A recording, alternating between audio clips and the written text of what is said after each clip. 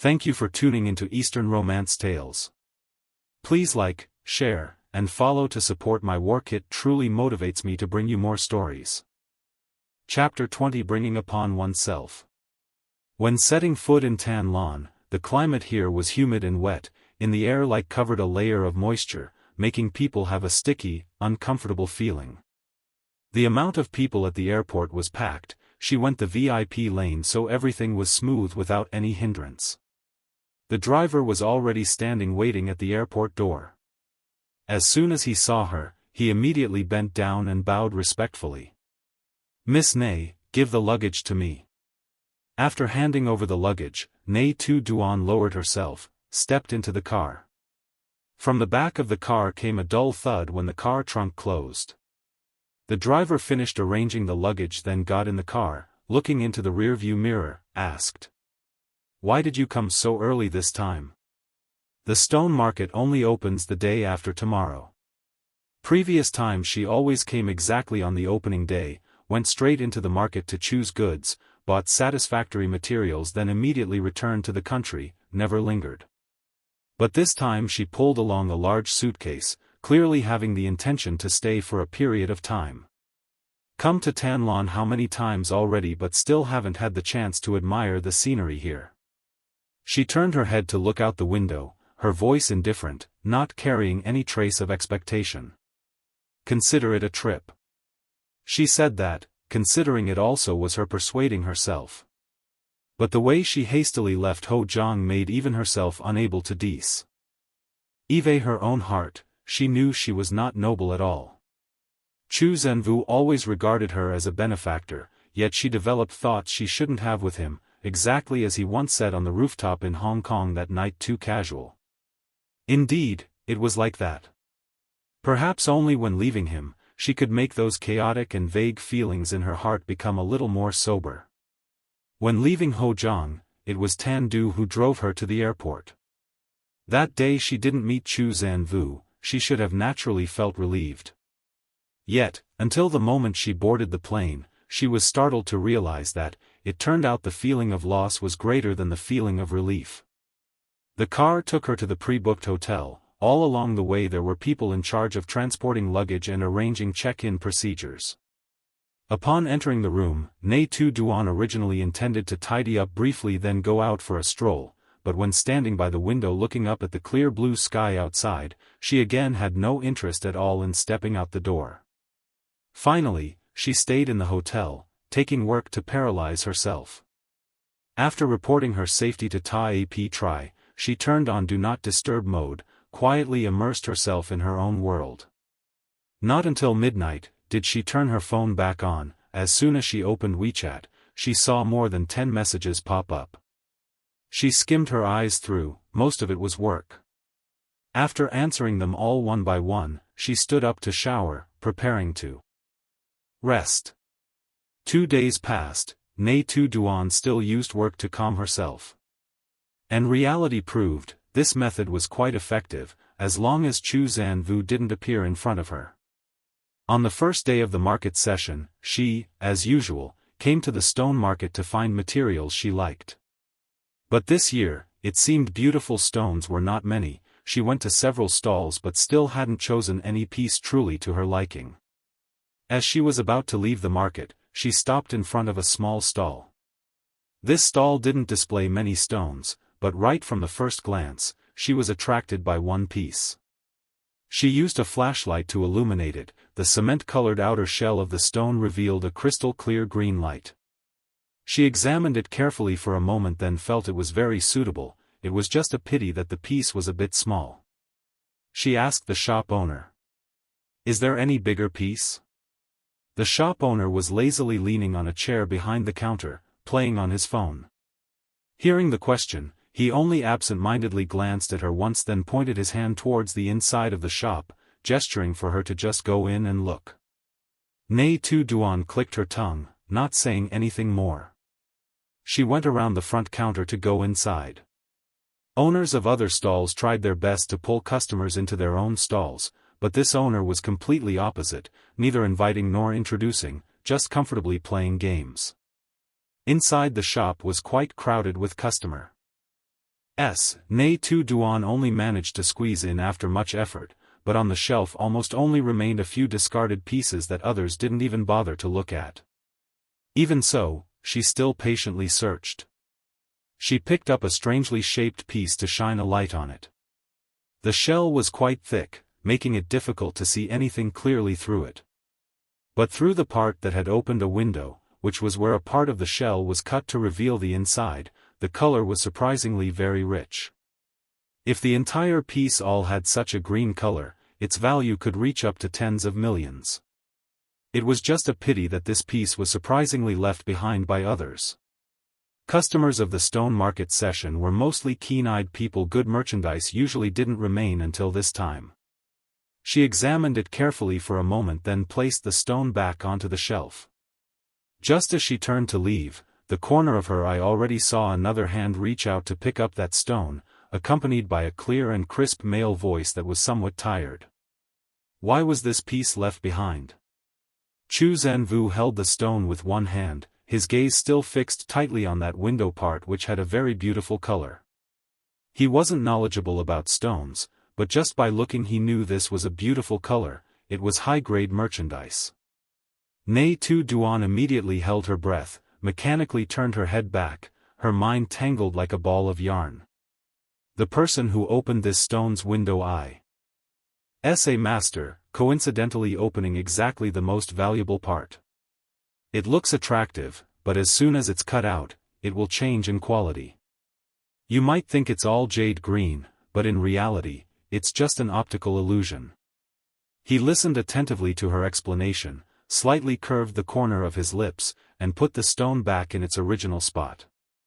He was just about to speak when, from behind, someone else suddenly reached out a hand and snatched that stone. "Little girl, don't pretend to be knowledgeable." The voice of a middle-aged man of Asian descent rang out. "With the window opened this wide and you still say it will change in quality? Impossible." Zhou Can Wu leaned aside to make way, also conveniently standing close beside her. In that instant, the familiar scent of sandalwood wafted into her nostrils, making her mind calm down a little, but at the same time, the scale in her heart also began to sway. She couldn't be bothered to reply. Seeing that man enthusiastically took the stone to pay, and fiercely left a remark. "Don't use your short-sighted eyes to look at the world. If it's cut open and smashes your face, never again play with stones. Boss, help me cut this stone." The boss, who was engrossed in playing a game outside, heard it and immediately stood up and went inside. "Coming right away." The middle-aged man even turned back, raised an eyebrow, challenging her. "Just wait and see." Zhou Can Wu still stared intently at his face, with a cold expression. Nghi Tu Duan didn't pay attention, only nodded slightly at him, then turned away to continue choosing stones. The boss and that man went into the back room to cut the stone, and it still took time. If a little later that person discovered they spent 3 million to buy a stone as cheap as a building stone, they would probably be shocked. Meanwhile, she took the opportunity to look for the material she truly liked. "I didn't expect Miss Nghi to also know stones so well." Zhou Can Wu walked beside her. Whichever stone she picked up, he also picked up a similar one to examine. Nghi Tu Duan turned her head back and asked, "Why are you here?" He placed a black stone down, tilted his head looking at her. "The bracelet you bought from your friend, my older sister likes it very much. Because of that recently she also started to be fascinated with gemstones, coincidentally heard that the stone market here opened so she asked me to come over to take a look." "And what about you?" The question implied clearly, "Why are you also here?" He spoke very reasonably, without any loophole. As for her, she lowered her eyes, avoiding looking into his eyes. "Your friend who works with gemstones is busy with work, couldn't come over, asked me to come over to help choose a few stones." Zhou Can Wu nodded, asked nothing more. He handed a stone to her. "You take a look, how is this stone?" She reached out her hand to take it, seriously observing. Here only black-shelled stones remained, their exterior almost impassy. Blee to guess the quality. But her eyes looking at stones, was also like his eyes looking at people sharper than X-rays. She shone a light onto the stone, thin shell, small shape, the blue light inside very clear and full. This stone is not bad, beautiful color, high saturation. But inside there are surely many cracks, and there are cotton, likely thick cotton, cannot be made into a bracelet. Buying it would also be difficult to recover capital. She evaluated frankly. Zhou Can Wu asked further. How do you know there are cracks inside? Zhou Can Wu asked curiously. This stone's surface did not have many cracks, how did she know how many cracks there were inside? She raised her head, facing that sincere gaze wanting to learn, lightly laughed then turned away, not explaining. Continued looking at other stones. Choosing throughout 20 minutes, Zhou Can Wu still patiently stood next to her learning. Nghi Tu Duan stopped in front of a large stone block with an extremely ugly shape. After carefully shining the light, she decided to choose that stone. Zhou Can Wu asked why, she only said wait until it's cut then you'll know. Just at that moment, the owner and the middle-aged man walked out, one person joyful, one person gloomy. The middle-aged man muttered as if lost his soul no way no way. Nghi Tu Duan knew that stone block had a problem, the corner of her lips curled up a little then she lightly sighed. Her gaze had just shifted when it caught the boss gaze, he still calm. Why turned away, then sat down alone on a chair near the door playing game. How did you know that? The middle-aged man approached and asked her. That stone block was cut several times and only the strip of color revealed from the window was beautiful. Did you know the inside would have color deformation? You deliberately harmed me, right? Nghi Tu Duan stepped back half a step, vigilantly glared at him. I already said that block should not be cut, it was you yourself who wanted to buy it, if it's cut out not to your liking then you turn around and blame others. You are truly skilled at blaming the whole world but forgiving yourself. This damn brat, do you believe he'll make you lose face? Saying that, he reached out his hand, intending to rush forward. The man behind her, his gaze suddenly sharpened, Nghi Tu Duan dodged to the side, Zhou Can Wu immediately stepped up blocking in front of her, the two people coordinated quite well. He twisted his hand, locking the other man's arm behind his back, making him cry out in pain. Ah! Get out! Only a short word uttered from his mouth, the middle-aged man hugged his injured arm, frantically ran out of the shop door. Nghi Tu Duan dazedly looked at that steady back, an inexplicable familiar feeling welled up, making her immediately panic because of her absurd thought. She hastily shook her head, wanting to dispel the wandering thoughts, then heard the voice of the man in front ask with concern. Are you all right? She lightly breathed. Oh you. Ta breath am all right, thank you. Finally, they paid to buy the stone she had chosen, it took 1 hour only then was it finished cutting. Unexpectedly, that ugly stone which few people paid attention to surprisingly cut out a type of superior quality imperial green jadeite.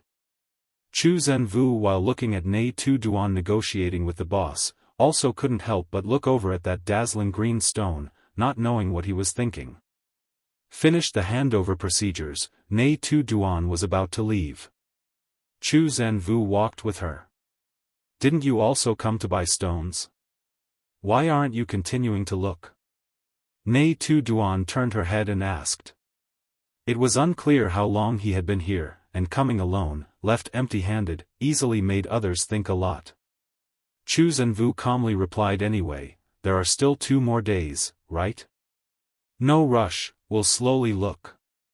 The two people leisurely walked on the road, Nghi Tu Duan heavy-hearted. Behind, there will be no good items left for you anymore. It's alright, one doesn't necessarily have to buy. After that, both of them silently continued walking. Arriving at the turn, she was about to speak up to say goodbye, when the man spoke first.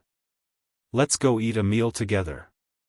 Zhou Can Wu put one hand into his pants pocket, his expression nonchalant as if calling Dao Du at home, clean to the extent that he carried no superfluous emotion. Now I'm still not hungry. She refused gently, actually it was merely that she didn't want to continue being beside him. Standing beside him, she always had an inexplicable suffocating feeling, as if an invisible hand was squeezing her own neck, making her unable to breathe. This feeling started from Chu Yuyan-truk's birthday party. She clearly knew that she herself had begun to give rise to a kind of dependence that should not exist with him, just like a type of easily addictive poison, no way to shake off. Clearly knowing that it was harmful, yet still continuously craving, desiring more. She didn't want herself to sink in too deep, so she had to cut it off herself.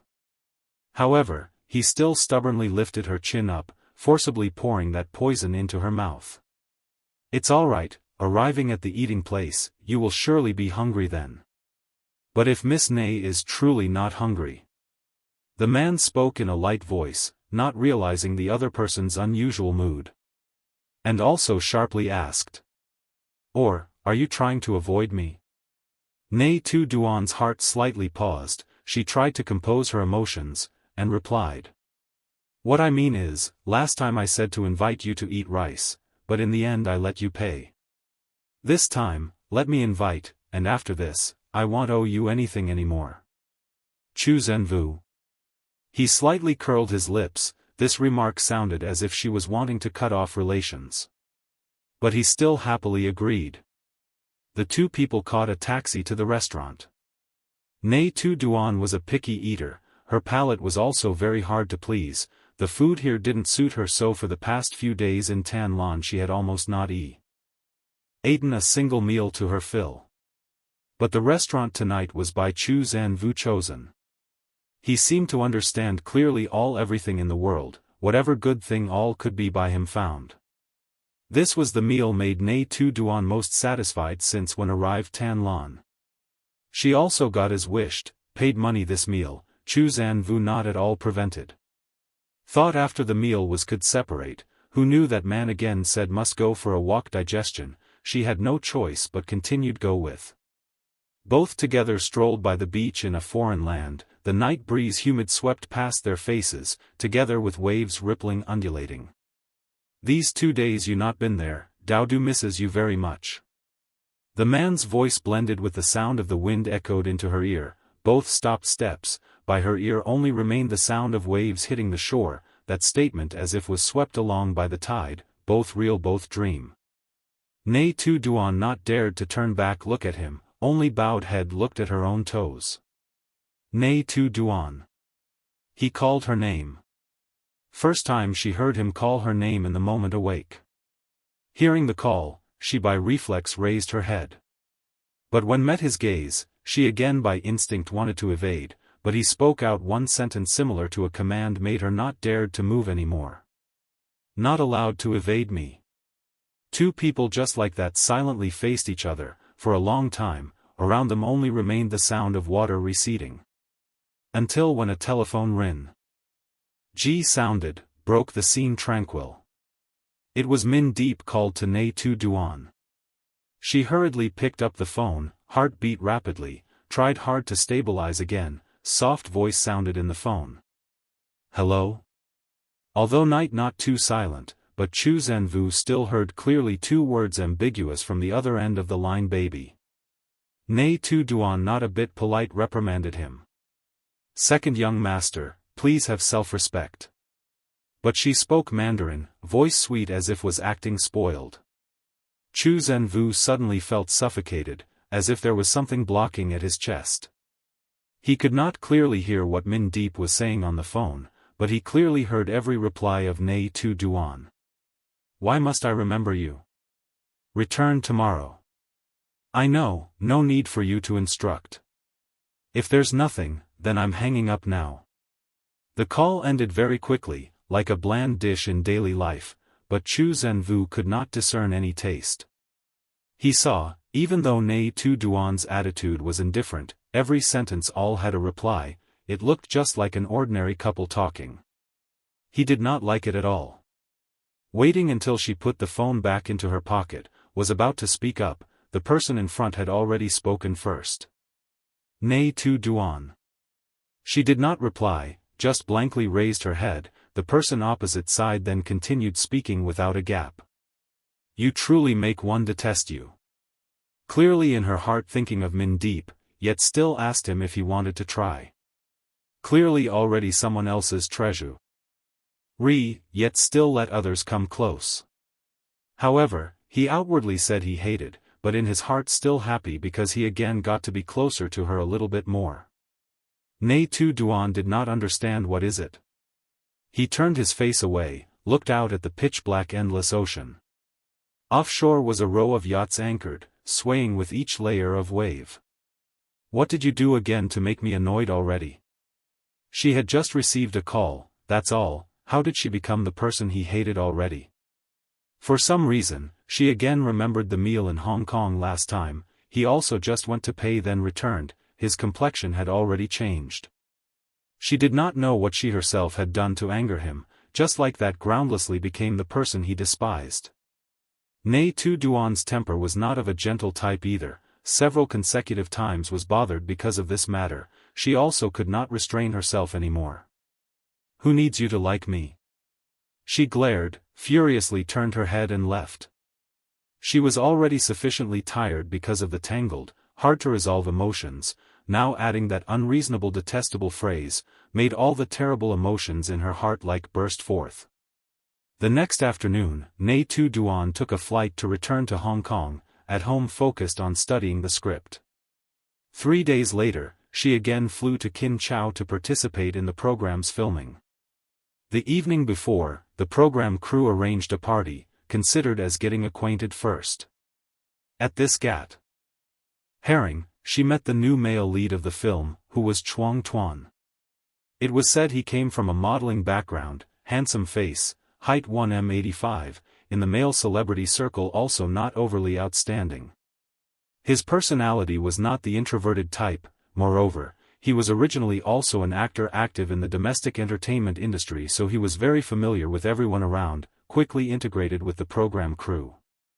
Nghi Tu Duan did not have many friends, also not interested in making friends. Throughout the entire gathering, she was silent and spoke little. Cold expression around her body enveloped a layer of pressure making others not dare to approach.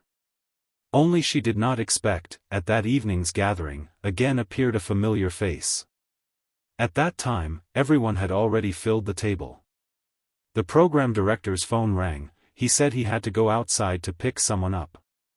The whole table looked at each other full of doubt, not knowing who it was that the director had to personally come out to meet. Before the answer was announced, everyone began to guess. The result made everyone surprised. Nghi Tu Duan was bowing her head looking at her phone, not much interested in the food on the table. The discussion around also could not attract her attention. Until the private room door again opened, the director led a person in. Introducing to everyone, the new guest added for tomorrow's filming session, Ms. Tam Jai Li.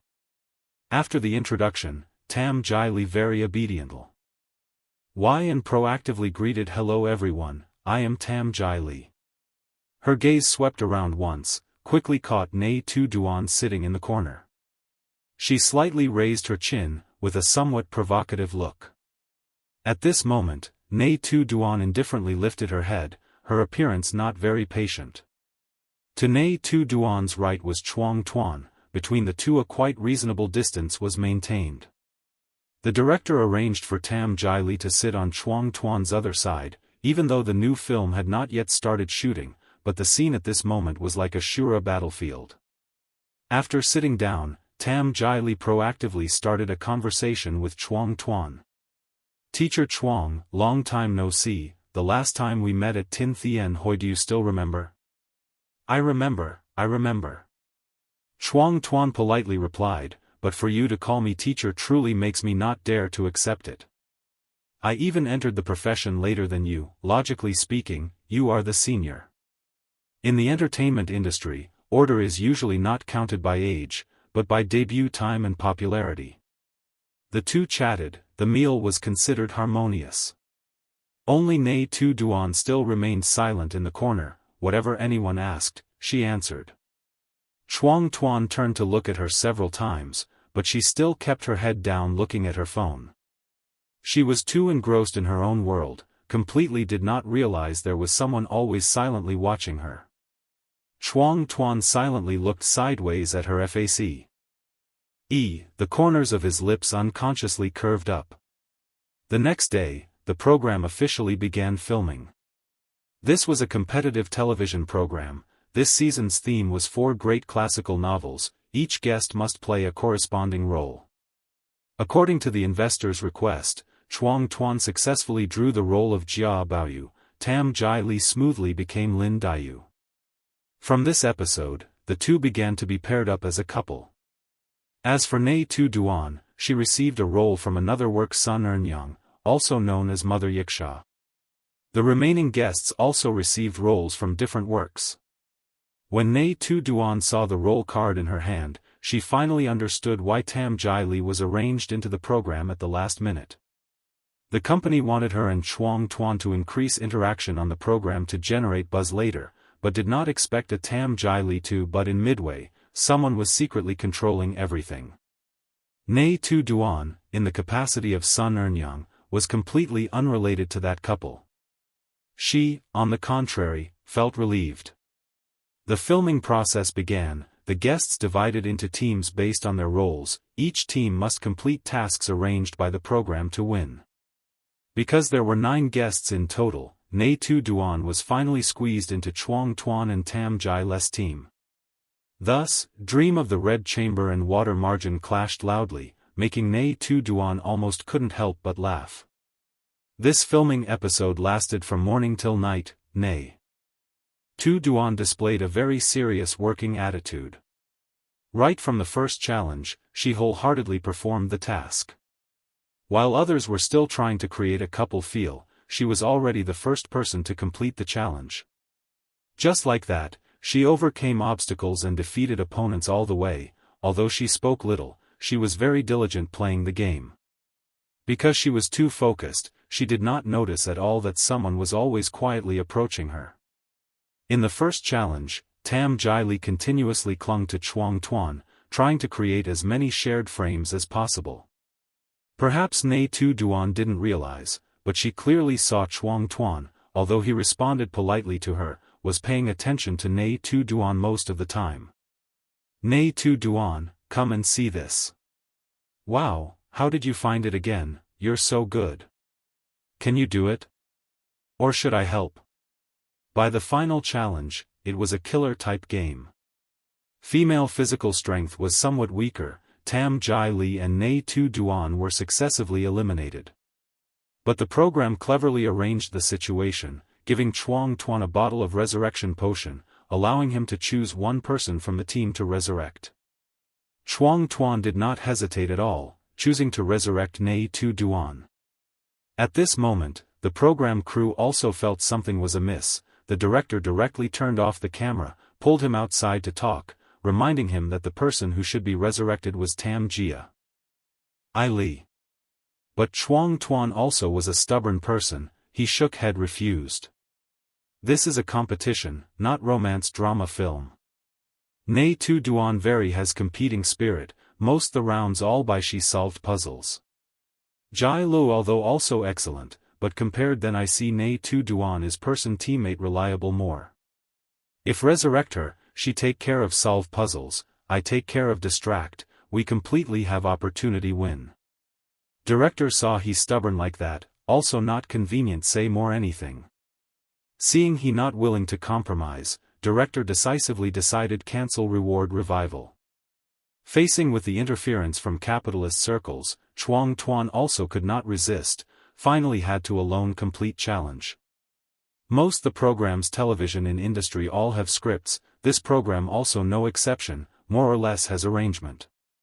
Finally, in match between 3 teams 9 people, Team Quan Noyet Kai won victory. Ending filming, each person in director team all sweat-soaked. Because superiors already issued directive must arrange many interactions between Chuang Tuan and Tam Jai Li, but throughout the whole day today, frame of 2 people again always had additional another person intruded. Furthermore, gaze Chuang Tuan almost not at all placed on Tam Jai Li. When they still were having headache don't know edit program how, then Nghi Tu Duan already boarded plane returned. The days next, she only needed to at ease act in film. Without Zhou Can Wu, she as if returned to time. Before, lived according to her own will, the whole day didn't even have a smile. Hojang. After the surgery, Min Jia Nan still not yet woken up, old Master Min family hurriedly left island resort, immediately returned. He became angry, scolded Chu Yuyan Truck already on her own accord, arranged everything without not at all informed beforehand to him, made him worried the whole day long. Before door sick room, Chu Yuyan Truck face cold as ice, voice calm. Not told to you is because worried you health weak, afraid you worried to the extent affected to body. Furthermore, Min Hong also knew Tu Bao must have surgery, why you not go but blame your own grandson. She already married into Min family many years, always kept to herself, never argued back superiors. Today is the first time. The granddaughter-in-law before now obedient now again dared talk back, old master angry without end. Why before this not saw you clever like this? Min Hong work busy plus pressure big, you and I both know clearly. You also are a mother, I can it be that cannot ask you a question? Oh grandpa, your grandson after all is busy with work or is busy with other things. Inside her heart she also a belly full of fire of anger, unconsciously retorted, but still not yet finished speaking sentence then was already by a voice loud shout from behind interrupted. Chu Yuyan Truck. Min Hong and Min Deep at the same time ran to, between two rows of eyebrows of Min Hong overflowed with fury. Don't spe. AK nonsense in front of grandpa, if he because of was you angered and something happens, can you bear consequences no? Min Hong stepped over pulled her to one side, voice hoarse. Behind, Min Deep was calming grandfather's emotions, at the same time diverting the conversation to the condition of Min Jai Nan. Grandpa, don't you worry. With the batch of equipment from Ta Ap Tri, Jai Nan's surgery was very successful. You knew it before, we didn't tell you because it wasn't clear how long the surgery would last. You love Jai Nan so much definitely would stay by her side, not caring about your own health. You are precisely the one who makes us worried. Grandson's words still more effective than granddaughter-in-law's, the old master's anger also gradually subsided.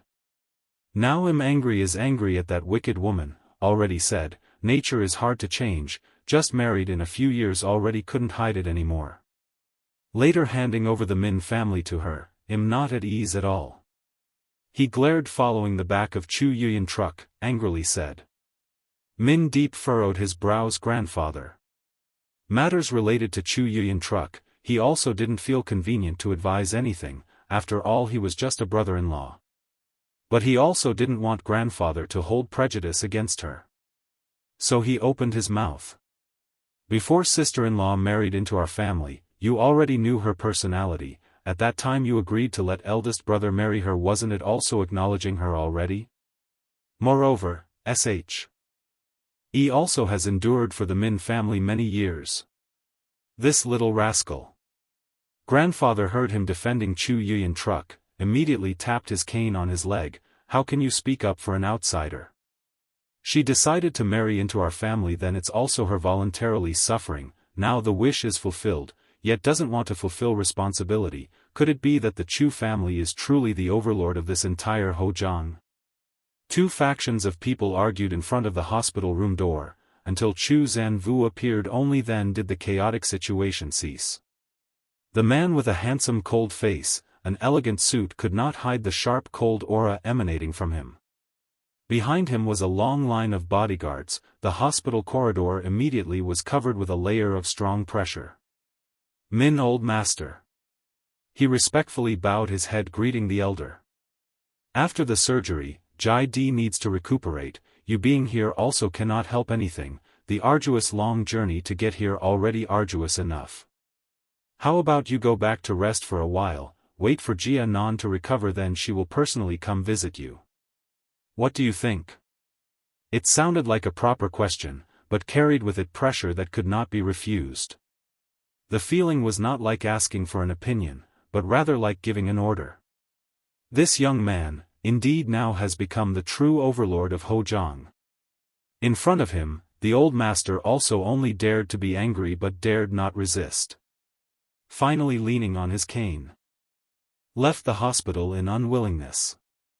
As soon as he left, Chu Zanvu's gaze immediately shifted to Min Hang. That gaze clearly carried the meaning of dismissal. Min Hang could see it, but he felt that in that gaze there was also some hidden meaning that he hadn't clearly understood. "I'll go check on grandfather first." Min Hang proactively spoke up. The grandfather and grandson left one after another. Min deep breathed a sigh of relief. "You came too late, Chu Bao." He intended to run to give a very big hug, but his arms had not yet touched anyone. The word boi in Bao boi had not even managed to be uttered. He had already hugged into empty space. Chu Zanvu walked straight to Chu Yuyan truck. "I have sent all the documents to your email already. As for future matters, you must handle them yourself." He lowered his voice. Only two people could hear. Min Deep stood behind, full of doubt, intending to step forward to listen in, but his feet seemed stuck fast. He could not lift them up. Chu Yuyan truck faintly smiled coldly. "Thank you, even though you are so busy, you still helped me investigate these matters." The man did not answer. These matters were nothing to him. "I will go in to visit Jia Nan." Chu Yuyan truck sighed. Her face seemed to have become more haggard by a few parts in just one night. Seeing her enter the hospital room, Min Deep then came forward. "CEO Chu, lately there's something very strange about you, huh? Every time I come to the company to find you, you are always in a meeting. Could it be that you are avoiding me?" Hearing so, Chu Zanvu's indifferent expression finally also eased a little. This remark sounded too familiar. It seemed like he had also once asked someone like that. It's been a very long time with no news about her. After the day of their breakup at Tan Lan, they no longer met. Their lives also no longer had contact. The most recent time he heard mention of her name was when Tan Du said there was online news that Miss Ney came to Kin Chau to film for an entertainment program. Thinking of her, it was precisely from Min Deep's remark just now. He turned his head back, his gaze cold and indifferent, facing Min Deep without any slightest fluctuation. It was just that the words uttered carried a strange bit of bitterness. "Aren't you dating lately?" "Dating?" Min Deep was asked until he was stunned, not understanding why he was dating. "Who am I dating? When did I start dating? Dating with whom?" Chu Zanvu slightly moved his brow. "He reconfirmed you and Nghi Tu Duan. Aren't you two together?" "Huh?" Min Deep knitted his brows. "When? Who told you?" The two people were silent for a moment. Min Deep then spoke to explain. "I truly do like Tu Duan very much, but she temporarily does not have feelings for me. But it's okay, I will always persevere until one day she will agree to be by my side. Thank you for your well wishes." "So that means?" The corner of Chu Zanvu's lips revealed a faint, subtle smile full of contentment. "Ent. The two of you are not yet together." Min Deep did not understand what that expression meant. "What are you laughing at?" Being discovered laughing secretly, Chu Zanvu immediately reined in his smile. "It's nothing, just thought of a few silly things." So that's it. All of it was just him self-directing and self-acting a sad play of love. So much bitterness and suffering poured into his heart, turns out it was only due to him imagining it himself. How should it be said? It was due to him bringing it upon himself. Chu Zanvu could not help but burst out laughing. "Oh, by the way, I heard you invested in Jai Li's new film?" Min Deep, as if remembering something, pulled him back and asked. "Before, when I came to the company to find you, I intended to ask about this matter.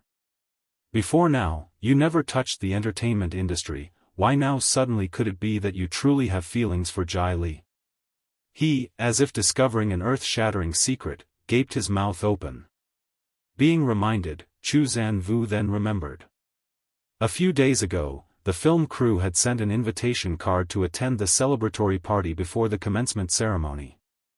Initially, he did not intend to go, so he also did not reply. The invitation card was just left there. In a few more days, I will invite you to eat a meal.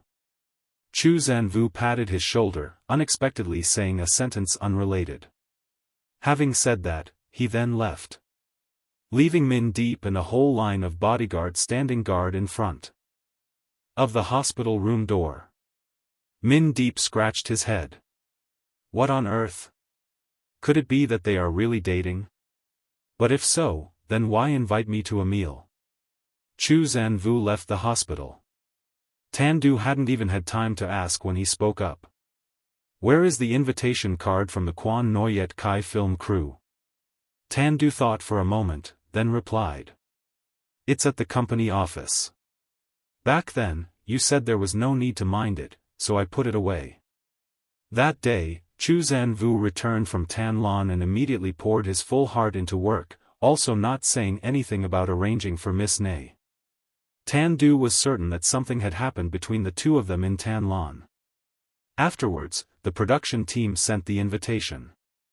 He even thought Zhou Can Wu would be very happy, who would have thought he only glanced at it once, with an indifferent attitude. At that time, Tan Du only then became certain that the two of them definitely had issues. Later on, seeing news about Miss Ney online, he also once intentionally mentioned it, but that person still didn't react at all. He had just thought this destined relationship had truly ended just like that. Unexpectedly. When is that celebration party held?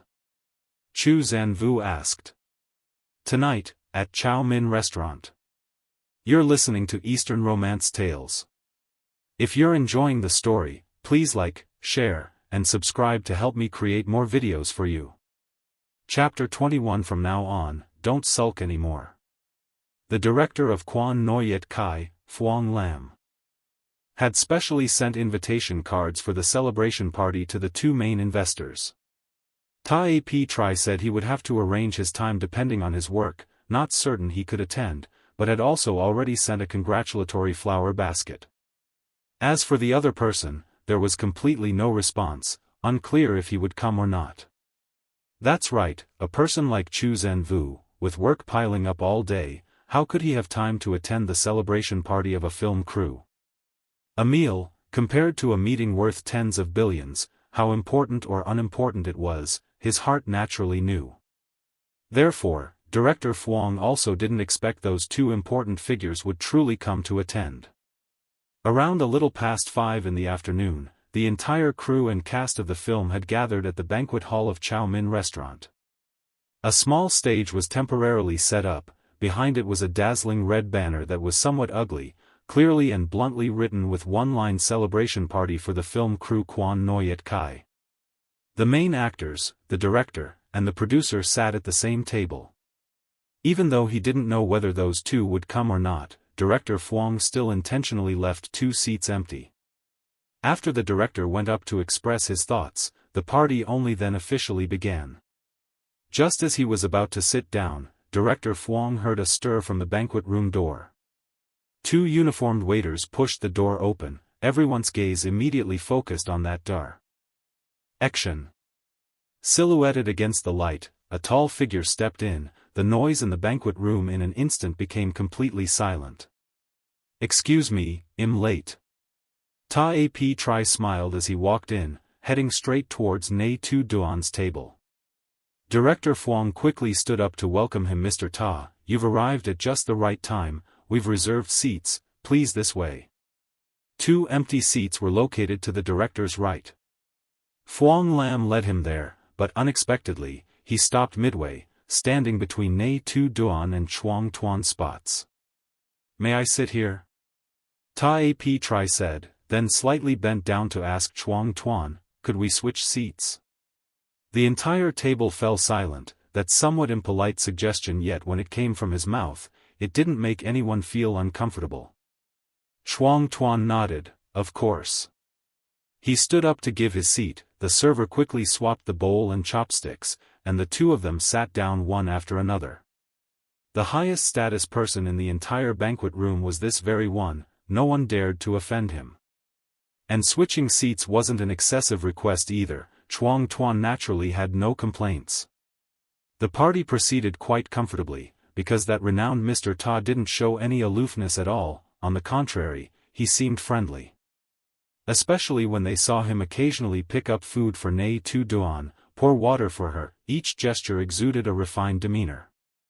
Outside, it was rumored that the relationship between the two siblings was very bad. Bu. Looking at today's meal, it's likely that rumor was wrong. Someone at the table struck up a conversation inviting him to drink, and he responded to each person. His eyes rarely lingered on Nghi Tu Duan, but her every need, he promptly met. Other tables murmured in discussion. Didn't they say their relationship was very bad? It doesn't look like it, does it? Could it be that they're putting on a show in front of outsiders? No, Mr. Ta's gaze can't be faked. Everyone says Mr. Ta doesn't like Nghi Tu Duan, but why do I see? Nghi Tu Duan is the one in the dominant position instead. This sentence made many people fall into deep thought. Throughout the entire evening, Nghi Tu Duan's expression did not change. Even seeing her older brother suddenly appear at the film crew's wrap-up party, she only indifferently greeted him with one sentence, never opening her mouth again from beginning to end. Even when Tri picked up food, poured water for her, she didn't say a single word of thanks, only quietly ate the portion of rice in her bowl. No one knew what she was thinking, only perceiving that today, her mood seemed unhappy. Around past 7 in the evening, dinner concluded. The film crew also organized some additional entertainment activities. This was an occasion to strengthen internal cohesion, so everyone participated. Tri, being busy with work, could not stay, and left after the meal. He walked lightly, entering the elevator to go down. The floor was not high, so he arrived shortly. When the elevator doors slowly opened, 2 familiar faces appeared before his eyes, making Tri unconsciously frown. Tan Du quickly spoke up to greet General Manager Ta. What a coincidence, is General Manager Chu also coming here to eat? Tri stepped out of the elevator. Chu Zanvu stood still in place, not yielding the way at all, so he had to lean his body to step aside. Sometimes, Tri also didn't want to admit it, but it was true that the predestined connection between him and this Mr. Chu was too deep. He couldn't remember how many times they had coincidentally met outside of work, and each time they met, it was always in places related to Nghi Tu Duan. Is it due to destiny, or is it intentional? He also didn't want to think deeply into it. Chu Zanvu, however, showed no surprise at all, saying with a cold face, I come here of course to eat, what else would I be doing? Having said that, he held the closing elevator door with one hand, and strode inside. The film crew party had ended, perhaps he really only came to eat? Chu Zanvu had no interest in false socializing, immediately pressing the elevator door close button. Tri did not turn to leave immediately, his gaze still fixed on the slowly increasing red numbers on the electronic display panel. The elevator was going up. Only when it stopped at the floor directly below the banquet room, did he softly sigh, lowering his eyes. Perhaps he was being too suspicious. Tu Duan had long ago explained that she had no relation to Chu Zanvu, and recently had not interacted with anyone from Hojiang. Perhaps those past events were truly just misunderstandings. Tri shook his head, thinking he was worrying too much. He turned around and left, not seeing at all that the numbers on the electronic display panel continued to change. The elevator went up one more floor. In the elevator, which originally only had 2 people, now there was an additional server and a food cart. Just now the elevator stopped on the 7th floor, a server pushed a food cart in. The wheels got stuck at the threshold, the server couldn't push it, the elevator doors were about to close again. Chu Zanvu immediately extended his hand to hold the door. Tan Du also hurried forward, together lifting the cart inside. The server politely bowed to thank them. Thank you, gentlemen. The elevator continued to go up. The 2 got off on the 8th floor, just as they met the film crew leaving the banquet room. Fuang Lam walked in front, glimpsing a familiar figure, almost stopped breathing. He quickly ran forward, revealing a fawning smile. Mr. Chu, you just finished your work? What a coincidence, we just finished eating. Zhou Can Wu indifferently said it's nothing. His gaze looked straight ahead, stopping a few meters in front where Nghi Tu Duan was also stunned looking at him. We are preparing to go sing karaoke, Mr. Chu, would you like to join us? Fuang Lam cautiously asked. This general manager was completely different from the person just now, his moniker Yama was not a joke. Fuang Lam had never thought he would have the opportunity to meet this great figure in real life, not knowing whether he should be happy or scared. Perhaps he was not as terrifying as rumored, but just standing in front of him, people already dared not breathe heavily, bowed their heads submissively, their words and gestures all had to be carefully calculated. Thinking that Zhou Can Wu wouldn't bother to care, who knew he didn't hesitate at all right. After a short moment of silence, everyone just managed to react that he really agreed already. So, Zhou Can Wu together with everyone went to the karaoke room. His aloofness and innate aura made no one dare come near, his sense of existence too strong, making everyone all wary and restrain their aura. Fuang Lam was the first person to ask him if he wanted to sing a few songs, he just waved his hand no need, everyone just play comfortably is fine. At first, everyone was still reserved, hesitantly pushing each other. But when the alcohol began to take effect, the atmosphere in the room quickly became lively, everyone seemed to forget that in the room there was still a person who cannot be considered as not existing, enough ridiculous antics all were brought out to display. Nghi Tu Duan sat in the corner near the door, a convenient position to leave any time without attracting attention. She silently drank alcohol aloe. Throughout the entire evening, besides Chuang Tuan, no one else actively initiated conversation with her anymore. Perhaps because her cold and indifferent appearance had created a sense of distance. After Chuang Tuan was pulled away by others, he also did not return anymore. Finally, this corner of the room only had her left alone. On the other side, Tam Jai Li sat beside Zhou Can Wu, not knowing what was said but smiling very radiantly. Everyone was happy, except Nghi Tu Duan. Perhaps it was from the moment Zhou Can Wu appeared, also possibly, that feeling had begun a very long time before that. She was not happy at all. Before today, she had never truly expressed her sadness. Perhaps because of the effect of the alcohol, when she saw Zhou Can Wu tilt his head to look at Tam Jai Li, she just truly realized that, throughout the long period of time just past, the reason that made her unhappy, was precisely because of that man.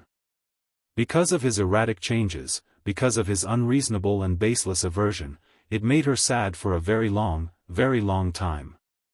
After returning from Tan Lan, she once thought of finding him to ask clearly, what exactly she had done wrong to be hated to that extent. But each time she typed out the line of text in the chat box, she again did not know what identity to take to ask that. Between her and Zhou Can Wu, it was merely because she had once saved his little nephew that there was a small connection. What else was there? Was it that she had to take on the identity of Min Jia Nan's life-saving benefactor to question him, what do you hate me for? Too ridiculous. He is Zhou Can Wu, a person whom no one has the right to question. Moreover, what was she to him anyway? So much time had passed, yet he still didn't have a single word of explanation or any action. Already hated and abandoned by others, was she still to shamelessly cling on? People did not even care to bother about the matter of her happy or sad. From beginning to end, he had never placed her in his heart, right? Tilting her head back and emptying each glass, Nghi Tu Duan found herself truly ridiculous. She had never been heartbroken or hurt like this because of any man. From childhood to adulthood, this was the first time, and it was because of someone she had known for less than 2 months. Thinking of that, she again opened another bottle of beer. Just at that moment, Chuang Tuan broke away from the crowd, going straight towards her.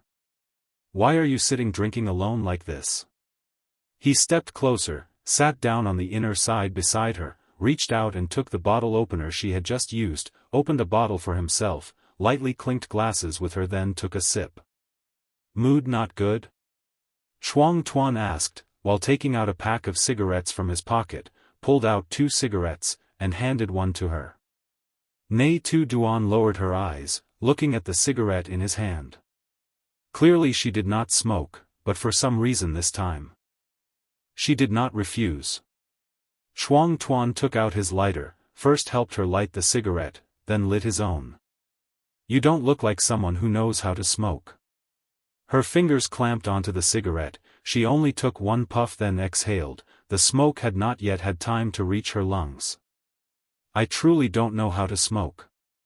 "Then why still?" "Mood not good." Since returning from Tan Lan, this was the first time she admitted her feelings. Not happy, just because Chu Zanvu had once said he hated her. A figure swept past beside them, it was Chu Zanvu going outside. Nghi Tu Duan did not look after him, did not care where he went. She did not pay attention, nor did she want to know. She only silently continued drinking alcohol. Zhou Tuan chuckled, his smile carrying the naive charm of a young man. "If your mood isn't good then don't drink alone, saying it out might make you feel better."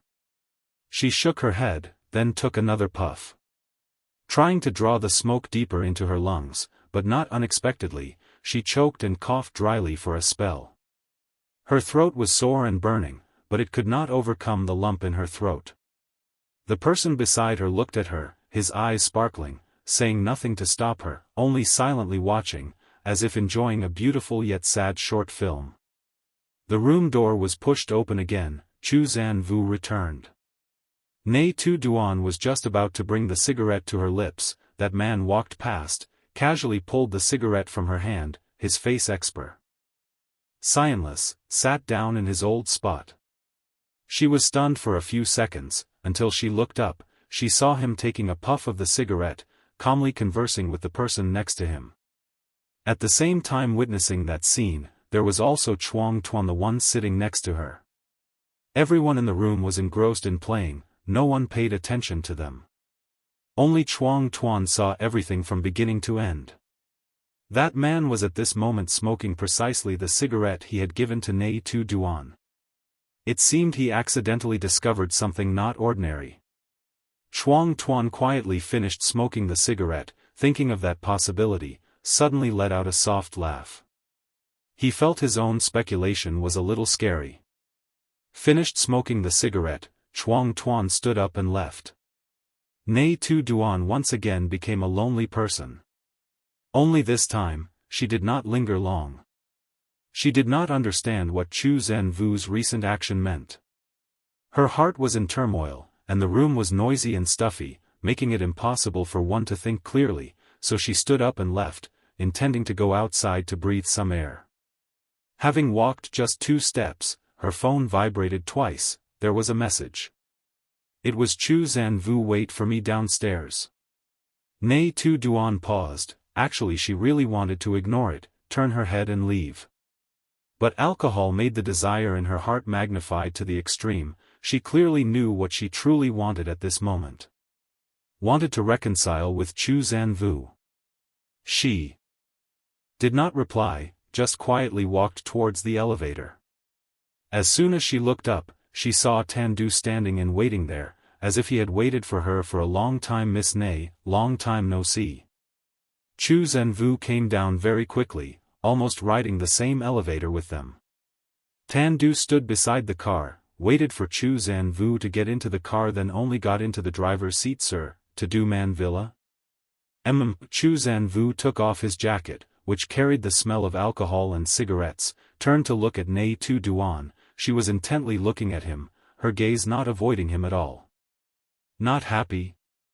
One remark pierced directly into her weak point. All the suppressed grievances throughout the past many days suddenly surged up. Nghi Tu Duan's eyes reddened, her nose stung.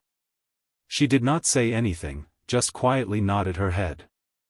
Looking at her face, trying to hold back tears, aggrieved to the point of being pitiful, Chu Zanvu only felt himself no different from a sinner. Throughout the rest of the way, both of them were silent. Arrived home, Chu Zanvu personally opened the car door for her, like a knight silently protecting his princess. He held out his hand for her to take hold of to step down from the car. Nghi Tu Duan had regained her composure, no longer having emotions on her face. Half a month not returned to this place, yet she did not feel strange at all, on the contrary, she even felt a little at ease. Dao Du still remembered her. Upon meeting, it jumped on to her twice. It seemed to also realize she was unhappy, so after that it did not jump anymore, just quietly stayed by her side. Follow me. Chu Zanvu led her upstairs. Nghi Tu Duan quietly walked after him, step by step. This villa was very large, she had never fully explored it. Unexpectedly, the rooftop on the highest floor was so beautiful. She had never known Chu Zanvu was actually a flower lover. On the rooftop, along the railing, were countless brilliant flower pots, like stepping into a fairy tale painting in a castle covered with the hues of flowers. On the rooftop, a set of table and chairs was placed, and on the table, there was a fresh vase of sunflowers, as if this place was often frequented. Chu Zanvu pulled out a chair for her, waiting for her to sit down before he sat opposite her. Both said nothing, only silently looking at each other. After a long silence, the tranquil late night was broken by the man's voice. Carrying a hint of warning from now on, you are not allowed to smoke anymore. Having said that, Nghi Tu Duan had no reaction, only silently looking at him, not replying.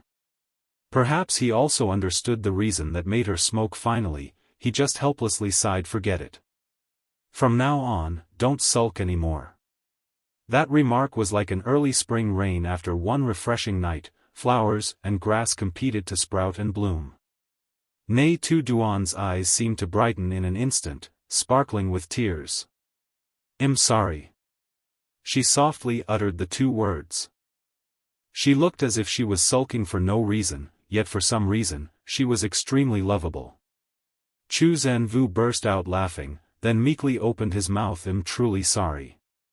That sorry seemed to unleash all her grievances from the past half-month. Tears were like a broken dam, gushing out torrentially.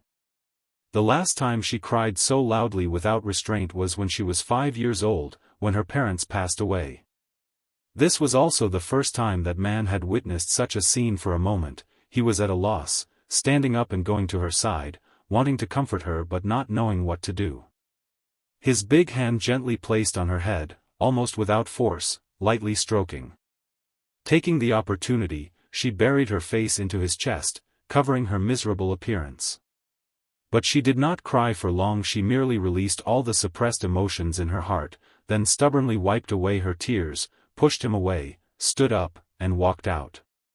She had never thought there would be a day her emotions would collapse because of a man.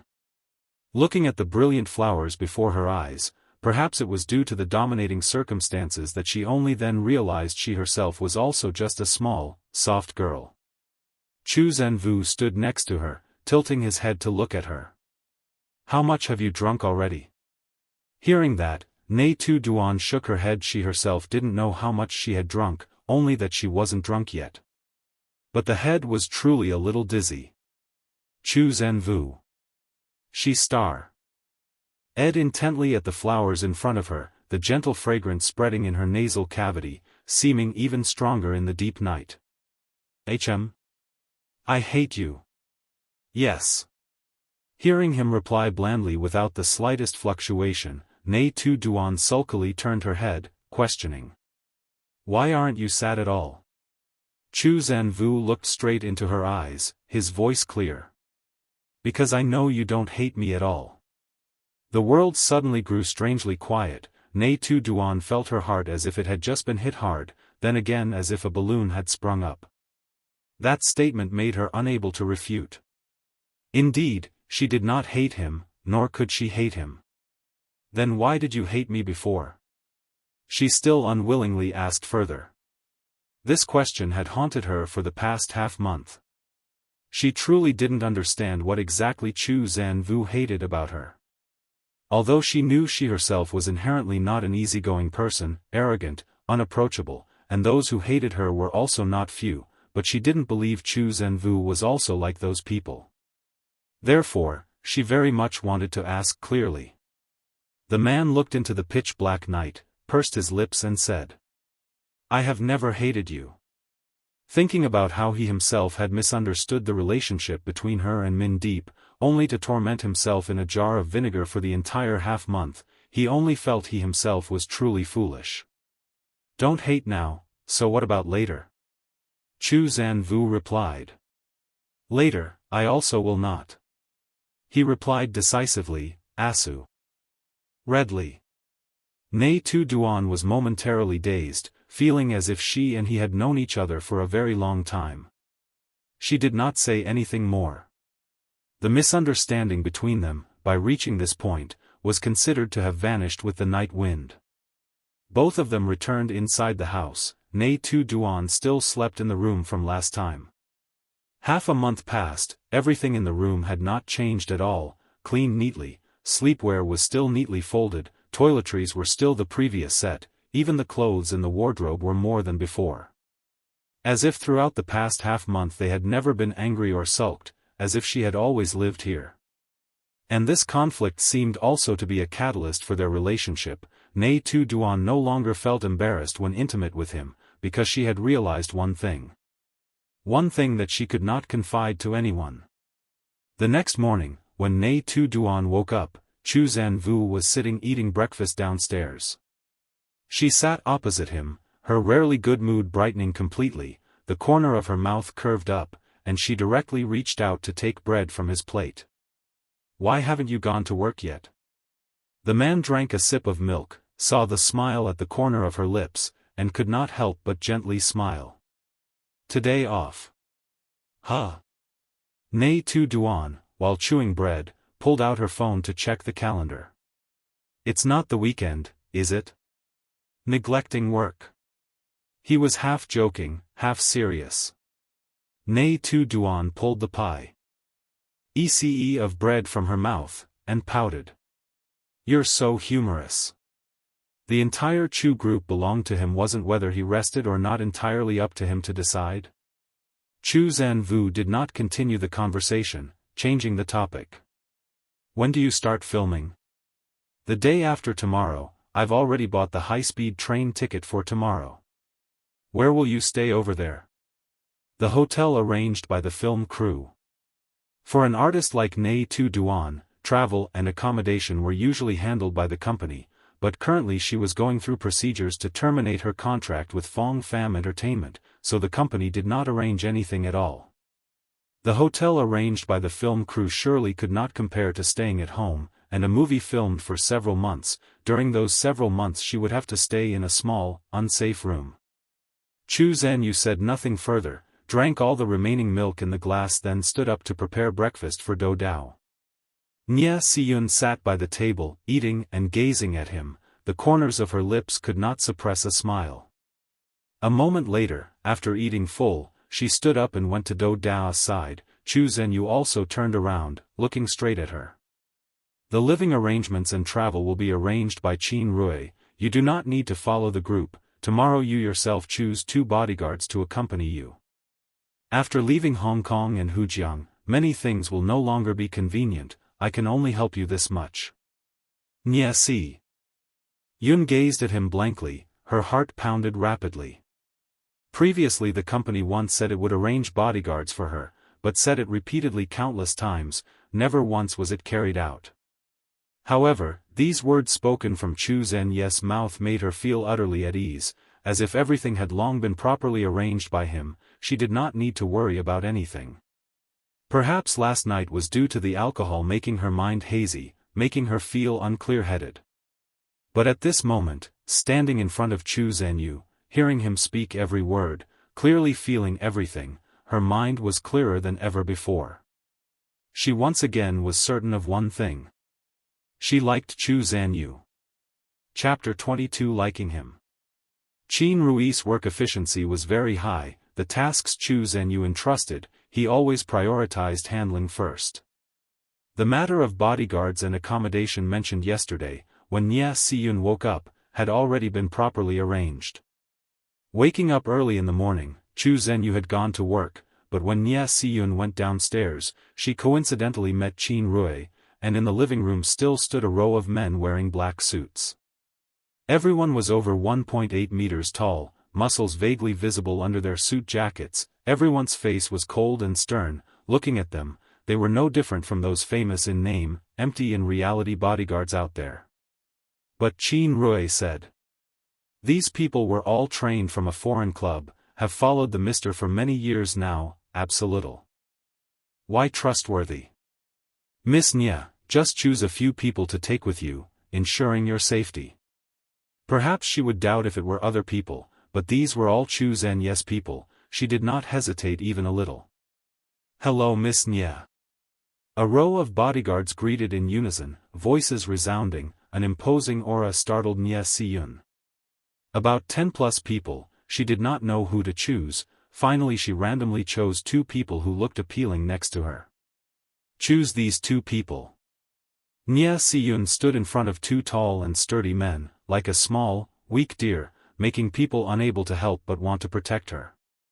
She had sharp eyes. These 2 bodyguards had the most appealing faces in the group, facial features sharp and balanced. If they did not work as bodyguards, entering the entertainment industry they might also make a living. Tan Du nodded, after that allowed the remaining people to leave. "This is Chao Chan and Chao Nia, they also are compatriots with you too," he introduced. Words just finished, Chao Chan and Chao Nia in turn introduced themselves. "I am Chao Chan.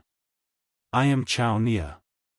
From now on solemnly promise wholeheartedly to follow protect Miss Ney, let you command."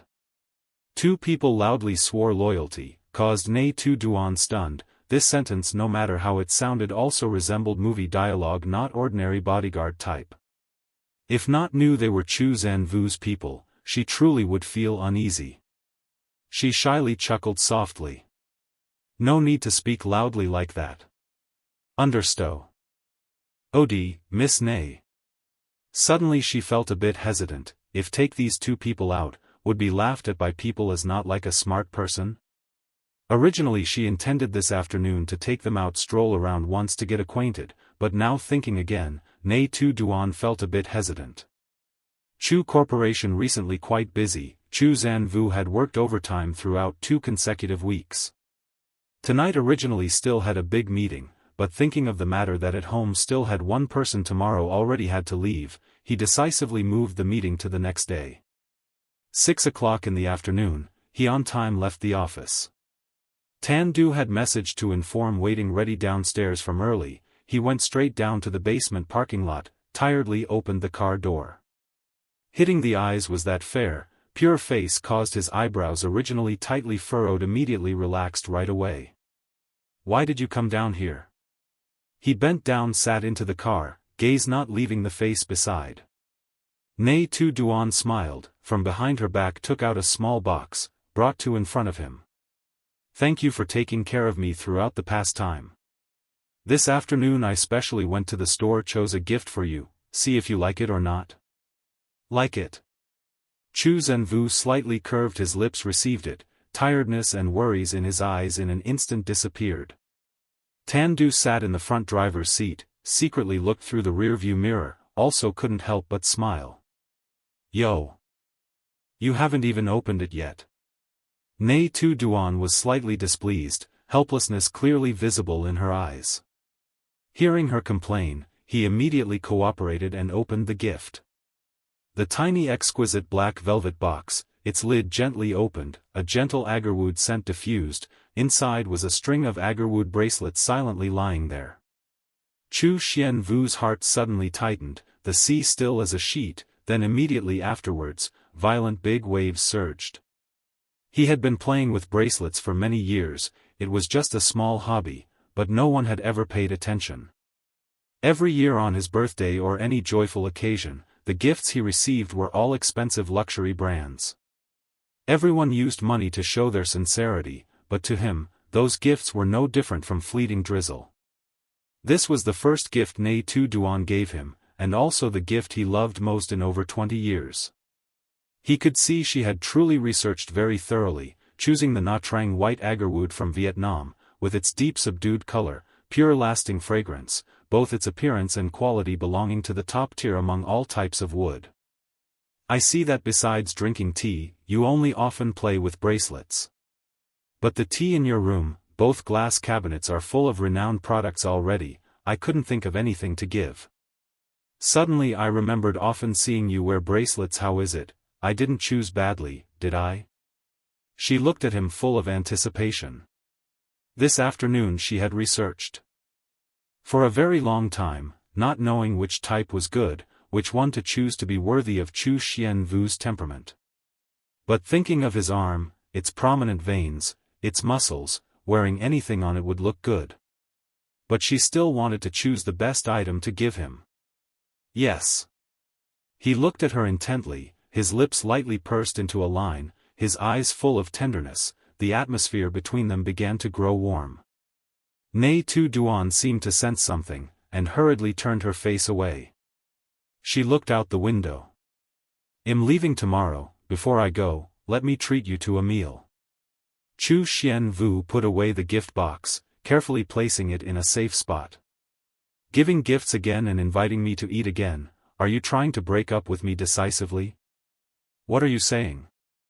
Nghi Tu Duan glanced at him. "I just want to treat you to a meal, do there need to be so many reasons?" While they were talking, the car had driven onto the overpass. On the distant riverbank, tall buildings stood close together, the building displaying the brilliant sign of the Min Ao Group. A large screen was playing an advertisement for Grace Jewelry. In the repeated video was Nghi Tu Duan's heaven-sent face. Chu Xianvu's gaze stopped there, his look deep, the corner of his lips slightly upturned without saying anything. It wasn't until they arrived at the pre-booked restaurant that the two of them got out of the car one by one. Nghi Tu Duan, wearing a mask, walked ahead, and after exchanging words with T. He receptionist, someone led them to a private room. Nghi Tu Duan was a public figure, and Chu Xianvu's identity was even more impossible to publicize, so she dared not linger long in crowded places, her steps somewhat hurried. When going up the stairs, she accidentally stumbled on a step, almost falling face down. Fortunately, the man beside her reacted extremely quickly, hastily reaching out a hand to steady her. The large hand wrapped around her waist, the thin fabric making the sensation of contact beneath his palm even clearer. Normally, Nghi Tu Duan very rarely wore figure-flaunting clothes, sexy dresses only appearing at events. But evening gowns were thick, not clearly showing her figure. Everyone knew the female star was very particular about maintaining her figure, knew she was thin, but didn't expect her to be this thin. One hand gently holding her, only then did he discover the person in his arms was as light as a sheet of paper. Because of the inertia of almost falling, Nghi Tu Duan unconsciously grabbed his hand to steady herself. Taking a breath to regain her composure, she let go of his hand, softly thanked him, then continued up the stairs.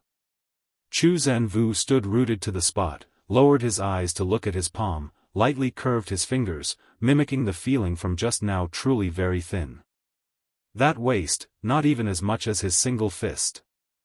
Someone above urged him, only then did he withdraw his gaze, slowly continuing his steps. Inside the private room, the two still sat opposite each other as before. "Daddy and my brother are planning to open a branch in the mainland, so perhaps soon I will be living in the interior." After ordering, the server silently retreated.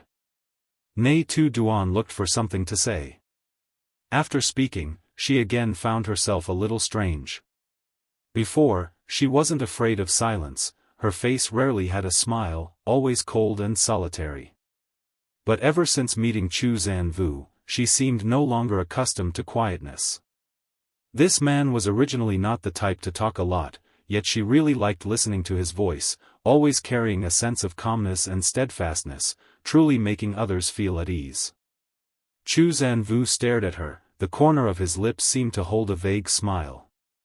"Do you need my help with anything?" Nghi Tu Duan lightly shook her head. "I don't understand anything about company management, so I don't know what I can help with. I just wanted to tell you." Speaking to hear, she again felt it wasn't right. What was the meaning of saying these words?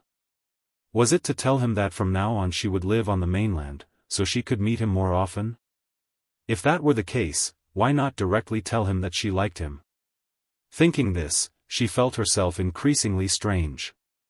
Ever since meeting Chu Zanvu, she seemed no longer able to control her reason or her heart. Indeed, men only slowed down the speed of women's career development. She was speaking halfway when she stopped. Chu Zanvu half me. Half didn't. What did you want to tell me? His direct gaze made her a little absent-minded. Clearly she hadn't drunk alcohol, but her mind felt like it was about to explode. Those eyes seemed to carry an alluring charm, making her feel like she was falling into a fog. She looked at him blankly, blurted out a sentence. I like you. The voice just finished, the room fell into absolute silence. Chu Zanvu was stunned, the moment just now like an illusion sweeping past. He wasn't sure if he had misheard. A moment later, he dazedly said, you repeat it again. Nghi Tu Duan calmly repeated, I said, I like you. I also. Chu Zanvu almost immediately continued the words, but still didn't say it all. But I don't intend to pursue you. He stared blankly at her, his eyes full of bewilderment.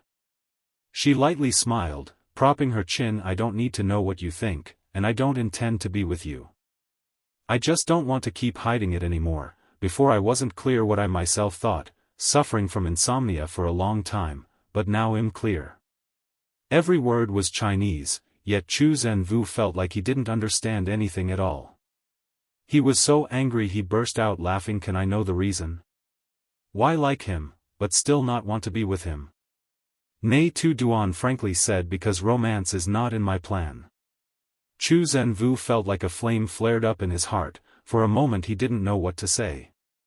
After a long silence, finally he asked, even if I say I also like you, it still cannot change anything? Nghi Tu Duan was stunned. She didn't want to admit it, but the truth is that currently the scales in her heart had tilted a little. It was just that she forcibly pulled them back to the old position. She nodded. That's right. She loved her career, and also loved herself. On this path, no matter what happened, she also had to yield a step for her career first. Therefore, no matter how much she liked Chu Zanvu, even if Chu Zanvu also liked her, she still would not let herself get entangled in emotional matters. In fact, perhaps she had already early on sensed Chu Zanvu's feelings, but the previous events, she all considered to be misunderstandings. Because, from early on when still in Hong Kong, Chu Zanvu had once given her an answer. So at this moment, even if he truly said he liked her, Nghi Tu Duan also only considered that he was testing her heart, to see if her inner resolve was strong enough or not, that's all. Chapter 23. Thought you were angry. Nghi Tu Duan's flight was on the early morning of the next day. She traveled along with Din Din and the two brothers Chao Chan Chao Nia. Because Chu Zanvu had an early meeting, he couldn't personally take her to the airport, but still carefully arranged for Tan Du to go along to see her off. On the car, Nghi Tu Duan closed her eyes to rest.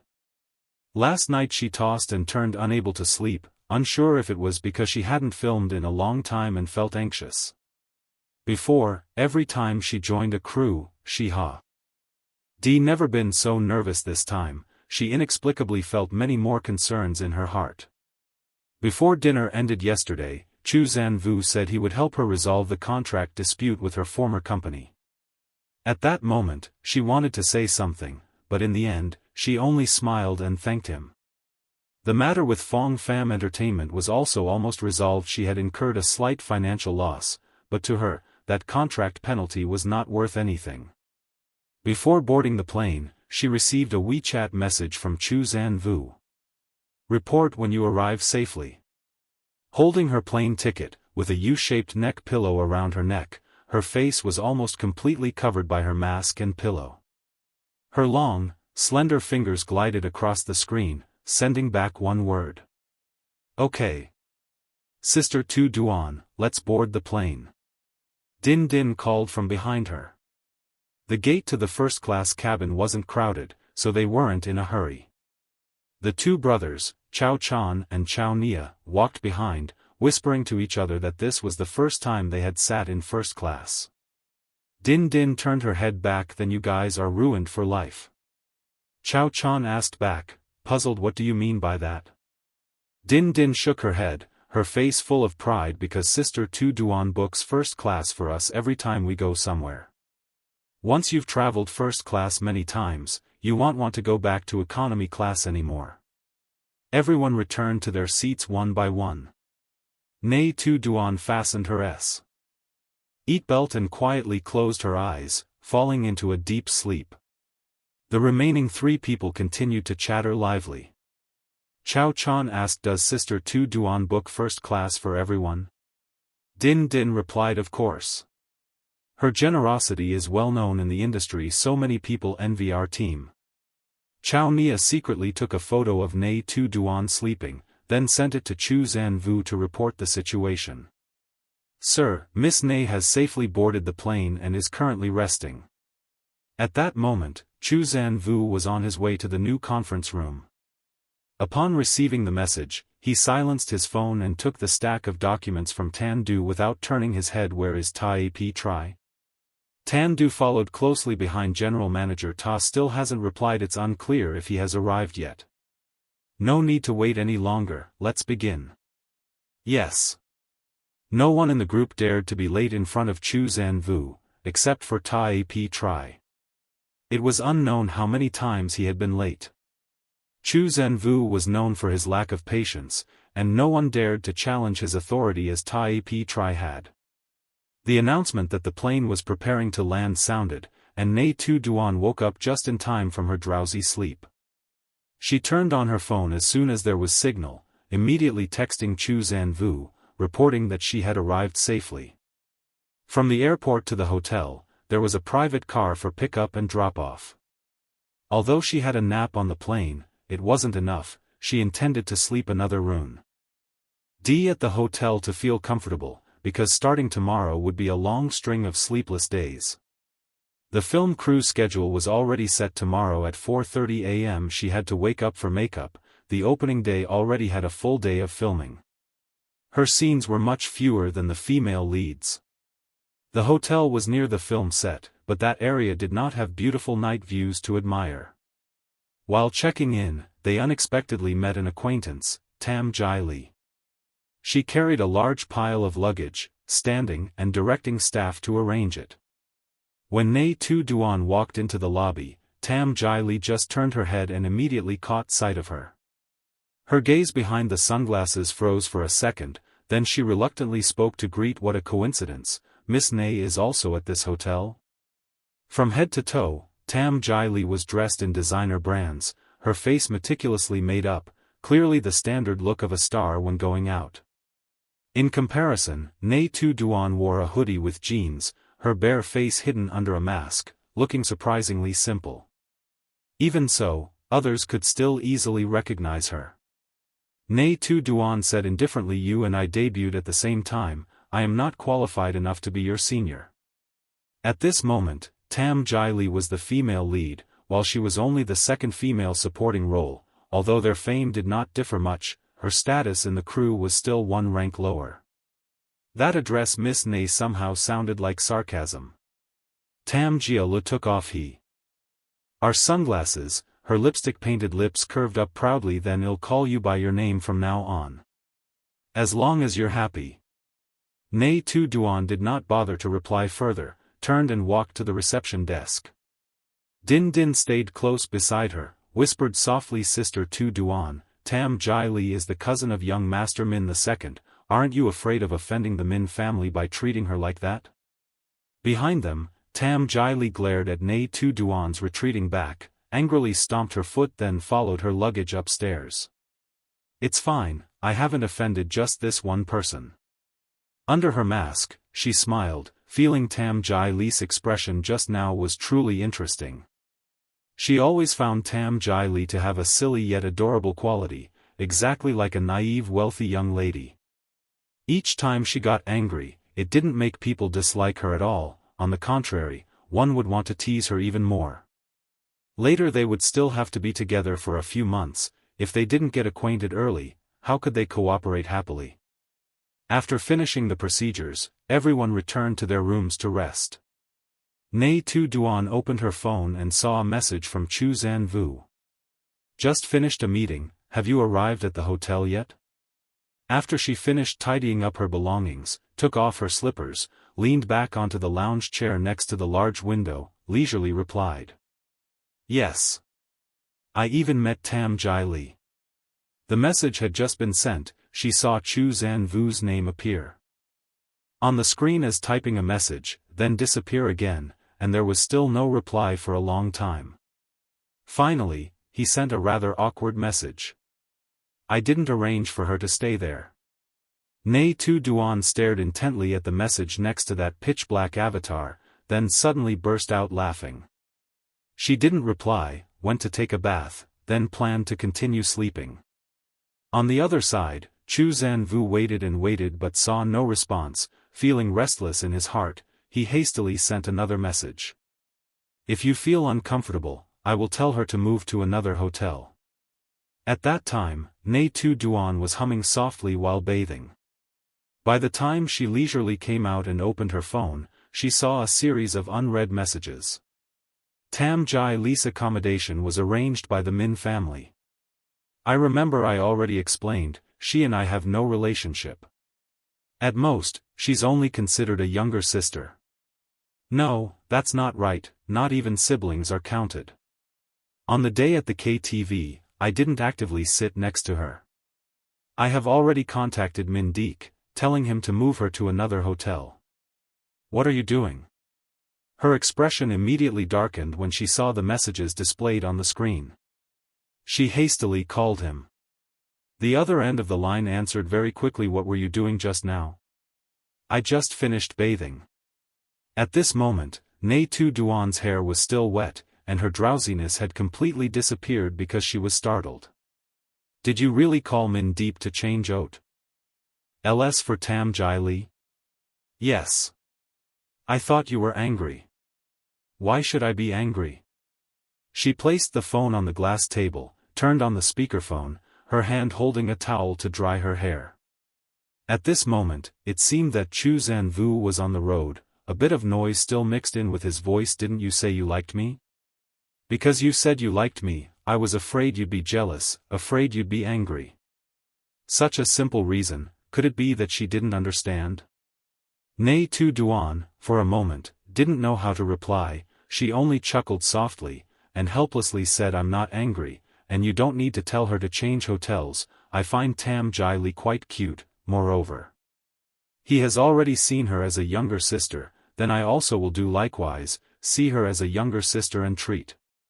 Finished saying that sentence, the other side of the phone was silent for a very long time. Chu Zhanvu and Tan Du were waiting for the elevator. The boss was busy listening to the phone. Tan Du silently rearranged the documents in hand. The elevator arrived, the door opened in front of the two people. Tan Du by reflex stepped in. But having stepped in, only then did he discover Chu Zhanvu still had not entered after. Tan Du hurriedly held the door, for the first time seeing his boss unable to hold back laughter like that, his expression as if he had just won the jackpot lottery. Sir. You rest first, I will contact Min Deep again. Chu Zhanvu seemed not to hear his words, just continued to speak with the person on the phone. By the time the call ended, he put away the phone, lifted his head up, his expression had returned to normal. Stepping into the elevator, his gaze coldly swept over. Just now what did you say? Tan Du choked on his words, coughed once then released the door hold button. No, I said the elevator arrived already. The feeling of the elevator accelerating pressing down made both people silent. Until the number stopped at the highest floor, from beside suddenly rang out a question. You say see, a person says likes you, but again does not want to be by your side, is why? The sound of the question just ended. Tan Du stunned looked at the elevator door slowly opening in front of him. He swallowed saliva, awkwardly replied, perhaps she has her own reason. This question truly exceeded his ability. He was still single, where would he get experience to solve emotional problems for others? Moreover, again it was still the emotional matter of Chu Zhanvu. Truly it was the hardest test question of the century. Also right. Chu Zhanvu said to himself, she said dating does not lie within her plans. Miss Ney said so? Zhou Can Wu walking ahead paused, turned his head to look. How did you know it was her? Tan Du. A blind person could still see out who else it was, then. So you say see, what must I do to only then make her agree to be by my side now? Sit. Tan Du took a deep breath. This question was even more headache-inducing than reviewing contracts for the past whole week. Mister, how about we finish signing that contract first? The documents have already been reviewed for the entire week already. In the evening the film crew held a celebration party, but Nghi Tu Duan did not intend to participate. She slept straight through until 5 o'clock in the afternoon when she woke up, just as Chuang Tuan called asking why she hadn't come. She had just woken up, her voice was already soft by nature, furthermore speaking Mandarin made it sound even more gentle. I'm a bit tired so I'm not going anywhere. Chuang Tuan paused for a moment, then said, are you staying at the same hotel as Jai Li? Do you need me to bring a little something I have back for you? No need, you just have fun is fine. Nghi Tu Duan was very polite, but also only just enough. After speaking, she immediately hung up. Because when she opened her phone, she saw the inbox had an additional email. The sender was Anne. She turned on her laptop, opened the email investigation documents regarding the accident on Mid-Autumn Night on Tai Sun Road. It was a PDF file, extending to 100 pages. Nghi Tu Duan slowly scrolled through the screen, meticulously examined each detail recorded in the document. Her expression gradually became serious. At the end of the document, a line of red text, in Song typeface stood out. Summary: this accident was caused by humans, absolutely not an accidental incident. Chapter 24 I unilaterally love him. She didn't clearly remember when she started doubting that accident was not accidental. She only remembered at that time the whole family was sitting eating a meal. Tai Pi Tri again lost control, screaming, demanding to chase her out of the house. Ta Huin next to him spoke up to scold him, telling him not to go crazy anymore. He said one sentence, even Tu Duan doesn't hate you, then what right do you have to hate her?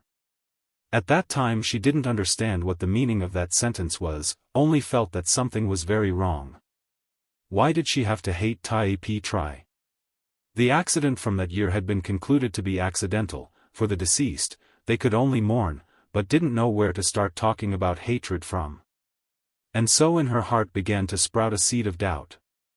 She asked friends to help investigate about the car accident that happened 20 years ago, from which she dug up not a few things.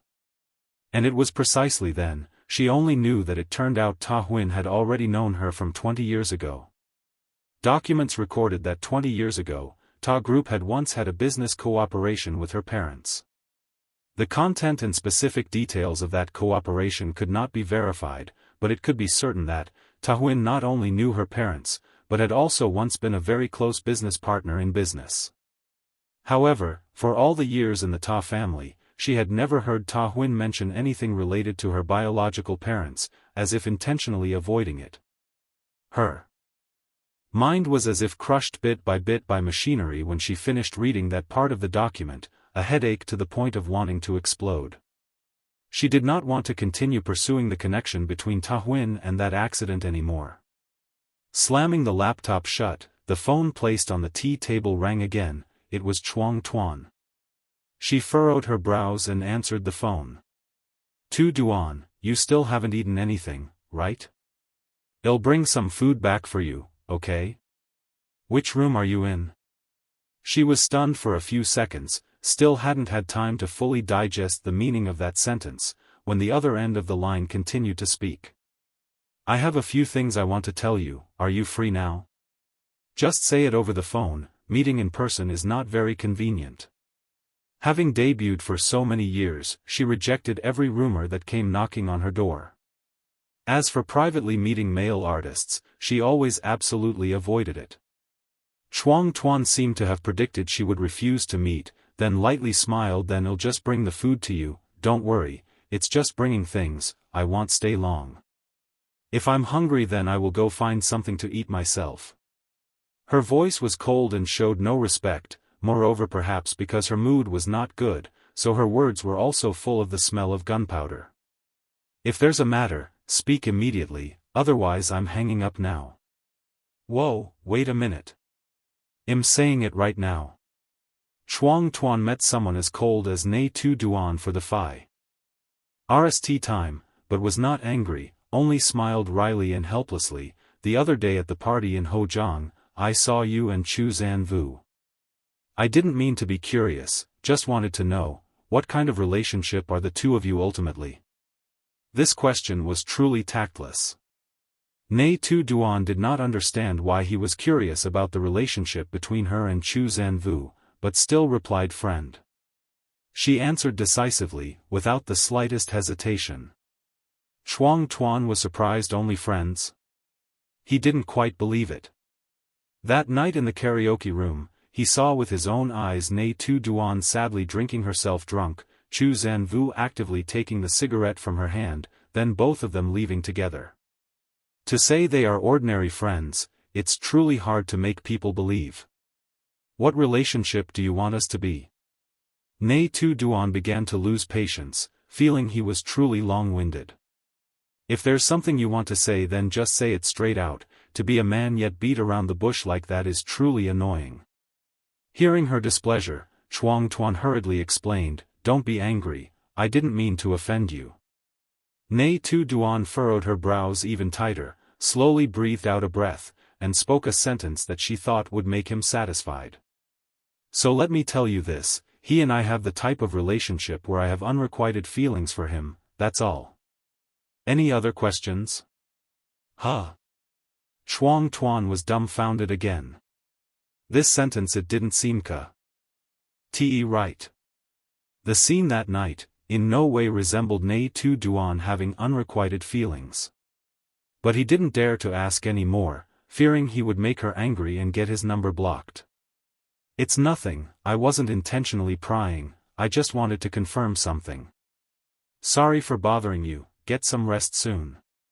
This strange matter, Nghi Tu Duan also didn't even bother to think about it further.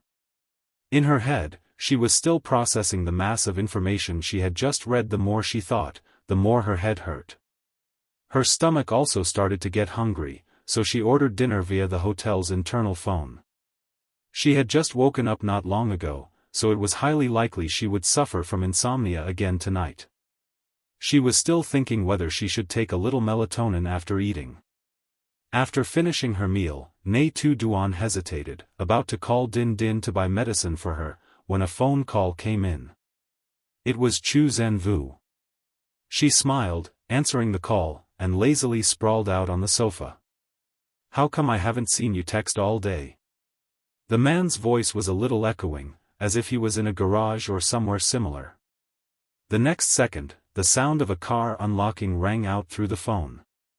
Nghi Tu Duan held the phone and asked, "Did you just get off work?" "Yeah." It was nearly 10 o'clock at night. Nghi Tu Duan, "Damn, do you have to work overtime every day?" It seemed he was getting into the car. She heard Tan Du's voice. Zhou Wu softly replied, then continued to answer her. "Not every day. If you were home, I wouldn't have to work overtime." Her heart suddenly pounded at the words he blurted out. He had said this once when she was at his house at that time. Hearing it, she only felt awkward, but now hearing it again, it still didn't carry any hint of jest. Her heartbeat pounded continuously, once again clearly feeling the stirring in her heart. "Never mind, even if I say it, you wouldn't listen anyway." She gave up advising him, because the matter of not working overtime was inherently not realistic. After all, the person carrying the entire company on his shoulders, the busiest was definitely him. Just like in a film crew, often having to wake up early to film at night until late, everyone also had their own difficulties, so she also didn't want to say anything more. Her gaze looked out the window. At night at the film set it was silent and pitch dark. She asked, "Have you eaten dinner yet?" The other end was silent for a few seconds, then hesitantly said, "Eaten already." "You're lying," she said with certainty. From the receiver, a light sigh mixed with helplessness rang out, carrying a bit of indulgence. His voice softly said, "Are you a detective?" Even this matter can't be hidden from you. I'm not a detective, you're just foolish. Compared to him, Nghi Tu Duan truly knew very well how to cherish herself. She never let herself suffer hunger, and even less let herself suffer grievances. Later when I get back, I will eat. Chu Zanyu helpless. Sly said, but in his heart he was indescribably happy. What is there to eat? Your house basically has nothing to eat at all.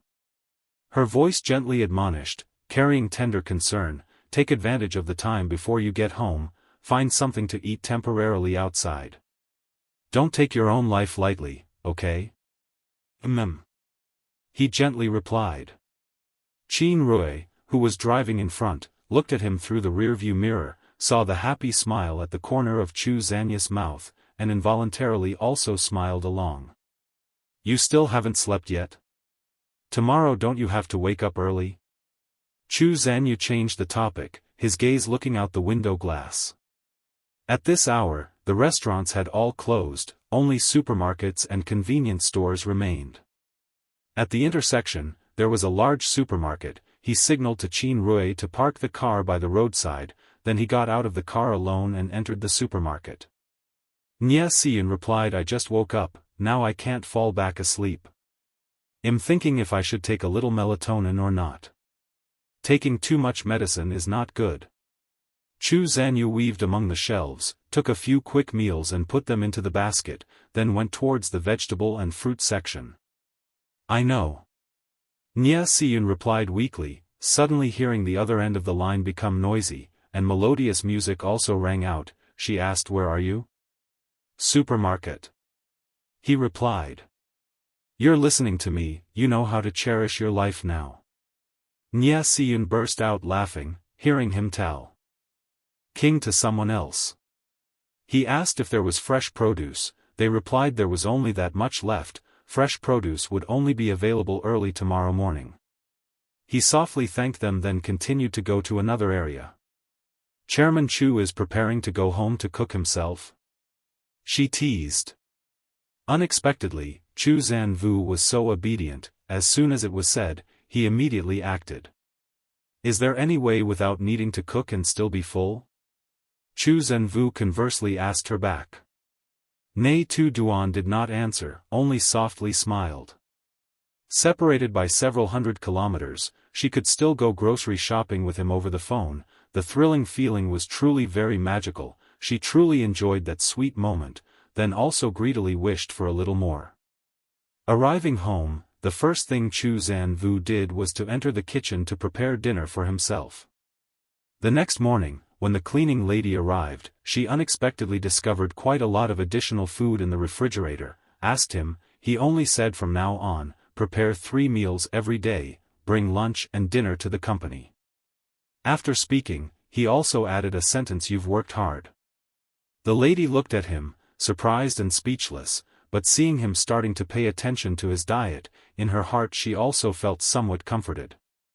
She thought it must be related to that Miss Nghi Tu Duan hung up the phone, saying not to disturb his cooking anymore. Currently, she couldn't even sleep, she resolutely took out the script to learn her lines.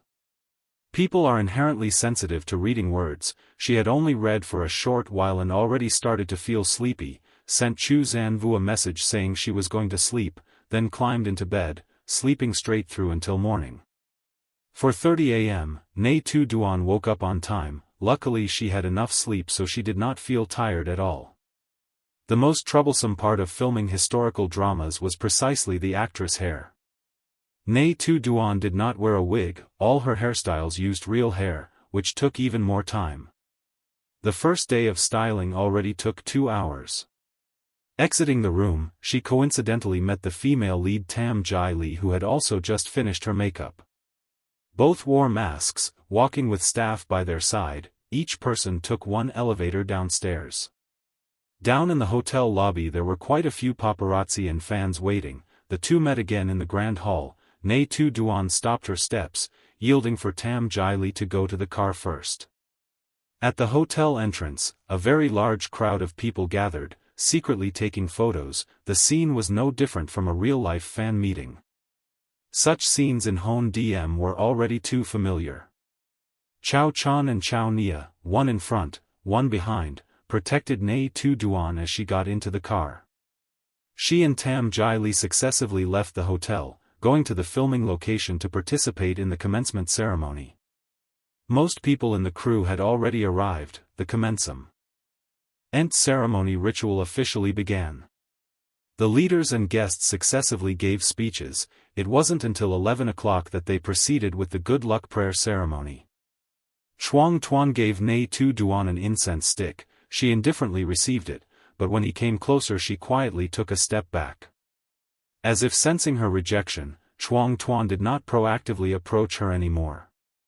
A busy morning passed. Nghi Tu Duan wore an entire set of heavy jewelry that made her back tired and shoulders sore. She gave the red envelope that the director handed out to Din Din to keep, while she herself went into the studio to rest. In the early stage of the film, she played the role of a haughty princess. Every day she had to do complex styling, and the jewelry worn on her head became more and more. In the afternoon she also had to wear thick and heavy ancient costumes. Walking became even more inconvenient. At noon she ate lunch boxes with the film crew. After eating she immediately went into the studio for a nap. While she was dozing off, suddenly there was a commotion outside. Din Din rushed in, flustered. Sister Tu Duan. Quickly look at the hot search. Fong Pham Entertainment has been acquired. Chapter 25 Scandal. The news that Fong Pham Entertainment was acquired occupied the top spot on the hot search rankings, and the company's new owner is none other than the mistress of Minnow Group Chu Yuyan Truck. Currently, there is a buzz on the internet because previously there was a rumor that an artist under Fong Pham was looking to terminate their contract, and paparazzi had dug out that person was Nghi Tu Duan. Now that Fong Pham has been acquired by the Min family, the story behind it is even more worth pondering. On the other hand, the relationship between Nghi Tu Duan and the Min family is not at all shallow. The jewelry brand Grace, under Min Deep, since its establishment until now, has only invited one artist as its brand ambassador, none other than Nghi Tu Duan. Now there's news that Nghi Tu Duan is having issues with her management company, and the Min family immediately stepped forward to acquire the company, truly a show of backing for someone else's wife that couldn't be more obvious. Nghi Tu Duan did not expect her first romantic rumor since her debut would be with Min Deep. She scrolled through the screen, reading the continuously updated posts. She could hardly hold back her laughter. Oh my god, this kind of blatant love is absolutely to die for AAA. Ever since Grace announced Nghi Tu Duan as its ambassador, I already felt something was off. Second young master, can you not love so openly? Is it that the second young master was afraid that showing his face would be disadvantageous for Tu Duan, so he asked his sister-in-law to put her name on this, but I think this makes it even more captivating. Tu Duan rejects all PR stunts. Everyone, let's just eat melon rationally. But every detail is too clear. If there's not the main parties involved could step forward to deny it, and it wouldn't matter. The comments were endlessly contentious, all tightly linked her name with Min Deep, looking truly eye-catching. As soon as it broke out, a series of marketing accounts immediately wrote articles exposing that ever since Nghi Tu Duan developed her career in mainland China, Min Deep had always been her backer behind her. Some people revealed that the supporting female role in the film Quan Noyet Kai was not originally Nghi Tu Duan. The female lead role had been determined to be Tam Jai Li from early on. Everyone knew Nghi Tu Duan and Tam Jai Li were rivals. How could they possibly act in the same film together? Everyone speculated, it must be because Nghi Tu Duan was jealous that Tam Jai Li got the lead role, so she relied on her relationship with Min Deep to get a foothold in the film crew, wanting netizens to compare their acting when both appeared.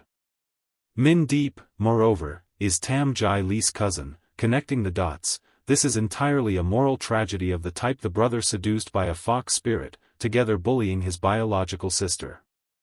So complicated that it made people's heads ache. Nghi Tu Duan rubbed her forehead. Her previous worries were entirely correct. As expected, when a woman has a powerful man standing beside her, her value is immediately trampled without mercy. Now she has truly turned into a villainous supporting character. But when she saw the news that Fong Pham was acquired, Nghi Tu Duan knew clearly who was behind it all. It's just that that person was too mysterious, even as if he was a character beyond reach, so in reality no one thought of him, and the matter only developed like this. Hoa Lu immediately called her, asking if she had seen the hot search yet, then confirming if she had any relationship with Min Deep. After receiving a denial, Hoa Lu said, "Alright, I will arrange the PR department to handle this matter, don't let yourself be affected, just focus on filming." Nghi Tu Duan gently closed her eyes, not wanting to face this world. Since it has turned out like this, you must absolutely not be careless. You absolutely must act this film very well, if not, when the film airs, netizens will again drag this matter out, your path afterwards will be even harder to walk. Netizens now are like that, wind blows, grass stirs, they also believe, no one truly cares what the truth is. As long as one person among the crowd shouts, then everyone follows suit. Don't worry, I won't let that happen. Nghi Tu Duan said confidently. For her, acting was no different from turning her hand over. 7 years of debut, netizens could criticize her about her personality, attitude, but no one had ever criticized her acting or her face. Being an actress, that was the professional meal she absolutely would eat to get. Yes, as long as you are not affected, that's fine. Oh right, the company has changed owners, the matter of contract termina. Tie-in. Nghi Tu Duan was silent for a moment, pursed her lips, for a moment not knowing what to do. Until from the other end of Hoa Lu's line, a surprised sound rang out. I just received news, the superior has agreed to terminate your contract without needing compensation. Nghi Tu Duan, are you sure that you truly have nothing with second young master of the Min family? Nghi Tu Duan, am I someone who isn't straightforward and clear? Hoa Lu fell silent. That answer was too straightforward and accurate. Nghi Tu Duan's personality was very clear, she says what there is, if she truly had something with Min Deep, she would not deny it. But this matter truly was too strange. Someone specially went to acquire the company, then again agreed to let the artist terminate the contract unconditionally. The loss amounted to hundreds of millions, who was such a person, to be able to willingly and wholeheartedly do this matter? Nghi Tu Duan didn't say anything more to Hoa Lu. She intended to continue her lunch break, but her mind was tangled like a ball of yarn, even closing her eyes, she couldn't sleep. I wonder if Chu Zanvu has seen the hot search yet, if he has, then what will he think? Din Din sat beside her, timidly asked. Sister Tu Duan, this matter was done by Brother Chu, wasn't it? Nghi Tu Duan turned around, full of surprise. How did you know it was him? Because I noticed that Brother Chu treats you differently from a normal person. Din Din thought seriously. Hen said the first time I met him, I already noticed his completely different aura, only then did I know he was precisely the legendary Chu Zanvu, I almost died of fright. But I realized, even though he looks cold, it seems he's especially different towards you. Sister Tu Duan, does he like you? Like? Nghi Tu Duan could not answer. Since she met Chu Zanvu, she had realized this man was very different towards her, hence when in Hong Kong she was only then able to confidently ask him that question, or how about you try dating me? But his refusal and anger instead made Nghi Tu Duan feel that everything before that was merely an illusion. If he truly liked her, then at that time why did he refuse? A series of muddled thoughts occupied her mind, making her frustrated. Resolutely not thinking anymore, she turned off her phone, focusing on reading the script. Before the afternoon filming session, Tam Jai Li, wearing a heavy hat similar to hers, walked over, speaking in a low voice by her ear. I will never agree to let you get together with my older brother, just let your heart die. Nghi Tu Duan had just dozed off for a bit, opened her eyes to hear this sentence that made one lose their mood, she immediately her face darkened. Don't meddle in other people's business. After saying that, she immediately intended to avoid her and walk out. I'm speaking the truth. Tam Jai Li blocked her way. No matter if it's my older brother or brother Zanvu, you shouldn't even dream of it. Brother Zanvu's father doesn't like daughters-in-law working in the entertainment industry. You people fundamentally have no chance. What she said was the truth, not intentionally causing trouble. She had liked Chu Zanvu for many years, but both families did not accept it because Chu Zanvu's father disdained women in the entertainment industry. Even so, she still clung on endlessly, making the old master of the Min family angry countless times, punishing her by making her kneel in the study also not much less than Min deep.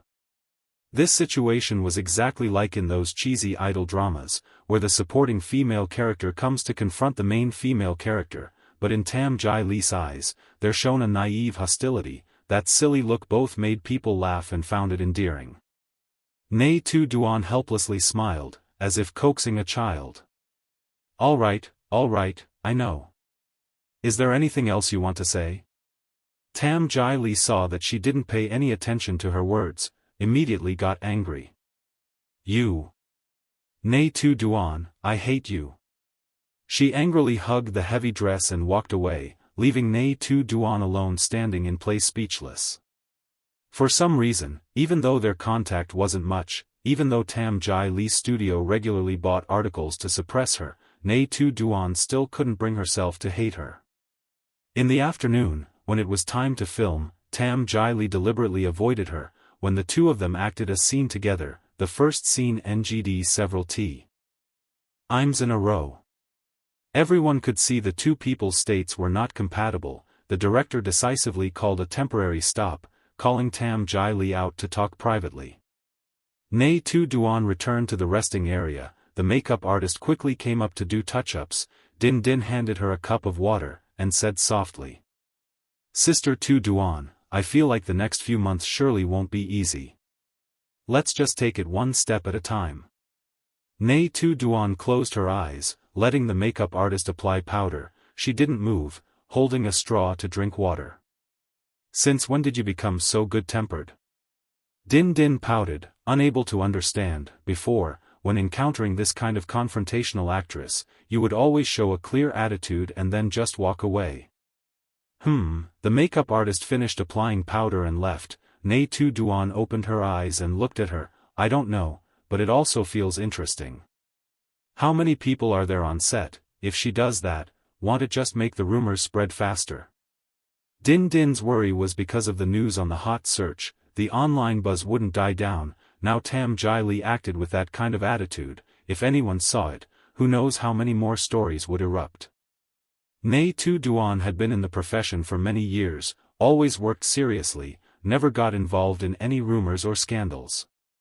And yet, as soon as she went to mainland China to develop, she was immediately surrounded by rumors, and incessantly cursed at, as if someone wanted to drive her out of here.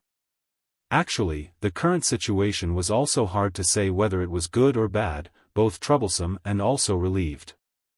The relief was because she didn't drag Chu Zanvu into this storm of public opinion. He was like a child of heaven. He shouldn't become a plaything in the mouths of the world. Moreover, he had done too many things for her. If now he were to get into trouble because of her, perhaps she would again feel guilty and want to keep her distance. Director Fuang talked with Tam Jai Li for a very long time. About half an hour later, everyone returned to their positions, ready to film. Didn't know what the two of them talked about, but when they returned, Tam Jai Li's attitude had changed 180 degrees. She even smiled brightly at Nghi Tu Duan, and acting the dialogue scene also became smooth. From that moment until the end of the afternoon shift, Tam Jai Li's gaze was always stuck on her, looking to the point where Nghi Tu Duan got goosebumps. In the evening there was also a night shoot, a 2-hour break in between. The main actors each went to their private cars to rest. Nghi Tu Duan's car had been repossessed by the company, so she could only eat, drink, and temporarily rest on the film set with the staff. Din Din was about to go get a bento box when a voice called out from behind. It was Tam Jai Li calling Nghi Tu Duan. "Sister Tu Duan, how about coming to my car to rest? I told my assistant to buy food already, let's eat together." She Even turned back and additionally called out to Din Din. "Little assistant, you come along too." The two people both showed a confused look. Before they could react, Tam Jai Li had enthusiastically pulled both of them into her car. Chao Chan and Chao Nia always followed closely, protecting Nghi Tu Duan, but Tam Jai Li's private car was personal space. The two people were not convenient to follow in, only had no choice but to stand guard outside the car. Just in a blink of an eye, Nghi Tu Duan's head flashed up a conspiracy theory, but that thought just flickered up, already died out. Tam Jai Li did not look like the type of girl who could play mind games. "Sister Tu Duan, you sit here." Nghi Tu Duan was pulled by her to sit down. In her eyes were entirely vigilance and wariness. "Sister, what's wrong?" Tam Jai Li blinked her big round sparkling eyes, attentively looked at her without leaving, to the extent that Nghi Tu Duan suspected didn't know if the director had brainwashed her when talking or not. Chapter 26. Just worried about him. "Sister Tu Duan, previously I was not sensible, I apologize to you." Tam Jai Li sat opposite her, her gaze full of affection as if about to spill out almost. "Nghi Tu Duan." She suddenly felt a little worried about her own safety, didn't know if now she screamed to call Chao Chan and his group, would they be in time in 1 second to rush in to protect her or not. "Sister Tu Duan, later I will block her way while you find a chance to run out, okay?" Din Din attentively looked at Tam Jai Li, her expression as if ready to fight to the death for justice. The atmosphere in this enclosed space was too strange, as if falling into an indefinite dream. Tam Jai Li's assistant divided the lunch she bought for the two people. "Sister Tu Duan. Wait a moment." Nghi Tu Duan timely stopped her, blurted out to ask what she was wondering about. "I am truly curious, after all, what did Director Fuang say to you? Why just left for a moment but returned already became a different person?" Such a dizzying change in such a short time, truly made people's hair stand on end. "It's nothing, just explained a few misunderstandings." Tam Jai Li pursed her lips. "Previously my side did some things not right towards you, I apologize. From now on let's be harmonious, okay? Actually I really cherish you." Nghi Tu Duan almost couldn't help but burst out laughing. Just a few hours ago still furiously shouted that she hated her, now already turned to act intimately. As expected, girls are the most gentle and adorable creatures in the world. Although the reason was not yet clear, Nghi Tu Duan surprisingly felt quite happy. "Little assistant girl, don't look at me like that, I am not a bad person, really."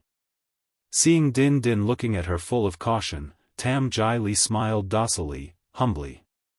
"Sister Tu Duan, I see her not normal, really." Din Din frankly remarked. Nghi Tu Duan also smiled softly. "I also think so." Tam Jai Li. Ngh. Tu Duan still accepted her kindness. After eating dinner, everyone together got off the car preparing for the evening scene. Tonight there are several scenes between the supporting actress and the male lead. The supporting actress wanted to harm the female lead but was stopped in time by the male lead. In the midst of arguing with the male lead, she gradually developed feelings for him. At that time, Nghi Tu Duan was practicing lines with Chuang Tuan. Tam Jai Li was by the side taking a selfie. Suddenly a girl walked over and gave her a bottle of fruit juice, enthusiastically greeted Jai Li. "I don't have your contact yet, shall we add WeChat?" The person who came was an N-line female actress of the film crew, did not have many scenes, a few episodes and the role was over. Tam Jai Li even could not remember her name, but still maintained a social smile, received the bottle of water, then raised the QR code for her to scan. After she finished scanning the code, she conveniently sat down next to her. "My love, is Nghi Tu Duan really dating the second young master of the Min family?" Just opened her mouth and already asked about other people's private lives. Tam Jai Li found her a bit ridiculous, furrowed her brows unhappily. "What does that have to do with you?" The N-line actress was a bit embarrassed. "I know you also don't like Nghi Tu Duan, me too. I don't understand why she came crawling from Hong Kong to the mainland, can't she just stay put in her homeland?" "Always see. Ompeting with you, it's definitely because of jealousy. Are you done talking? Tam Jai Li coldly looked sideways, so what if she's from Hong Kong?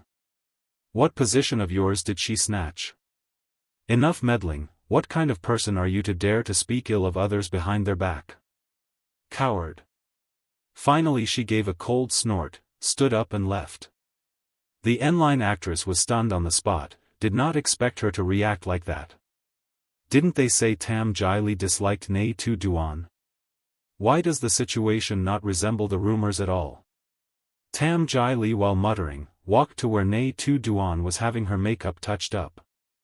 Sister Tu Duan, going to film soon, right? What's wrong? Nghi Tu Duan turned around, lowered her eyes, saw the bottle of fruit juice in her hand. Is it for me? Thinking for a moment, Tam Jai Li decided not to recount what just happened, just lowered her gaze and passed the water bottle over. It's nothing, you drink it. It just so happened that she didn't like this kind. Nghi Tu Duan smiled, opened the bottle, and tilted her head back to take a big gulp. She was thirsty, and this fruit juice tasted quite good. She didn't remember ever drinking this kind before. She was just about to ask what kind this was when the director on the other side called for the shot. She handed the bottle to Din Din, and together with Chuang Tuan, walked onto the set. One take, let's nail it, action.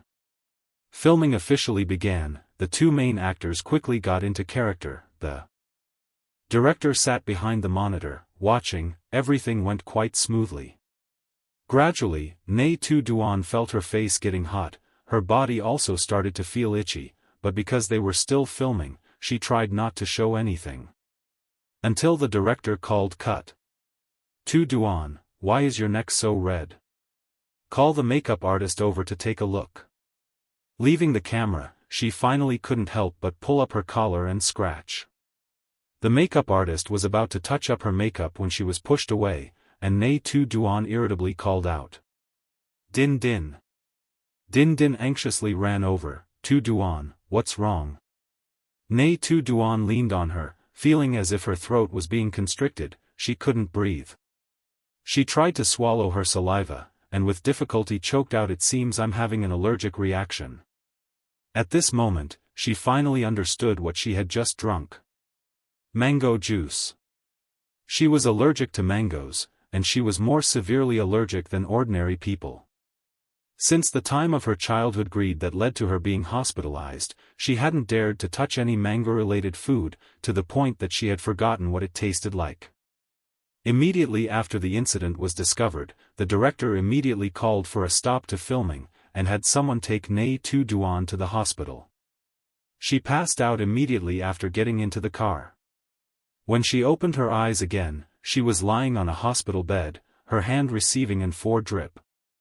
The room was quiet, her costume and accessories had been removed. Faint light enveloped the room, she groggily opened her eyes. Turning her head to the side, in her line of sight was the familiar figure of a man. A warm surge of emotion welled up in her heart. Chu Zhenvu. The man standing by the window talking on the phone, heard a call from behind. He gently turned his head back. Did I wake you up? The person on the bed shook their head. The red swelling on her face and neck had all subsided, her breathing was also smoother, only that she was still a bit tired. The time of unconsciousness was like a terrifying disaster. After waking up she felt as if reborn. He softly said to the person on the other end of the line, let's talk later. After that, he put the phone away and walked to the bedside. He reached out his hand, pulled the chair next to it over, his movements decisive and neat, and sat down beside her. Are you still feeling uncomfortable? His voice was exceedingly gentle and deep and warm, making Nghi Tu Duan almost think she was dreaming, not real at all. She shook her head again, then asked in return, why are you here? By rights, by now he should be in Hojiang. Chu Zhenvu leaned his body closer to her, his voice low, gentle. Originally, I planned to come visit you in a few days, but I heard you were hospitalized, so I immediately flew over here. That sentence was like he was coaxing her. Nghi Tu Duan pressed her lips and chuckled softly. Where is Tam Jai Li? She suddenly remembered. She herself had an allergic reaction because she drank the fruit juice Tam Jai Li gave her. If Zhou Can Wu knew, he would definitely be angry. As soon as she woke up, she didn't see her. She was also worried about Tam Jai Li's situation. As expected, as soon as this name was mentioned, Zhou Can Wu's expression immediately darkened. I told her to go home and rest. What happened today was truly unexpected. Right during the time Nghi Tu Duan was unconscious, the internet had stirred up a storm. Because many people had witnessed with their own eyes Tam Jai Li giving mango juice to Nghi Tu Duan to drink, leading to her hospitalization due to an allergic reaction. Although the director had tried to block the news from the very beginning, but with many people, many mouths, it still eventually leaked out. Fans from both sides argued noisily on the internet. The names of the two almost occupied the entire hot search. This film would surely encounter many difficulties later on. On the first day of shooting, the supporting actress had been involved in rumors with a rich young master, and the main actress was rumored to be incompatible with the supporting actress. The incident had been clearly investigated. It was all just a coincidence. The bottle of fruit juice was given to Tam Jai Li by a minor actress in the crew, originally intended for her to drink. But because she didn't like what that person said, Tam Jai Li didn't want to accept it, so she conveniently handed it to Nghi Tu Duan. Unexpectedly, Nghi Tu Duan was allergic to mangoes. Due to the extremely high virality of the news, the film crew immediately issued a clarifying announcement, but the effect was negligible. According to Tam Jai Li's explanation and verification from those present, the film crew issued a statement. Tam Jai Li received mango juice from a staff member on set, but because she didn't want to drink it, she conveniently handed it to Nghi Tu Duan. Nghi Tu Duan also didn't know it was mango juice. Because she was in a hurry to shoot, she only took one sip then put it down. But netizens didn't bother to care, still discussed it heatedly.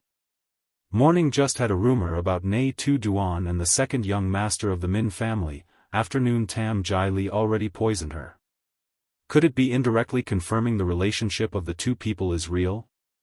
But don't you find it strange? Who would be so foolish as to personally hand over something to poison someone else? Moreover, Nghi Tu Duan clearly knows she is allergic to mango yet still drank it.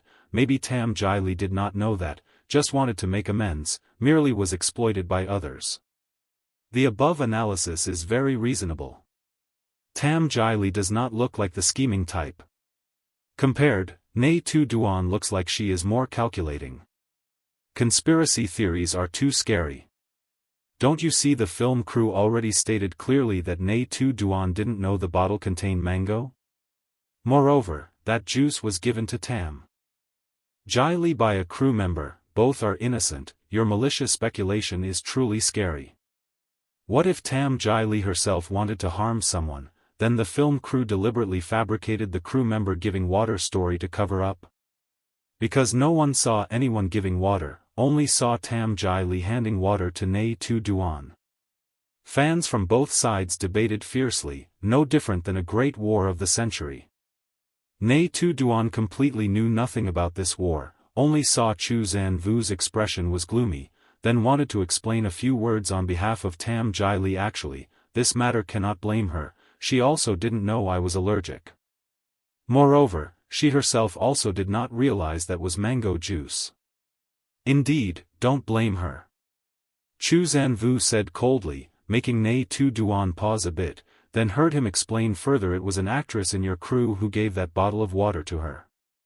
She didn't want to drink it so she casually handed it to you. Zhou Can Wu did not tell the story of that actress spreading malicious words behind her back, but he already made the person who caused the incident pay the appropriate price. The film crew also became aware of the seriousness of the matter. Even before Zhou Can Wu spoke up, the director and producer already proactively proposed to remove that role, revise the script.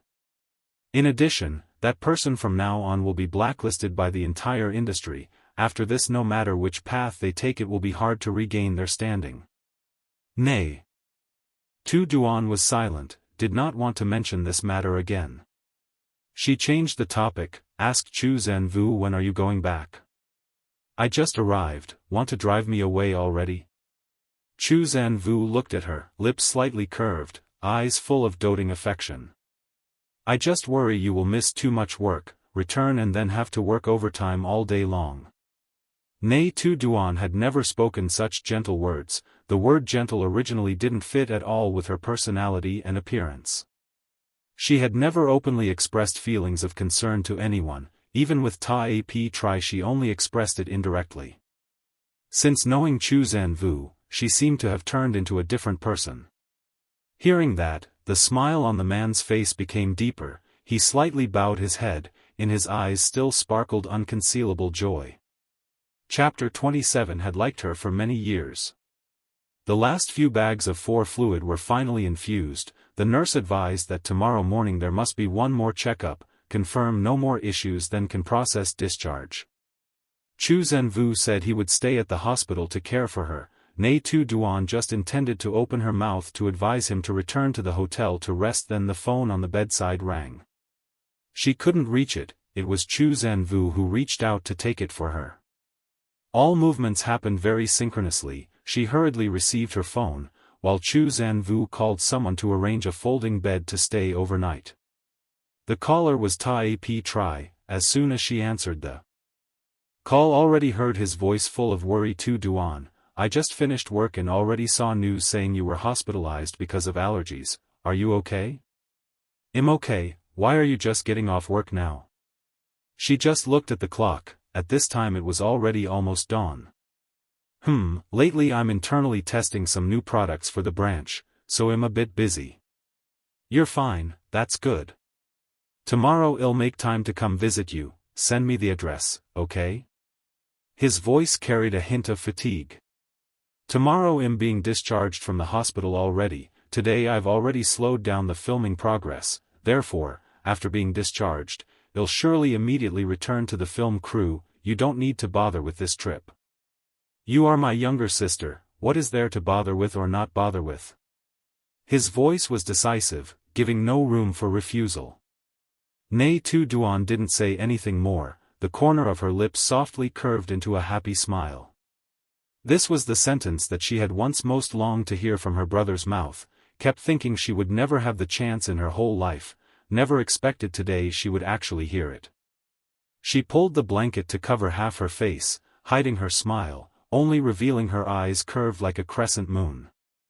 The man beside her saw her demeanor, and also couldn't help but softly smile along. You go back and rest, okay, I'll tell Din Din to send you the address. Nghi Tu Duan didn't want to bother him further. After all, he had all read. Why been tired all day? Prolonging it would only waste his resting time. Hanging up the phone, Nghi Tu Duan was still immersed in her own world, forgetting there was another person in the room. Until there was a knock on the door, she heard Chu Zanvu's voice come in. Immediately after, the door opened, 2 men carrying a folding bed walked in. Under Chu Zanvu's guidance, they placed the bed next to Nghi Tu Duan's hospital bed. This was a private room, so there was only one bed. This folding bed belonged to the hospital. It was the fastest way to solve the sleeping arrangement. When they finished setting up the bed that looked both narrow and hard, Nghi Tu Duan couldn't help but be stunned. You're really planning to sleep here? Chu Zanvu folded his arms and looked at her. Do I look like someone who often jokes? Nghi Tu Duan clearly showed a worried expression. With his status, how could he sleep on a bed like this? Just by looking, it already seemed stiff, and it was also short. If he were to lie down, he would surely have to bend his legs. But, sleeping here definitely won't be comfortable, she said in a low voice. Chu Zanvu suddenly burst out laughing, not knowing what he was thinking of. This doesn't count as anything at all. Nghi Tu Duan didn't understand the hidden meaning in his words, only saw him lie down, covering himself with the thick hospital blanket that provided no warmth, making her heart couldn't help but ache. That night, Chu Zanvu slept quite soundly. On the contrary, Nghi Tu Duan, because of the unfamiliar bed and added worry that he wasn't sleeping comfortably, woke up several times in the middle of the night. She didn't know at all. Before returning to Hozhong, Chu Zanvu had once had a long period of time when he didn't even have a bed like this to lie on. During those days of struggling on his own, he had tasted every kind of hardship that ordinary people would find hard to imagine. The next morning, Nghi Tu Duan was called awake to go for a checkup. When Tam Jai Li arrived, Nghi Tu Duan had just returned, Din Din was helping her back to bed, and Chu Zanvu was the last person to enter. On Zanvu, as soon as she saw him, Tam Jai Li felt a pang of guilt, bowed her head, not daring to look straight at him. Seeing the folding bed next to the hospital bed, she became even more flustered. On Zanvu, "You didn't sleep here last night, did you?" Nghi Tu Duan climbed back onto the bed to catch up on sleep. Chu Zanvu didn't answer her question, only raised his index finger to his lips, signaling her to be quiet.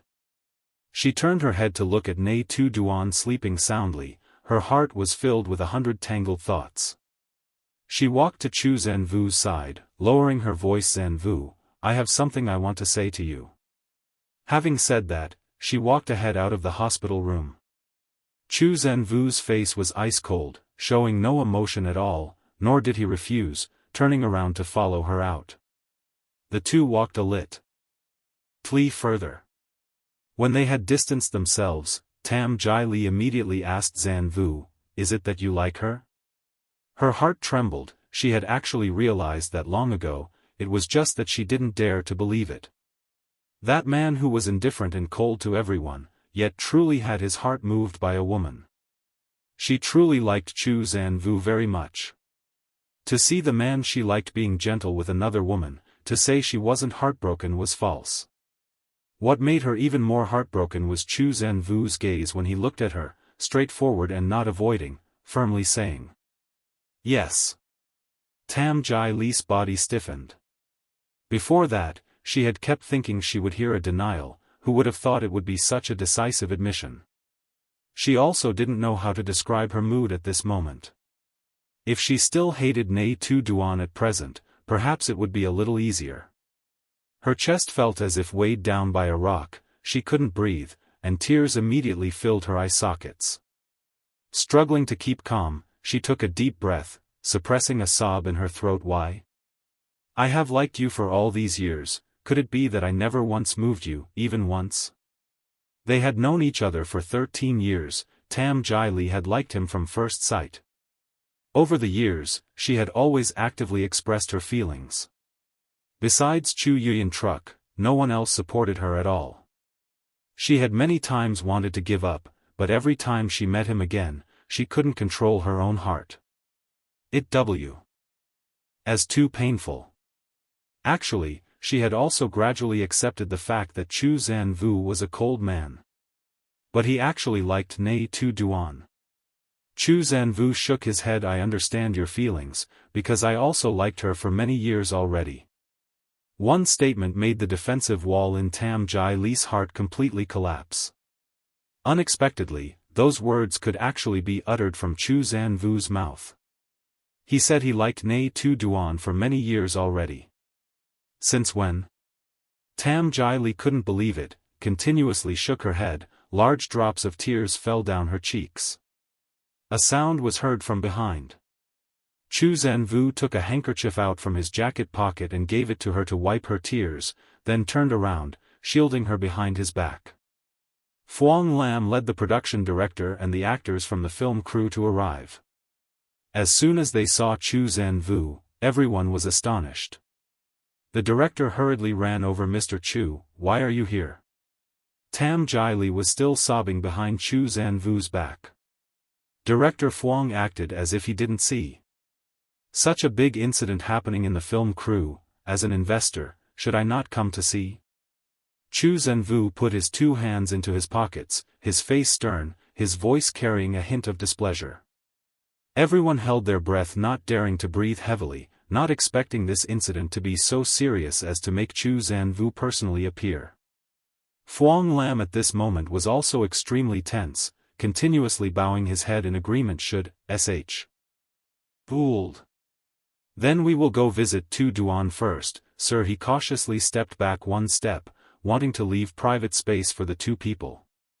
"Wait." Chu Zanvu stopped them. "She is resting." Fuang Lam was stunned for a moment, only then did he react that he was speaking of the person in the hospital room, hastily nodded then we will return to visit her later. Having said that, the director led the entire group of people to retreat. A group of people crowded into the elevator, without prior arrangement, simultaneously heaved a sigh of relief. Unbelievable, even Zhou Can Wu personally came, this is truly a serious matter. Zhou Can Wu is Tam Jai Li's backing, he came certainly to deal with Nghi Tu Duan. I also think so, aren't Tam Jai Li and Zhou Can Wu childhood sweethearts? Before this, Chu Corporation had never invested in entertainment projects. When I heard he invested in our film crew, my first reaction was that he was backing Tam Jai Li. Moreover, did you girls see Tam Jai Li crying? Zhou Can Wu even comforted her. Oh my god, Tam Jai Li is truly a winner in this life, having a boyfriend as handsome and rich as Zhou Can Wu, it truly is the accumulated good fortune of 3 generations. Everyone was engrossed in speculating according to the script in their own heads, only Fuang Lam remained silent from beginning to end. When Nghi Tu Duan woke up, it was already noon. In the hospital room, Zhou Can Wu, Din Din and Tan Du were all there, each person busy with their own matters. You're awake? Zhou Can Wu was sitting by the bed reading documents. He raised his head and inadvertently saw her wide-open eyes looking at him. Everyone paid attention. Din Din was the first to rush over, poured a glass of water and handed it to her sister Tu Duan. How are you feeling? Is there anywhere still uncomfortable? The doctor said you are stable, you can be discharged now. Nghi Tu Duan sat up, smiled and took the glass of water, the warmth from the thin ceramic cup transferred into her palm, warm and gentle. The doctor said it's fine now, what else could be unwell? She drank half the glass, feeling her spirits also much better. Hungry? The man's voice rang out closer, gentle like the warm early winter sun melting away the autumn chill. Nghi Tu Duan felt her stomach a little then replied a little hungry. What do you want to eat? Nghi Tu Duan was not very interested in eating, thinking for a long time but couldn't come up with anything. Everyone decide. Having tidied up everything, the whole group left the hospital. All this time Tam Jai Li was still sulking, not saying a word. Nghi Tu Duan thought she was feeling guilty because of the allergy incident, so she proactively slowed down and walked to her side. What's wrong? Tam Jai Li did not answer, just silently walked with a resentful look. Nghi Tu Duan found it strange, this attitude did not resemble self-reproach, but resembled more being petulant.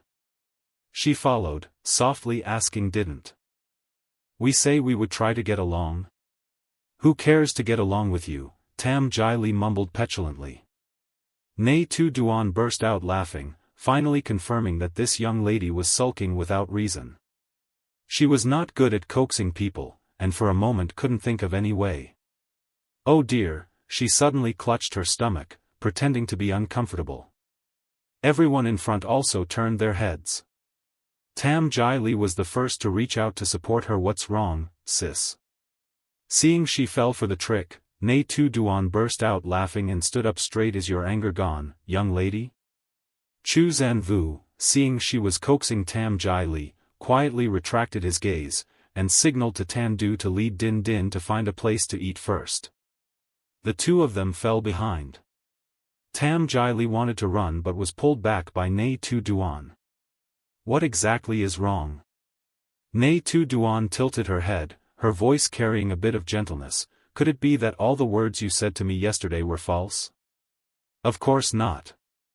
Tam Jai Li pursed her lips, tears still lingered in the corners of her eyes, looking as if she had been greatly wronged.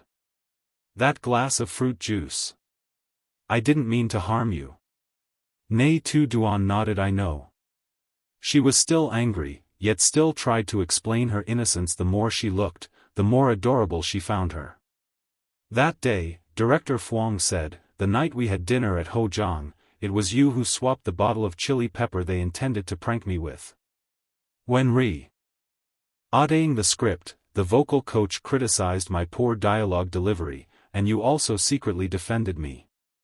Previously, our group bought not a few articles slandering you, yet you never pursued it once. Tam Jai was allergic to pepper. She knew that feeling was very uncomfortable, so this time's mango allergy made her feel guilty all along. That's why I'm very sad, I feel guilty towards you. Why do you treat me so well? Why did you let me know those things? If I had never known, to just hate you as before would have been so much better, boo-hoo-hoo. Nghi Tu Duan was between laughter and tears, seeing her cry like a pear blossom drenched in rain. She knew she was truly hurt, but she herself didn't know what to do. Don't cry anymore. A simple comforting sentence was all she could do at this moment. Tam Jai was very heartbroken. Because Chu Zanvu liked Nghi Tu Duan, but she couldn't hate her.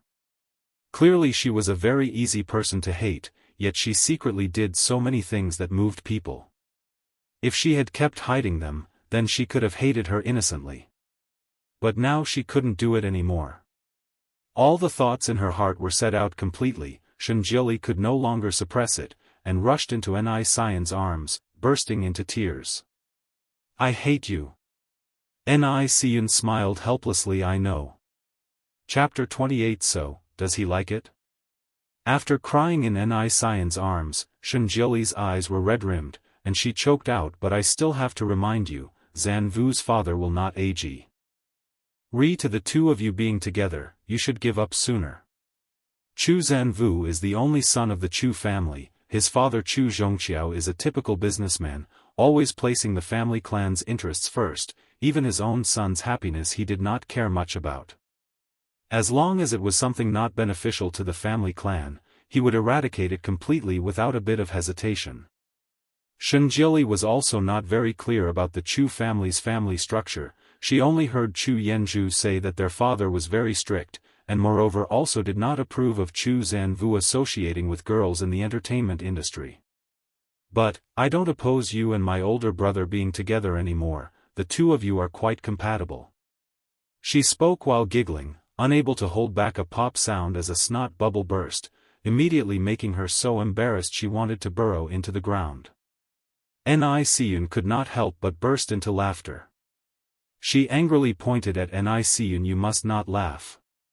After a simple lunch, the whole group together got into a commercial vehicle to return to the film crew. In the morning, the director and the group of people went to the hospital but could not meet anyone, therefore they had to prepare flowers in advance at the film set to welcome Nghi Xian back. Apologies everyone, making delay to the filming progress. Nghi Xian reached out her hand to receive the bouquet of flowers from Fang Lin's hand. Her apology carried a nature of formality, exactly standard and exemplary. Director Fang pretended to hug her. It's okay, as long as you're fine it's good.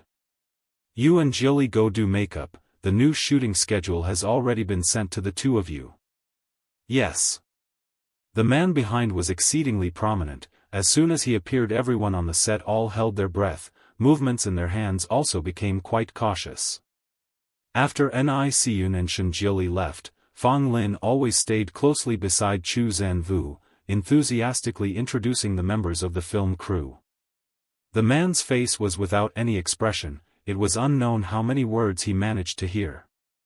Currently filming the male lead's individual scene, Chu Zanvu sat down on the chair behind the screen with the director, making the atmosphere, which was already tense, become even more heavy. If it were an ordinary leader who came to inspect, everyone could still be a little more at ease. But the person who came was Chu Zanvu, the one nicknamed the cold and cruel King Yama. As long as he glanced once, it felt as if even the act of breathing also became a mistake. In front of the camera, Zhang Sun tried hard to perform his acting. It was only a very simple scene, with no dialogue, only needing to express the male lead's gaze of concern when thinking about the female lead, yet he got NG consecutively several times and still had not met the director's requirements. Fang Lin guessed it was because Chu Zanvu's presence made everyone self-conscious, so he then used a walkie-talkie to tell Zhang Sun to take a temporary break to readjust his state. Just at that moment, Nghi Xian and Shenjili appeared. The director immediately requested the staff to change the props on the set, preparing to film the confrontation scene between the female lead and the supporting female lead. Director. Zhou Tuan suddenly called, his eyes looking straight through the camera lens, as if facing someone. Let Tu Duan act a scene with me. Coincidentally in this scene, the main actors all had dialogue scenes with each other, Zhou Tuan proactively asking to act with Nghi Tu Duan. It was unclear what his intention was. Although this request was not excessive, normally the male lead would act with the female lead, rarely acting with the supporting female lead. Phuong Lam hesitated for a few seconds, finally still agreed. He held the walkie-talkie, asking Nghi Tu Duan for her opinion. Tu Duan, do you think it's okay? As soon as the words finished, a light figure smoothly glided into the frame. Nghi Tu Duan lifted her skirt, slowly stepping out, and as soon as she looked up, that fleeting smile seemed to brighten the entire screen. Turned head, smiled, 1,000 times infatuated, at that moment all eyes seemed to be drawn in. She raised her hand to make an OK sign to the camera, showing there was no problem. Outside the frame, Chu Zhanvu's eyes never left the screen. The moment Nghi Tu Duan appeared, his heart seemed to stop beating with the stillness of the air, his ears no longer heard any sounds around, only everything before his eyes was astonishingly beautiful. He was completely sober, but still let himself sink into a world where only she existed. The male lead and supporting female lead had many scenes together. This scene was when the male lead used a plan within a plan, pretending to fall into the supporting female lead's trap, creating the first misunderstanding between him and the female lead. Everyone was in position, the director called action, and the actors immediately got into character. Nghi played the role of Princess Thuong Quan Thuan, who was the supporting female lead, and with the female lead Thuong Quan Noyet were two sisters. Thuong Quan Thuan was always jealous of her younger sister, openly and secretly confronting her. This scene was when Thuong Quan Thuan had fallen in love with the male lead Trun Gam, then enticed him to her side, wanting him to work for her. In the lens, Nghi Tu Duan wore splendid attire, proudly and gracefully sitting askew on a chair. Every gesture exuded the haughty and noble air of a princess. Her proud chin was slightly lifted, the strings of pearls and jade on her head swayed with her movements, not at all vulgar, but rather accentuated her pride and coolness. What Thuong Quan Noyet can give you, I can also give. She stepped down from the chair, slowly approaching Trun Gam. Look at me, am I not good? She stared at the man in front of her, the longing in her heart clearly manifesting rough her fervent gaze. Princess is the heaven's favored daughter, naturally the most wonderful person in the world. Trun Gam curved his lips, unexpectedly facing those eyes, his whole body seemed to stiffen, his throat slightly moved. Thuong Quan Thuan curved her beautiful eyebrows, her voice enchanting. So, do you like it? Like. He seemed to fall into a clear, bottomless lake. Whatever the person on the shore offered, he would take. Originally the dialogue in this scene was Thuong Quan Thuan asks do you like it, and he had to pretend to be attracted by her, answering ambiguously. No one doesn't like the princess. A sentence used to comfort his conscience. However, at this moment, he had arbitrarily changed the dialogue, every gaze, every expression openly revealing, as if he had truly fallen in love with this princess. The director not only did not call cut but was also completely enchanted by that performance. Right in the lens, Nghi Tu Duan also was not affected by her co-star suddenly changing lines. She immediately continued the conversation. She reached out her hand, gently took the man's hand, her eyes sincere but somewhat shy. Then please don't leave me. The scene ended, the viewers on site were all moved, excitedly discussing. The acting is superb, the male lead looks like he truly loves the princess. Oh my god, am I starting to ship this couple already? The male lead seems to have truly fallen for the supporting actress. I think so too, if it were me ending their acting I would surely fall in love too. Nghi Tu Duan acts so well, I think she can completely take on the role of the female lead. The crew members secretly discussed outside. The director also saw this scene acted too well, then nodded in approval. Truong Tuan before always couldn't get into character, but as soon as he was paired with Tu Duan it was fine right away, Could it be that he was pressured by a senior so he wanted to be a bit gentler? Fuang Lam teased. Truong Tuan reached out his hand to rub his neck. Tu Duan is indeed very skilled. He turned his head back, saw Nghi Tu Duan had gone out to drink water, listening to Din Din excitedly tell something. The director was instructing to change props to shoot the next scene when he was suddenly called back by someone from behind director Fuang. He startled and turned back, saw Chu Zanvu was intently staring at the last image stopped on the screen. I think the scene just now should still follow the script instead. Having said that, he lifted his head to look over.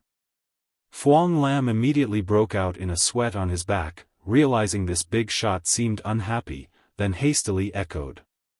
I think so too, after all he is the male lead, how could he truly love the supporting actress? Your opinion is still more insightful. He cautiously pleased him. Since the investor was not satisfied, then they had no choice but to reshoot from the beginning. So everyone returned to their original positions, starting to reshoot the scene just now. This time the director especially emphasized. Truong Tuan, this time act strictly according to the script, do not arbitrarily change lines anymore. Truong Tuan, with a cold face, looked into the camera, indifferently said understood. Performing it once more, although also not bad, but only can be called standard, considering its effectiveness then still not equal to the first scene.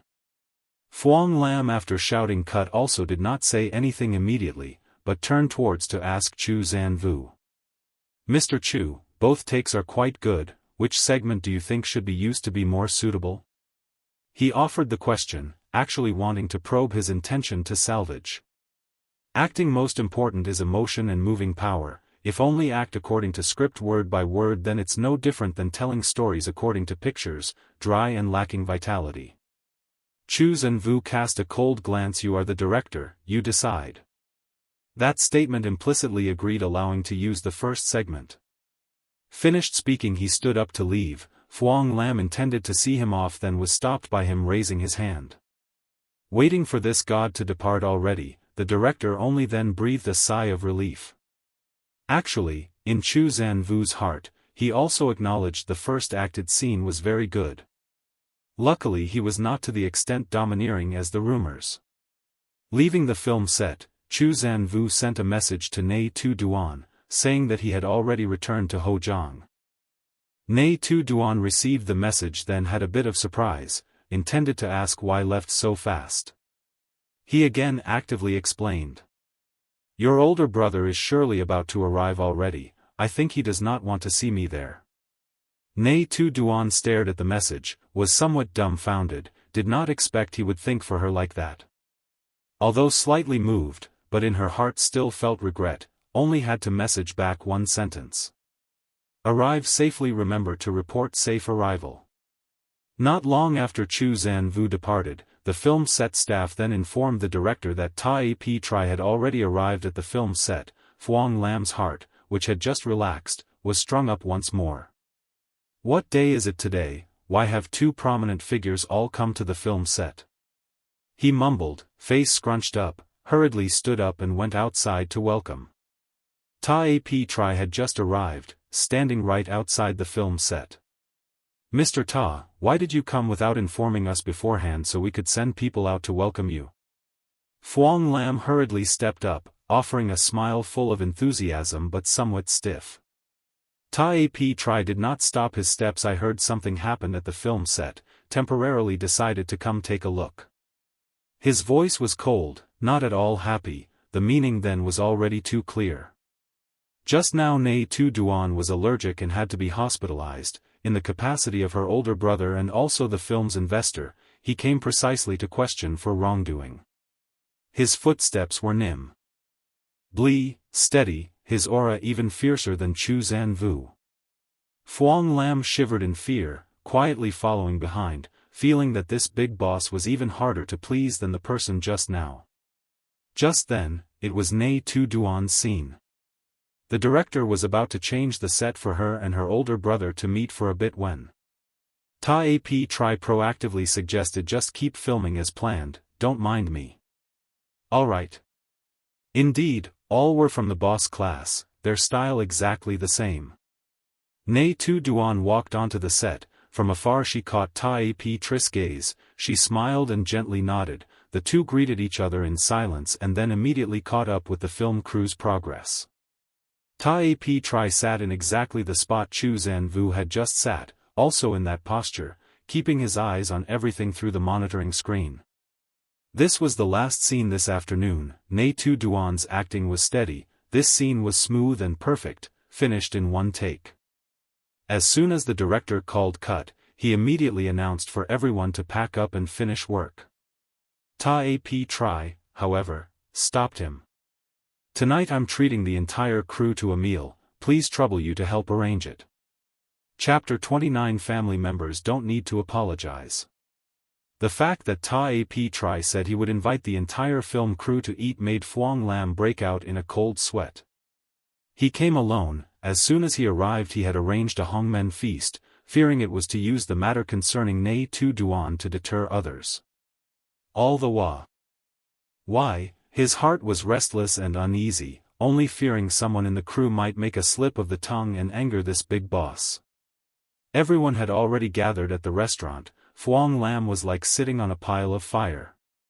Opposite, Tai Tri and his younger sister Nghi Tu Duan were chatting animatedly at the dining table. Why suddenly invite the entire crew to eat? Nghi Tu Duan asked. Tai Tri picked up food, the others did not dare to touch the revolving table. He picked up a piece of pork rib and put it into her bowl, his face did not reveal a hint of a smile. If I don't warn them a little, then today there's one person who dares to harm you, tomorrow there will be dozens who dare to harm you. He did not show any intention of punishing anyone, nor did he publicly declare that Nghi Tu Duan was his person, but simply used a meal to create psychological pressure for everyone. Nghi Tu Duan smiled. The juice incident was merely unintentional. This time it was unintentional, but if next time someone deliberately harms you, they could still say it was unintentional. Tai Tri was not easily convinced, he didn't care if it was intentional or not, as long as it hurt her, he would absolutely not accept it. Your kindness only makes others take advantage. Knowing he was worried about her, Nghi Tu Duan did not argue anymore. She stood up to get the bowl of beef soup next to her, scooped a bowl and handed it to him, smiling. This soup is very delicious. The eyes of the two siblings met. Tai Tri finally smiled, raising his hand to take it. Perhaps this was precisely the tacit understanding of family. She did not say words of thanks, but Tai Tri understood, that was precisely how she expressed her gratitude. After the meal ended, Fuang Lam did not encounter the storm as she had imagined. Even until the party ended, Tai Tri still arranged cars to take everyone back to the hotel.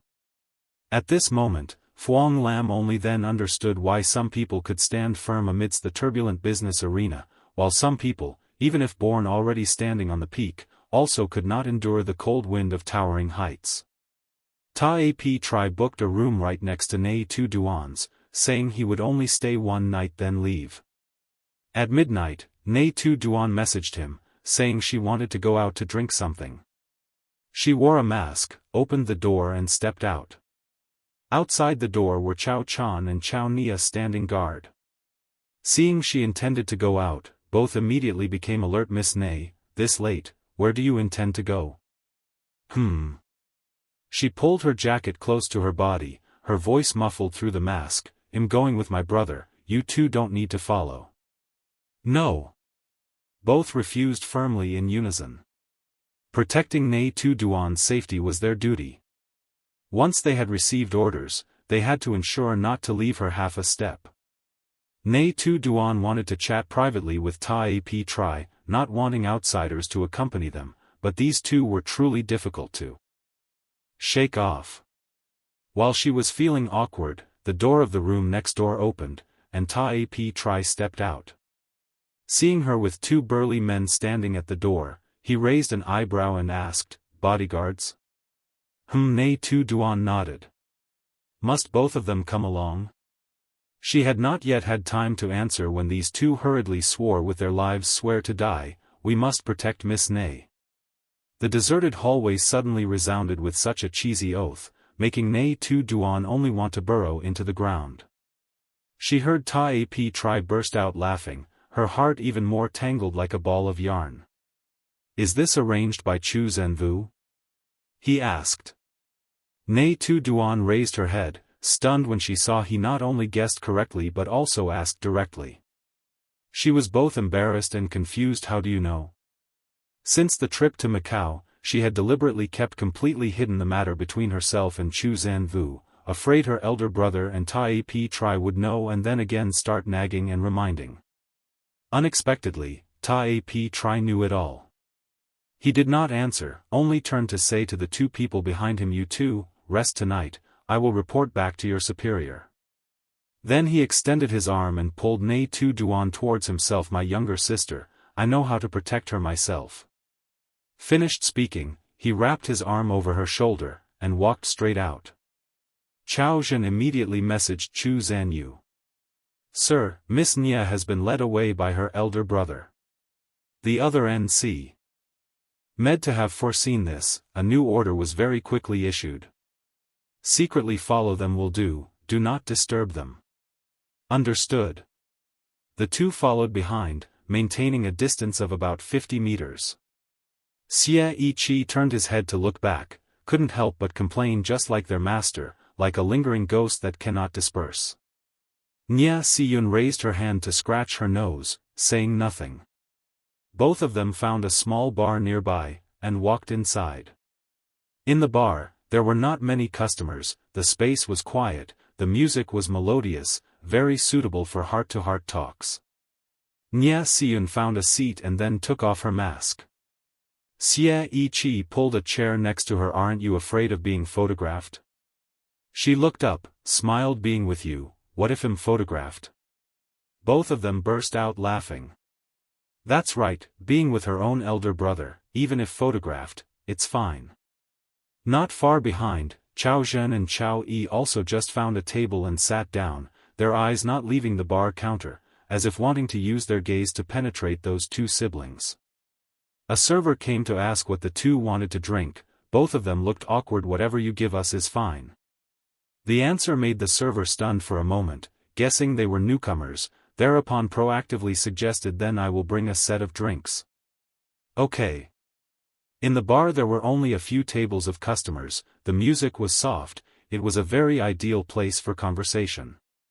Chao Yi curiously looked around, pulled Chao Zhen's hand and whispered, "Brother, this place is really good, the music sounds very nice too." They had never come to a place like this, even seldom drank alcohol. Chao Zhen also found it novel. "I also think so." Before long, the server brought the drinks up: a fruit platter, a few snacks, a case of beer and a set of whiskey mixed with soft drinks. "Why so much?" Chao Yi looked at the table full of things, stunned, his heart immediately became excited. "Brother, shall we try a little?" His eyes sparkled, his body swayed to the music. Chao Chan patted his head, growling, "Have you forgotten your mission? What if you can't keep up later?" Chao Nia pouted, rubbing his head, muttering softly, "Then won't all these dishes be wasted? Besides, Miss Ney is with her brother, surely nothing will happen." Those words made Chao Chan also waver.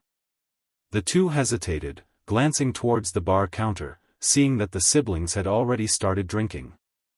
Chao Chan finally couldn't resist the temptation. "All right, just a little drink." The two had never drunk alcohol, not knowing whiskey had to be mixed with soda, they gulped it straight into their mouths as soon as it was opened. "What kind of alcohol is this? It's so hard to drink. How do they manage to drink it?" "I find it okay, actually, you try drinking a bit faster and see." Nghi Tu Duan didn't usually drink alcohol, sitting at the bar also not knowing what to order, so Ta Ap Tri proactively ordered her a glass of blue enchantress. This type of alcohol wasn't strong, mainly it was visually appealing, and when drunk, it was like carbonated water. Ta Ap Tri was drinking tequila while tilting his head to look at her, as if waiting for her reaction. "How is it?" She carefully took a sip. It wasn't as hard to drink as she imagined. "It's all right, it just doesn't have an alcoholic smell. Slowly drinking one glass down, Ta-ap Tri ordered her another type. The alcohol content gradually increased, and the tipsiness also slowly approached accordingly. By the fifth glass, Nghi Tu Duan's face began to flush. Her mind was still clear, but her thoughts were floating with the music. "Brother, I feel truly very happy now." Ta-ap Tri continued pouring alcohol into his own glass. Not long after, he had finished the whole bottle of tequila. His voice was deep and hoarse, steeped in the taste of alcohol. "Why do you say that?" Nghi Tu Duan twirled the wine glass in her hand, again took another small sip. "Because now I have Daddy, I have you, I have my career. Every step I take has everyone's support. It's as if the whole world is on my side. Everything seems to give me full courage and motivation." "Weren't you happy before?" Ta-ap Tri asked, even though he already knew clearly. Her hand paused, but she didn't turn her head to look at him, silent for a long while before saying, "Before, I didn't dare to dream of having such happiness." Her words made Ta-ap Tri's heart ache. Self-reproach and guilt spread throughout his body like deeply absorbed. Alcohol. "My parents are gone. I'm also very sad actually. At first, I really hated you. Clearly, it's not just you who lost loved ones. Why do you make me bear that remorse and guilt? But I couldn't bring myself to hate you. The accident that year, we were all innocent people. If I also hated you, wouldn't I be forever trapped in that pain? Moreover, it would also make Daddy sad. Daddy is the best person in the world." Nghi Tu Duan thought, if it weren't for Ta Huin, perhaps she would never in this lifetime be able to erase the pain of losing her parents. It was Ta Huin who filled the void in her heart, compensated for the love taken away by heaven, and it was also thanks to Ta Huin that she had everything she has today. Ta Huin's appearance was the salvation of her entire life. She drank as she spoke, not knowing when she had already emptied 7, 8 glasses. Ta-ap Tri looked at her sad demeanor, his heart aching unbearably. He hated himself for being too impetuous in the past, letting a wound that should have healed long ago bleed for so many years. He said nothing, just quietly drank his wine. Nghi Tu Duan wiped her tears, stubbornly drank dry the last glass. Tears spilled from the corners of her eyes. She felt like the most heartless white-eyed wolf in the world. Ta Huin had raised her for 20 years, yet she suspected him of being involved in the accident years ago, investigating persistently, while hoping for the truth. She also feared her hypothesis was true. She was completely drunk. The glass fell from her hand, her heavy head tilted to one side, hitting Ta-ap Tri's shoulder forcefully. The man put his glass down, extended his arm to embrace her. The smell of wine lingered, but he had no hint of intoxication at all. The corners of Nghi Tu Duan's lips softly mumbled, "I'm sorry." Ta-ap Tri's heart gave a pang. He bent down and lifted her up in his arms. "Silly one, family doesn't need to say sorry." She was as light as a sheet of paper, held in his arms as if weightless. Her skin was soft as jelly, making one not dare to use any strength. He carried her out of the bar, glancing at a corner of the room. Chao Chan and Chao Nia were also completely drunk. The server came to demand payment. The two leaned on each other, acting pitiful, saying they had no money. Ta-ap Tri sighed, walked over and said to the staff, "Let me pay for them." Hearing someone pay for them, the two brothers immediately had eyes bright as headlights, looking up at him with full adoration. "Thank you, big brother." Ta-ap Tri frowned, let out a disgusted tch, then carried Nghi Tu Duan out of the bar. Even though they were drunk, the two brothers did not forget their mission, stumbling and clinging behind Ta-ap Tri, secretly taking photos with their phones, even forgetting to turn off the flash. The person in front acted as if he didn't see. All the way in Hojiang, Chu Zanvu received the photo that Chao Chan sent. His hand gripped the metal pen so tightly he almost bent it out of shape.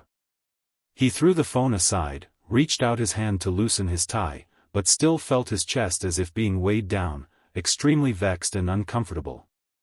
Chapter 30. The tired moonlight will gently linger on the treetops. That entire night, Chu Zanvu stayed at the company. The phone was thrown aside, but the image in that photo kept appearing endlessly in his mind. The next morning during the early meeting, the entire meeting room was enveloped in a heavy atmosphere. The boss' complexion was extremely gloomy. When hearing his subordinate report back Mr. Ta also did not attend the meeting today, Chu Zanvu's complexion darkened even more, directly cancelled the meeting immediately. Even Tan Du did not understand what had happened, not knowing what exactly made the boss angry. If only because Ta Ap Tri was absent that he was angry, then it would be strange, because ever since he invested shares in the company, the number of appearances could be counted on one's fingers. Chu Zanvu had also never cared. Why today did he suddenly explode? Could it be because he had suppressed it for too long so he couldn't bear it anymore? Whatever the reason was, when the boss got angry, the consequences were also very serious.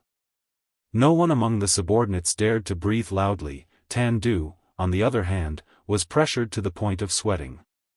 That afternoon, Ta Ap Tri returned to the company, intending to discuss work matters with Chu Zanvu, but W. as completely ignored by him. Tan Du only now understood it turned out the boss was angry with his brother-in-law. Because Chu Zanvu didn't pay attention to him, Ta Ap Tri decisively charged straight upstairs. Mr. Ta, Tan Du sprang to his feet. The boss is in a video meeting, he isn't meeting anyone at all now. Ta Ap Tri laughed, sighed. So when will he finally agree to meet me then? Tan Du glanced at the notification on the computer screen. It was a message Chu Zanvu sent from noon. Do not meet Ta Ap Tri. He smiled faintly recently, it's probably not available. Ta Ap Tri. He felt as if he was being targeted. But today I must definitely meet him. But the boss is truly busy indeed. The two people confronted each other at the office door. Ta Ap Tri clearly showed a resolute attitude. Tan Du also refused to back down. The stalemate lasted very long, until Chu Zanvu personally stepped out. Go up to the meeting room, wait for me. Ta Ap Tri turned his head, glanced at Tan Du, provocatively raised his eyebrows, then leisurely left. Sir. Tan Du called Chu Zanvu, waited until Ta Ap Tri's figure completely disappeared, then lowered his voice, said, the matter last time you told me to investigate about Mr. Fai, the leader of the underground jadeite market in Hong Kong, I have already found some information. Wait until I return then talk. Chu Zanvu's gaze was cold and emotionless, his steps heavy, his expression tired and distraught, no different than a husband had just lost his wife. Two men successively entered the meeting room. Ta Ap Tri sat down very comfortably, lazily leaned his whole body into the chair. As soon as he saw Chu Zanvu enter, the corner of his lips immediately curved up teasingly. Chairman Chu lately looks like he has many thoughts, huh? Deliberately teasing. Knowing clearly his mood today had deteriorated because of last night's matter, yet he still liked to add oil to fire. Aren't we supposed to discuss the project? Chu Zanvu slowly sat down, ignored the other party's sarcasm. If talking about work matters, then talk about work matters. However, Ta Ap Tri yet didn't seem at all to be intending to discuss work. Opened his mouth, already it was Nghi Tu Duan's name. You like Tu Duan? The two faced each other, only separated by a wide table, the air as if there were invisible sparks shooting out. Chu Zanvu leaned back against the back of the chair, chuckled lightly. Aren't you also like that? The words made the space as if frozen, the smell of gunpowder spread everywhere. Only men understand men clearly. Ta Ap Tri's thoughts he had long seen through, no different than him. That's right. Ta Ap Tri calmly admitted, without any burden in his heart, but I and you are not alike. Different where? Since we've talked, then must talk clearly. You know clearly the relationship between me and her, therefore even if I know clearly myself do like her, I will also not be with her. Ta Ap Tri's smile vanished, his voice low. Red, carrying a bit of bitterness. Even if both of us have feelings, I also will not let that relationship cross the boundary. I am forever her older brother. Before, he had never thought the relationship between him and Tu Duan would go to this step, nor had he ever thought he himself would have such deep feelings for her. Sometimes he wished he had never matured in thought, just forever hated her, then perhaps it would have been better. But just like Nghi Tu Duan once said, he could not bring himself to hate her. She is too good. The harms he once caused her when he was still childish and foolish, will be the thing that makes him feel guilty his whole life. Precisely because he once was not good to her, so when he realized the feelings in his heart, Tri had tormented himself for a very long time. He fell into self-reproach and guilt, feeling he was not worthy and did not have the right to love her. Such a good girl, he will not allow anyone to hurt her, including himself. After a long period of internal struggle, he finally decided that he would be a good older brother, protecting his best younger sister his whole life. Zhou Can Wu looked straight into his eyes, like a sharp knife wanting to pierce through the other party's heart. He observed, but did not find any flaw. But as for you, Zhou Can Wu, you will not have the chance to be with her. Zhou Can Wu's eyes showed contempt. Is that so certain? I know Tu Duan well. She is always very obedient to me and Addie. Saying it like that, then you do not at all respect her thoughts. Tri was speechless. Actually, even he also was not so certain. Because Nghi Tu Duan is always obedient, but when in Macau she once, because of this man, went against the will of Tri and Tahuin. Perhaps they could use the grace of upbringing to bind her, but they cannot imprison her soul, and even less can they bind her heart. The two people stayed in the meeting room all afternoon. After finishing discussing the project matter, Tri left the company. Lately he has been swamped in both places. Work at Chu Group was already a lot, and his family's corporation domestically was also all under his complete authority, personally handling all matters. Zhou Can Wu returned to the office, called Tan Du to report. Recently Min-Ao Group seems to have a new project. Our person in charge has attended several meetings but there was no progress. General Director Min explained that the raw material import is stuck, saying they want to temporarily stop.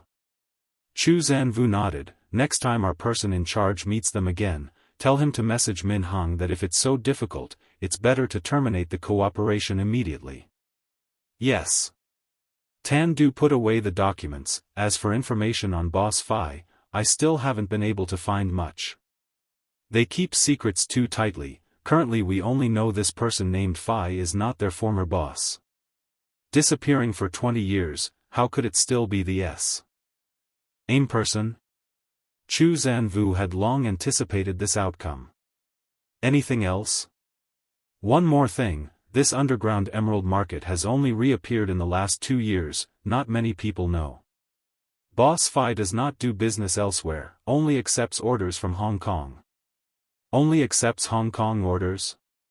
Zhou Can Wu furrowed his brows, feeling something was wrong. Before this corporation disappeared from the market, it seemed there was no such regulation. Why did this return suddenly add such a condition? That's right, so almost no one domestically knows about it. The man stood by the floor-to-ceiling window, the sunset light dyed the sky red, reflecting the desolate autumn scene of the city. He remembered the bracelet that Nghi Tu Duan sent.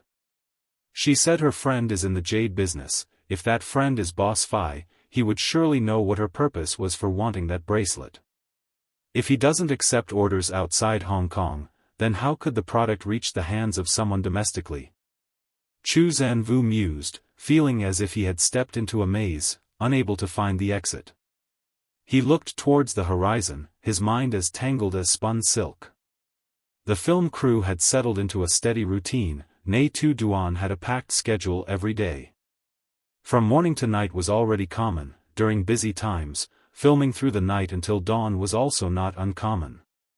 Zhou Can Wu prepared a specialized car for her, and occasionally added more supplies. Although he didn't say anything, Nghi Tu Duan knew perfectly well it was all prepared by one person. Having been in Hon Diem for a month, the weather changed from autumn to winter, clothes also grew thicker day by day. During this time Zhou Can Wu also seemed very busy, messages on the phone became fewer and fewer. Nghi Tu Duan also didn't proactively message much. Severing contact for about a week, Nghi Tu Duan vaguely endured the passing time. For the past 2 days she was always restless, she herself didn't understand why. Until that evening, when filming was finished, Nghi Tu Duan intended to return to the car to tidy up her things then go back to the hotel.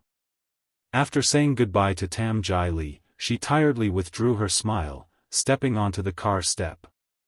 Inside the car, the air conditioner was already on. As soon as she entered, a wave of warm air rushed in, making the blood in her body feel as if it was revived.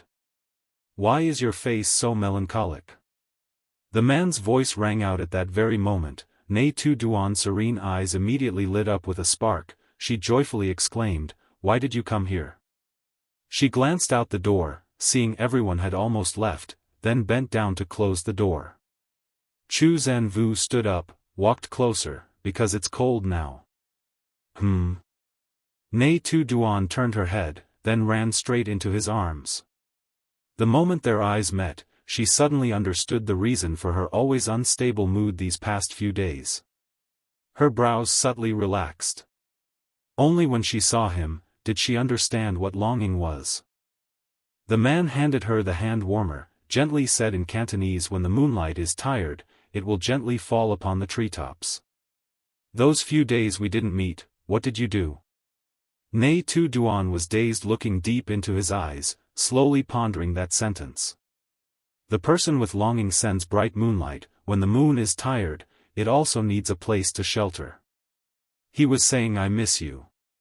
Thousands upon thousands of longings, at that moment of reunion, all transformed into a simple greeting. Nghi Tu Duan pursed her lips, the hand warmer in her hand seemed to warm her entire heart, the cold from earlier quickly vanished. She gently curved her lips into a smile, gently replied that, "I also want to say to you." Both looked at each other and smiled, without needing words, also understood each other's thoughts. There are some understandings that seem to be innate. She was saying, "I also miss you." Dry branches under the moonlight were more silent than even a summer night. All the crew members had already left. Zhou Can Wu drove Nghi Tu Duan back to the hotel. Getting into the car, seeing Tan Du sitting in the driver's seat, Nghi Tu Duan happily greeted, "Long time no see." Tan Du was a little surprised, never before had he seen her so enthusiastic. Somewhat flustered, he replied, "Hello Miss Nghi, it truly has been a long time since we last met." Zhou Can Wu got in from the other side, "Just happened to hear Nghi Tu Duan ask you two didn't drive here all the way from Hojian." "Gee, did you?" This car was the one Zhou Can Wu drove most often. She clearly remembered the license plate number Hojiang A88888. "Because the master knew you were busy filming during the day, even if he came early, he wouldn't be able to meet you, so he simply drove here directly." Tan Du answered on behalf of Zhou Can Wu, leaving his boss no face at all. Nghi Tu Duan turned her head to look at him. The man also wasn't the least bit embarrassed, on the contrary, he exuded an air of integrity and boldness. "When will the two of you return?" Each time they met, the thing she cared about most was always the moment of parting. These short meetings, at least, must leave behind a little beautiful memory, only then worthy of the journey of 10,000 miles that he had crossed. Zhou Can Wu's voice was hoarse as if caught by cold mist. "Probably a few more days. Do you have many scenes tomorrow?" "All day tomorrow is also fully scheduled." Her voice had a bit of disappointment. "Tired?" Zhou Can Wu asked. She was silent for a few seconds, then shook her head, actually not feeling tired. Many years of filming, she had gotten used to the rhythm of life of the film crew. Such intensity to her also was nothing. Not tired, just suddenly want to be a little lazy. Chapter 31 Good Sleep. Life in the film crew was very busy. Every day everyone worked on time and in the right place. Nghi Tu Duan also had gotten used to staying up late and waking up early. Arriving at the hotel, she returned to a room to bathe and clean herself, intending to study lines a little then go to sleep. As for Zhou Can Wu, he was having an online meeting in the room on the floor above. The two people each did their own work, although longing for each other but not bothering each other.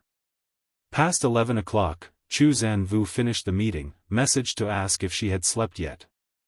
She almost answered immediately, a little hungry, cannot sleep. Her hand flipped the script back and forth but still stopped at the first page. She knew she completely did not have the mood to study lines, so decisively gave up. Zhou Can Wu asked her what she ate for dinner, at the same time used the internal phone to order for her a late-night snack. He remembered in Chao Chan's daily report it was mentioned, other artists all ordered all sorts of food every day, only Nghi Tu Duan every day also ate the film crew's bento box. She ate little, each time all ate not much. Thinking of last time he accidentally touched her waist, her slender body to the extent that it could be entirely embraced in the palm of one's hand, as if she had been treated badly. I ordered a light portion already, don't worry about gaining weight. Nghi Tu Duan attentively looked at the words on the screen. He was always gentle in all matters, never boasted what he had done, but instead made others feel at ease, could not help but want to lean on him. Actually she only said she was hungry for the sake of it. Unexpectedly Zhou Can Wu acted so quick. KLY. But thinking carefully again, he had always been like that. As long as he knew what she lacked, he would immediately make up for it. Her private car was initially empty, only had basic resting items, but now had been filled by Zhou Can Wu. Even the things she had never opened her mouth to say she lacked, he also proactively prepared. The food was delivered very quickly, just over 10 minutes, and someone had already pressed the doorbell. Nghi Tu Duan finished taking the food, took a picture and sent it to him. The food in the tray was not much. Fortunately she originally ate little, otherwise it would again be wasted. After finishing that light portion, Nghi Tu Duan went to wash her face again once more, then messaged Zhou Can Wu to let him know she was about to sleep, and incidentally asked him when he would sleep. As soon as she lay onto the bed, the phone had already rung. Through one floor, the man's voice rang out in the receiver, deep and low and gentle. Asleep already? She covered half her face under the blanket, secretly smiled, a soft voice echoing out. You're still not asleep? The other side seemed to have just sat down. A prolonged sigh rang out, planning to watch a movie then sleep. What movie is it?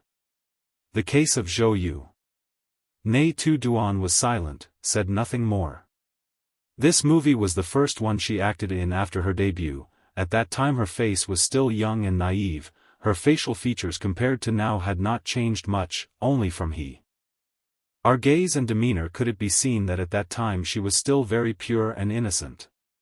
When filming this movie, she was only 19 years old, played the role of a high school girl, outwardly seemed harmless, always carried a radiant smile, but behind her back actually helped a murderer do unprincipled things. Finally was influenced by the person in her heart, carrying regret, and jumped from a building to commit suicide. Why aren't you saying anything anymore? Zhou Can Wu's lazy voice rang out, mixed with the background sound of the movie, seemed to have already started playing. Nghi Tu Duan turned over. You just watch, I'm sleeping first. You're not revealing any bit of content to me? This movie seems quite horrific. He intentionally teased. Nghi Tu Duan glared with endless disdain. She said concisely and definitively, by the end of the movie I die.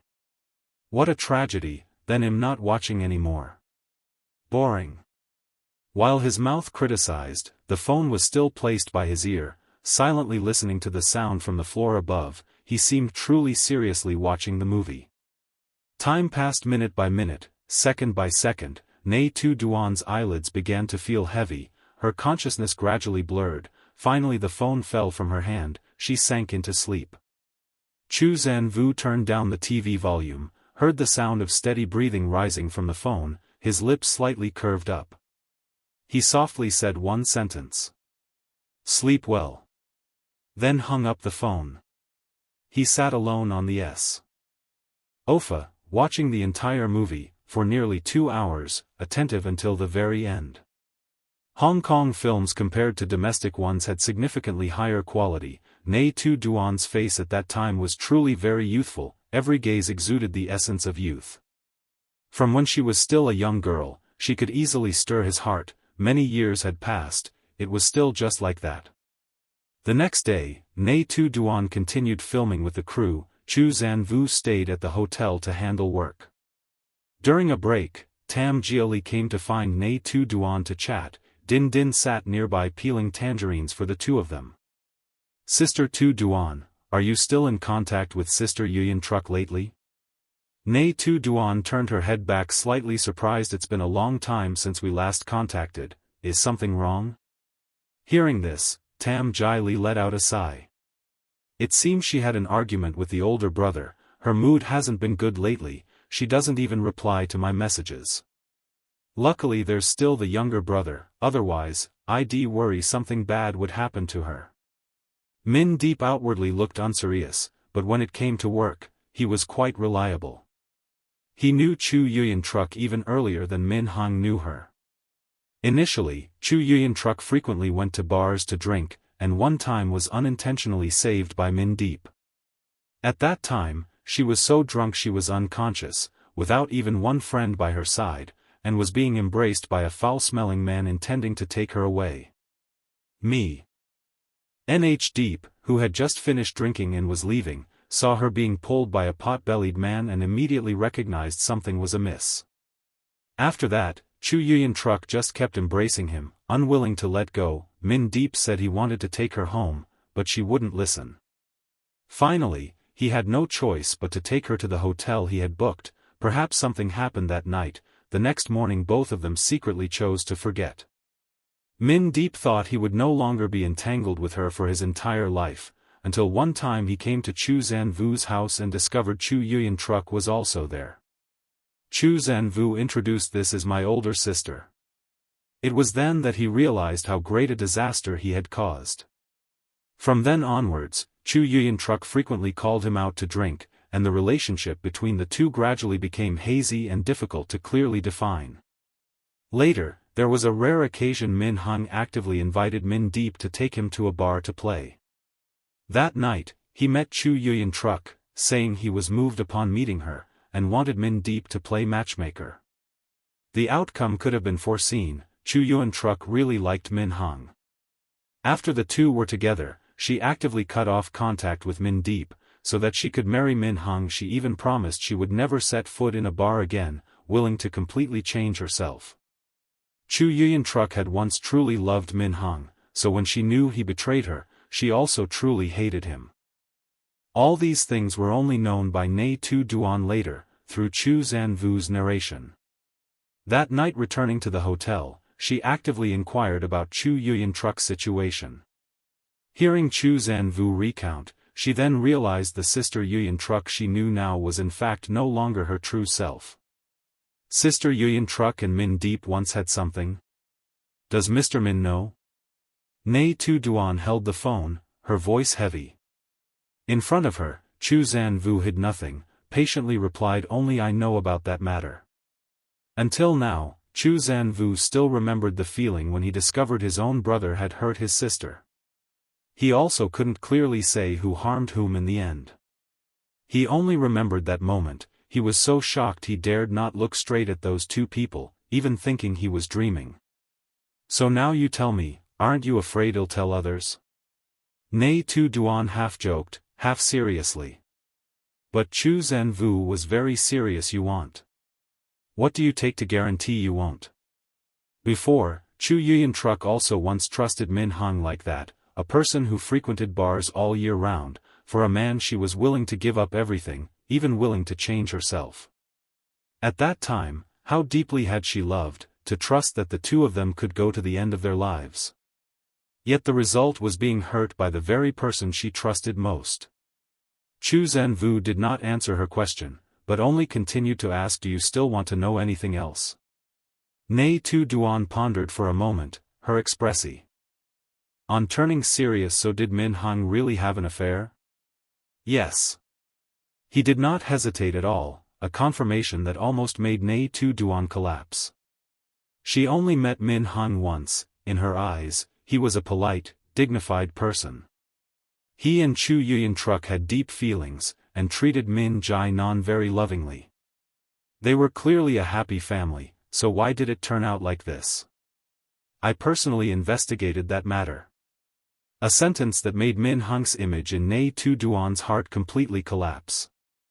Initially he invited Min deep to the bar because he had just broken up with his first love. Afterwards, the affair was also because that ex-girlfriend came back to find him. Chu Zanvu had investigated everything, then told Chu Yuyan everything. In her hand, she held all the evidence, but did not make a fuss with Min Hong but sat down to negotiate very calmly. Currently, the two are still in the process of negotiation. Min Hong is in a weak position, still struggling for help as before. To say she wasn't heartbroken or angry was false. Recently she almost every night went back and forth to bars. Cigarettes she had quit for several years she also smoked again. Min Jai Nan was sent by her to her biological father for care. Chu Zanvu said Min Deep is by her side, nothing serious will happen. Hearing that, Nghi Tu Duan then felt a little relieved. She frowned, still finding it hard to believe Min Hong could be that kind of person. Before, he said he loved her passionately. Promised a lifetime with only one person, then it turned out everything was just lies. Chu Zanvu heard her continuously sigh, knowing she found it hard to accept this truth, but he still coldly stated a callous truth: don't believe what men say, in this world you can only trust yourself. Nghi Tu Duan was stunned for a moment, then slowly asked, you also cannot be trusted? The man did not hesitate. That's right. Nghi Tu Duan's hand trembled when holding the phone. She kept thinking Chu Zanvu would say she could trust him, who knew he actually wanted her to doubt even herself. Nghi Tu Duan. Hearing him call her name, she vaguely spoke up. The matter you are investigating, you can stop now. Just one sentence threw her mind into disarray. She hadn't even had time to ask what he was talking about when she heard him continue, about 20 years ago, your parents' car accident that year. Nghi Tu Duan's entire mind exploded. Since when have you known about this? In just a blink of an eye, she understood why he told her not to trust anyone. It turns out even he was secretly investigating her too. You even investigated my matters too? Tu Duan. Chu Zanvu was about to explain, but was immediately cut off by her. Chu Zanvu, why do you have to investigate me? That year's accident is my private matter. You not only investigated behind my back but also told me not to continue looking into it anymore. Is it that everyone who comes near you must all be thoroughly investigated by you? Ensuring there's nothing threatening you, only then allowed to approach? Do you see me as having anything worthwhile to investigate? Now I understand why you told me not to trust you, because from the very beginning, you never trusted me either. Angered by his one sentence, Nghi Tu Duan immediately blocked his contact. Chu Zanvu held the darkened phone, scratching his forehead helplessly. He only wanted to remind her one sentence, who knew he was subjected to fire spreading across the entire field. Chu Zanvu held his forehead, helplessly gave a bitter smile. Chapter 32 Nightlife. There are people who are truly the type who explode as soon as they are touched. It turns out to be true. He hadn't even had time to say a word, he was already sealed tight by her, unable to move. She was probably truly very angry for not being trusted by an important person, to the point of not even bothering to give him a chance to explain. Nghi Tu Duan acted extremely quickly. She blocked as soon as she said to block. Now, even if he wanted to explain, there was no way. Chu Zanvu wanted to meet her directly to clarify with her, but this place was not discreet enough. He could not risk going down to find her. The hotel where the big film crew was staying always had paparazzi lurking nearby. Any movement could make them sniff it out. But he couldn't just let things remain tense like this forever. Thinking it over and over, he still couldn't find a suitable way to meet Nghi Tu Duan. Nghi Tu Duan was so angry she couldn't sleep. She couldn't understand what reason Chu Zanvu ultimately had to investigate her. They hadn't just known each other for a day or two, if this had happened when they first met, she probably wouldn't have cared so much. But now it was different, they had sympathized, understood each other, the relationship between the two of them was no longer simply friendship. Yet she was still not trusted. Because in her heart, Zhou Can Wu was not simply a friend. Precisely because of this, his action was no different from pushing her away, as if from beginning to end, she was just a stranger who could be there or not in his life. That's why she was so angry. Moreover, the accident that year had always been a deeply buried pain in her heart, no one was allowed to touch. Tossing and turning restlessly, Nghi Tu Duan was so angry she found it hard to breathe. At this moment, her phone chimed with a WeChat message notification from Tam Jai Li. "Sister Tu Duan, have you slept yet?" She sat on the sofa for quite a while, adjusted her emotions before replying not yet. "That's great then, can you come up here to help me practice acting? Tomorrow's scene is quite emotionally heavy, I still can't get into character, please help me." Seeing it was work-related, Nghi Tu Duan didn't think much, she just said she would get ready and go up to find her. Having just showered, Nghi Tu Duan was wrapped in a bath towel, her hair was still wet and not yet dried. And of course, she couldn't go out in this state. About 20 minutes later, she changed into comfortable clothes, brought the script and went upstairs to find Tam Jai Li.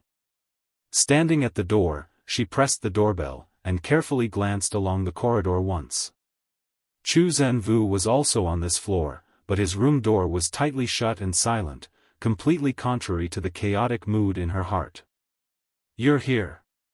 Tam Jai Li came out to open the door, pulled her inside, and quickly locked the door. "What are you doing here?" Nghi Tu Duan had just walked 2 steps when she suddenly stood still, not willing to step more. Her eyes met the man standing by the window, like there was someone just lit the fuse into a bomb, making her could explode any time. Curtains in the room pulled tightly shut, not only because there was Zhou Can Wu, but inherently rooms of artists all must keep curtains like that to ensure privacy. "Sister, talk with him, I go into room watch movie here." Tam Jai Li stood behind her, pointed inside, signaled for Zhou Can Wu to self-grasp opportunity. Finished speaking, she immediately retreated into the bedroom. Nghi Tu Duan glared eyes looked at the man in front, in bottom eyes full of vigilance like a hedgehog retracted its entire sharp spines, preparing to fight any time. She turned body wanted to go, but he quick hand held onto her wrist. "You are little emperor saw. Just judged as handled finished as not let people opportunity overturn case huh?" He spoke. Half joking half true, but Nghi Tu Duan Lai not could smile. "You want to say is yourself not investigated you behind back saw?" She not believed could. She turned head looked at him, eyes burning fire. Not wrong, people in the circle still rumored that Nghi Tu Duan temperament not easy comfortable, hit who then hit, don't foolish but hit her. Indeed not was rumor baseless. Zhou Can Wu showed attitude very gentle, he seemed born already carried ability soothe others I apologize, can give me opportunity explain no? His voice soft thin to extent too much, just like was coaxing his girlfriend being sulky like that.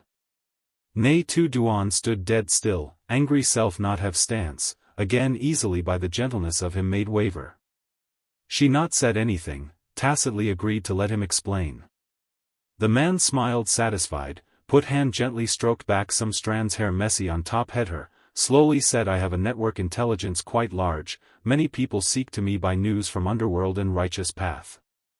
Some things others not investigate got, I again investigate out got in the accident that you investigated that, is I coincidentally discovered out when was investigating another matter. Nghi Tu Duan furrowed brows listened to him speak. Other matter?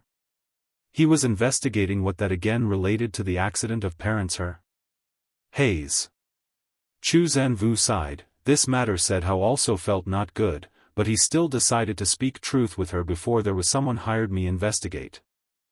The accident on Tay Sun Street 20 years ago. In the process investigation, I discovered you also was secretly investigating this matter. So why you again told me stop hand? Is it because you already investigated out got something already know? This new is the matter important most. She intently looked straight into eyes his, tried learned according to way of him, wanted from eyes that see out something really. But she not was Zhou Can Wu, she not saw out got anything at all.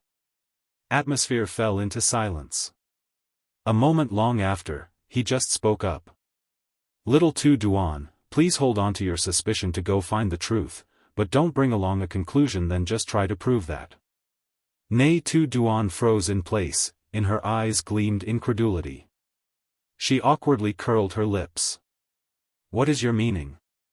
She did not want to understand that statement, because it was like leading her to go on a small, narrow road to the edge of a precipice and that road then had no way to turn back. I once said, don't believe others' words. Just like now, Nghi Tu Duan should not believe my words. What she should do is on her own find out the answer, not rely on the words I said to confirm a certain hypothesis. Then why must I stop?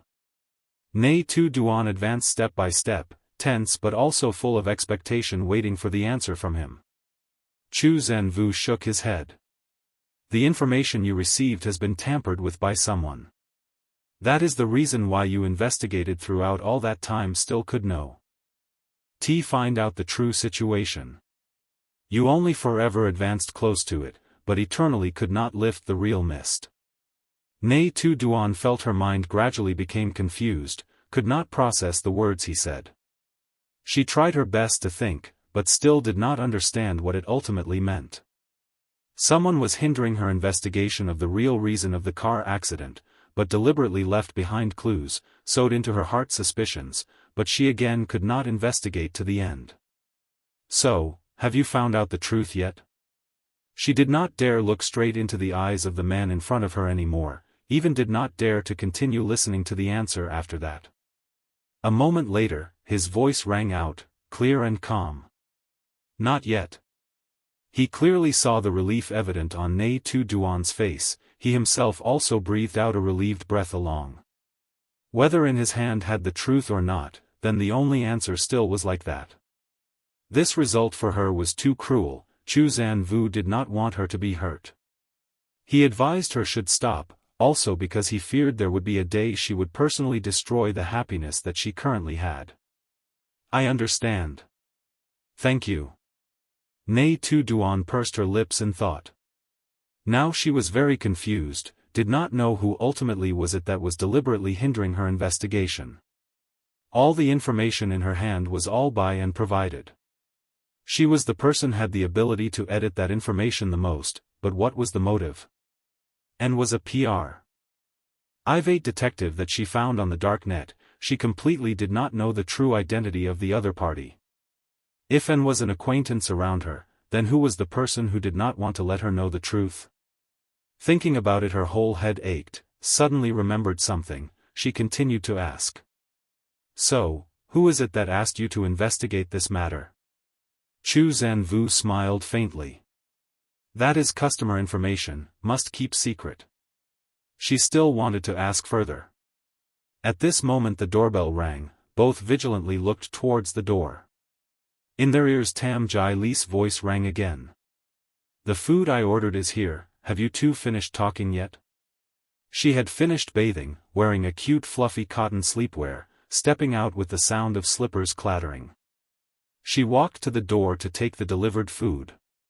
At this hour still eating? Nghi Tu Duan didn't understand, asked. Tam Jai Li carried the insulated bag back, smiled faintly. So silly, how can one not post on Weibo with such a good opportunity? The allergy incident last time, have you forgotten? How terribly netizens scolded me, shouldn't you also do something to appease your conscience? While speaking, she began to unpack the food onto the tea table. For this meal, not a few dishes were ordered, such as grilled food, fried food, and even beer, clearly not just to appease conscience but also to indulge her own stomach. Finally Nghi Tu Duan also burst out laughing, stepping over to help her unpack the food. You are truly the type to eat for revenge. She helped and teased at the same time. Tam Jai Li is currently filming, and is the female lead, so her physique is managed extremely strictly by both her manager and assistant. Even if ordering takeout, it was all diet meals for weight loss, not tasty at all, portions were small, so naturally she also became thin. Such days had lasted for a whole month. Tam Jai Li pouted. "Big sister, don't expose me." The two girls busily prepared. Zhou Can Wu stood beside them, only able to shake his head, smiling helplessly. This time he had actively asked Tam Jai Li for help, not expecting her to agree so decisively. The main purpose of the trip was to resolve the misunderstanding with Nghi Tu Duan. Now considered achieved, he no longer had interest in the pile of food, preparing to return to his room. "Wait a moment." Just as he was about to leave, Tam Jai Li hastily stopped him. She turned around, rummaging under the TV cabinet. "I have a deck of cards here, let's take a picture in case of unforeseen circumstances." Having said that, she truly pulled out a deck of cards. Zhou Can Wu and Nghi Tu Duan both were stunned, then immediately understood her intention. Their hearts suddenly warmed. In the film set, everywhere there were people prying. Zhou Can Wu, a man, again staying in the same room with two girls. If let out, who knows what kind of rumors would again be stirred up. Tam Jai Li used this method to blind the world. Both to calm down the previous allergic reaction incident, and to let tonight's matter pass smoothly. She truly was not foolish at all. Nghi Tu Duan pursed her lips, smiled bitterly, feeling lucky to have a friend like her. The three people finished taking photos. Zhou Can Wu was the first to leave, leaving behind the two girls drinking beer to confide. Both drank until late at night, to the point that Nghi Tu Duan no longer had the strength to return to her room. The two people together woke up on one bed the next morning. Fortunately, last night Tam Jai Li had posted a Weibo post, accompanied by photos of the three people playing cards eating grilled food, so the news that the group of reporters secretly photographed was immediately quashed. A reporter spreading rumors saw Zhou Can Wu late at night entering Tam Jai Li's room, intending to seize the opportunity to create a topic. Unexpectedly, Tam Jai Li immediately posted, sharing the happy moment between three friends, causing all speculations to be blocked. Fans from both sides saw their idols interacting, excited to the point of shaking hands and making peace. So it turns out Nghi Tu Duan and teacher Jai Li in real life are so close. What kind of things were we doing before? Don't know anymore. Nghi Tu has never publicly disclosed her private life, this is the first time. Surely they also don't want to see fans from both sides argue, that's why they did this much. So touching. Girls are truly the most shining creatures in the world. It's over, why do I suddenly feel like shipping the two of them like this? People who were happy were many, people who were sad were also not few. Although the incident online had been resolved, but the next morning Tam Jai Li was again severely scolded by her manager. Last night's meal caused her to have all savory dishes cut for the next 2 weeks. Knowing this news, Tam Jai Li felt aggrieved to the point of almost crying. Chapter 33. Want to see? Tam Jai Li's menu was cut down. Now every day she could only wait for her assistant to bring meals. Each meal was different diet dishes, making the girl eat to the point of wanting to throw up. Wanting to resist, but every time was again severely scolded by the manager. Thinking of that matter, Nghi Tu Duan again felt guilty. During breaks between filming scenes, she secretly gave Tam Jai Li some low-calorie snacks. The girl happily ate it all up, only that one time she was caught red-handed by the assistant. From then on, beside the two people there were always prying eyes following, as if afraid they were secretly exchanging something. The filming days thus passed by endlessly long. This winter also seemed to go on forever, not yet reaching its end. Since the time he left home DM, Zhou Can Wu still had not met Nghi Tu Duan again. Also very rarely called or messaged, but the connecting thread between the two people seemed to have never loosened. Every day he always received the schedule report of Nghi Tu Duan from Chao Chan. They did not converse, but again seemed like they were silently watching each other at all times. Sometimes Nghi Tu Duan discovered Chao Chan was taking photos, she would secretly raise her hand to pose a V sign. Sometimes too tired, she would raise her hand to cover her face. Chu Zhenvu looked at those photos, as if she was vividly appearing right before his eyes. He would arrange his work according to Nghi Tu Duan's schedule. She started filming at 5 or 6 in the morning, he also woke up to work early. If that day the film crew filmed at night, he would also stay at the company to resolve work for the next few days. Such days, it was as if two people worked together, in their hearts always had each other, yet did not feel tired at all. Close to Christmas, Hojiang began to have snow falling. This was the first call Chu Zhenvu proactively called her after half a month. "Are you busy? Why did you answer the phone so late?" His voice echoed from the rooftop. The potted plants by the railing had been moved into the greenhouse to avoid being damaged by frost. Nghi Tu Duan's voice was very light, there was the sound of a door closing, it seemed she had just returned to her room. "I just went to Jai Li's room to eat a little something, left the phone in silent mode so couldn't hear it." "Is there something?" On the phone there was the sound of wind, it seemed he was outdoors.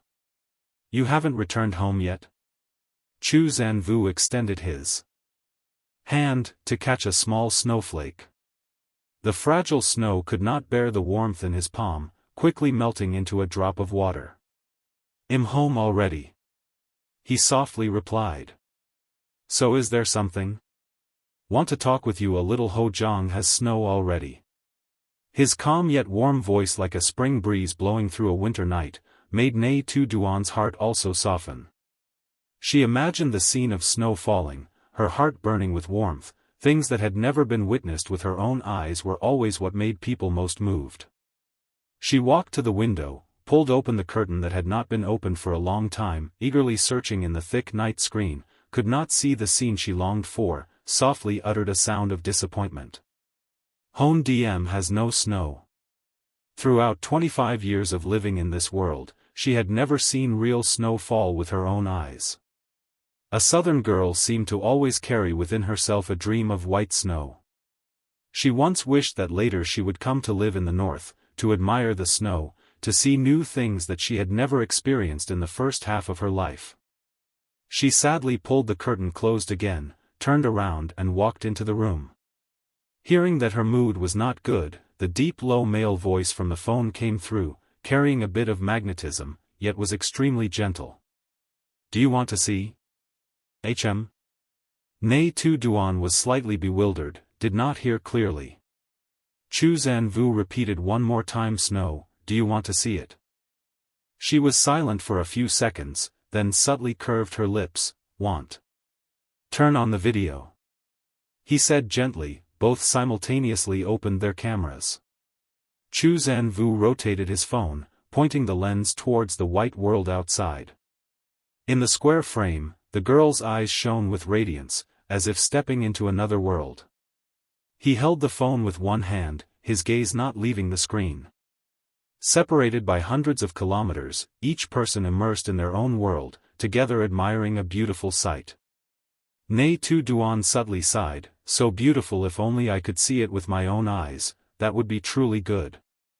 Chu Zhenvu had never moved his eyes from the screen, subtly replied, "There will be a chance." "Are you on the rooftop?" "Yes. It seems different from before." "It's colder, I already told the auntie to move all the flowers into the greenhouse." Although not communicating frequently, the two conversed naturally, as if there had never been a distance, as if they had been close for a long time. Nghi Tu Duan said she wanted to see what the greenhouse looked like, so Chu Zhenvu braved the snow and led her to see it. He built a small glass room on the rooftop, with stable heating. All the plants were moved inside, both to avoid the cold wind and to be warmed by the sunlight when the sky was clear. The room was lit, much more pleasant than the sub-zero cold outside. Chu Zhenvu led her on a tour to admire the flowers, then returned to the room to show her the bedroom, kitchen, and even the refrigerator. He was truly very well behaved. During the more than 1 month she was absent, every day he ate and slept sufficiently. The refrigerator, once empty, was now full of vegetables and fruits. Zhou Can Wu said, every day the housekeeper auntie would cook meals and bring them to his company. Waiting for her to finish work at the film crew, he would also finish work, then eat dinner with her. Nghi Tu Duan lowered her head and subtly smiled, I know. She knew it all. Before, she had secretly asked Tan Du about his living situation. Tan Du, originally honest, told everything without omitting a single word. He said every day the Tian Xin would adjust his work schedule according to hers. When she finished work he also finished work, when she ate he also ate, almost living her life instead of his own. At that time, Nghi Tu Duan, after hearing it, was a little stunned, secretly criticizing Zhou Can Wu as childish, but then still secretly changed her own living habits. Knowing there was a person always secretly watching her, even imitating her habits, she then instinctively wanted to show out the best state of herself. Sometimes busy to the point of annoyance, even appetite she didn't have, but as long as she thought about Zhou Can Wu being in Hozhong living a life exactly like hers, she would force herself to eat a little something. She could not eat, but Zhou Can Wu could not. Although the time knowing each other was not long yet, but she already sciently understood this man. When working, he almost forgot even himself. Going without food and sleep, working continuously for several tens of hours was an everyday matter, but the human body is not made of iron. Nghi Tu Duan did not want him, still young, yet already self-destroying his health. So, even if she didn't want to eat, as long as she thought about the fact that she could affect Zhou Can Wu's life, she would always live a little better, so that he also lived a little better. They seemed to be born already having some strange understanding. Zhou Can Wu just heard her laugh, then guessed immediately, was it Tan Du who told you? He saw the girl in the video round her eyes in surprise, how did you know? That beautiful face was lively yet proud, the cold proud features yet at this moment became strangely adorable. Zhou Can Wu let out a helpless laugh, beside me, only he is the person who understands my life the most. Besides him, who else could you ask? You are too smart already. The two of them just like that teased each other, chatting from heaven and earth to trivial matters. Soon a whole hour had passed, yet still didn't feel tired. It was as if there were so many untold stories, kept endlessly. Compared to enjoying the scene of white snow like a dream, like an illusion, she even more wanted to see Zhou Can Wu's face, to hear him talk. He was like having a kind of magic, making her troubled heart calm down. In the end, it was still Zhou Can Wu who reminded her tea was already late, telling her to quickly go wash her face and rest, as tomorrow morning she still had to wake up early for filming. The two of them lingered reluctantly, only then accepted ending the call. It had been a long time since there was such a joyful evening. Nghi Tu Duan, in her heart full of contentment, hugged her pajamas and went to bathe. Thinking about the fact that just half a month ago they still met each other, yet it felt as if they were already a whole century apart. Indeed, it is that when missing a person, the time apart will become truly long. Perhaps it is really so. She also had to admit that she truly very much liked Zhou Can Wu. This man was never the terrifying cold-blooded type as the outside world rumored. On the contrary, on his person always exuded a gentle and kind demeanor inexpressible in words. Although sometimes his mouth was a little bit venomous, but he truly was a very good person. Nghi Tu Duan finished bathing and stepped out, glanced at tomorrow's schedule, saw there weren't many more scenes to shoot as a few days ago. Tonight she also didn't need to stay up late studying lines. In the phone there was an unread message, not sent by Zhou Can Wu, but it was from her best friend not seen for a long time, Zhang Man Na. Great star, tomorrow I go travel passing by Hon DM Film Studio, coincidentally stop by to visit you, are you free to come out and pick me up? Seeing the message, Nghi Tu Duan was slightly surprised. Since Zhang Man Na started her plan to travel around China half a year ago, the two of them hadn't met again even once. Most recently it was only a phone call, when she asked Man Na to help investigate the vintage car in Hong Kong. Other than that they had almost lost contact. She replied with 2 messages. "I'll probably be free. What time are you arriving?" "If I'm filming at that time, I'll tell Din Din to come out and meet you." "Jiang Man Na, I'll arrive at the film set around 10 a.m. Are you free for lunch? I'm treating you to a grand meal." "Nghi Tu Duan, Zhang the great beauty wants to treat me to a meal. If I'm not free, I'll have to be free." The two of them finished arranging the meeting time and lunch, then didn't say anything more, wished each other good night, and each went about their own business. At this time it wasn't late yet. Nghi Tu Duan wasn't planning to read the script tonight. She thought for a while, then turned back to her desk, opened her computer, and looked back through emails she had received before. She remembered what Chu Zanvu had once said, that all the documents related to the accident had been handled by Anne. Afterwards she had also read them over and over many times but still couldn't find where the loopholes were. She picked up her phone and sent a message to Chu Zanvu. "You said you have an intelligence network, so can I ask you to help investigate the matter of my parents' accident?" It was unclear what the other person was busy with that they didn't reply him. Diately, so Nghi Tu Duan rummaged on her own for a while longer. About 10 minutes later, Chu Zanvu finally replied. "I was showering just now. I can help, but I don't want to take on this case." Seeing his message, Nghi Tu Duan immediately furrowed her brows, not understanding what he meant.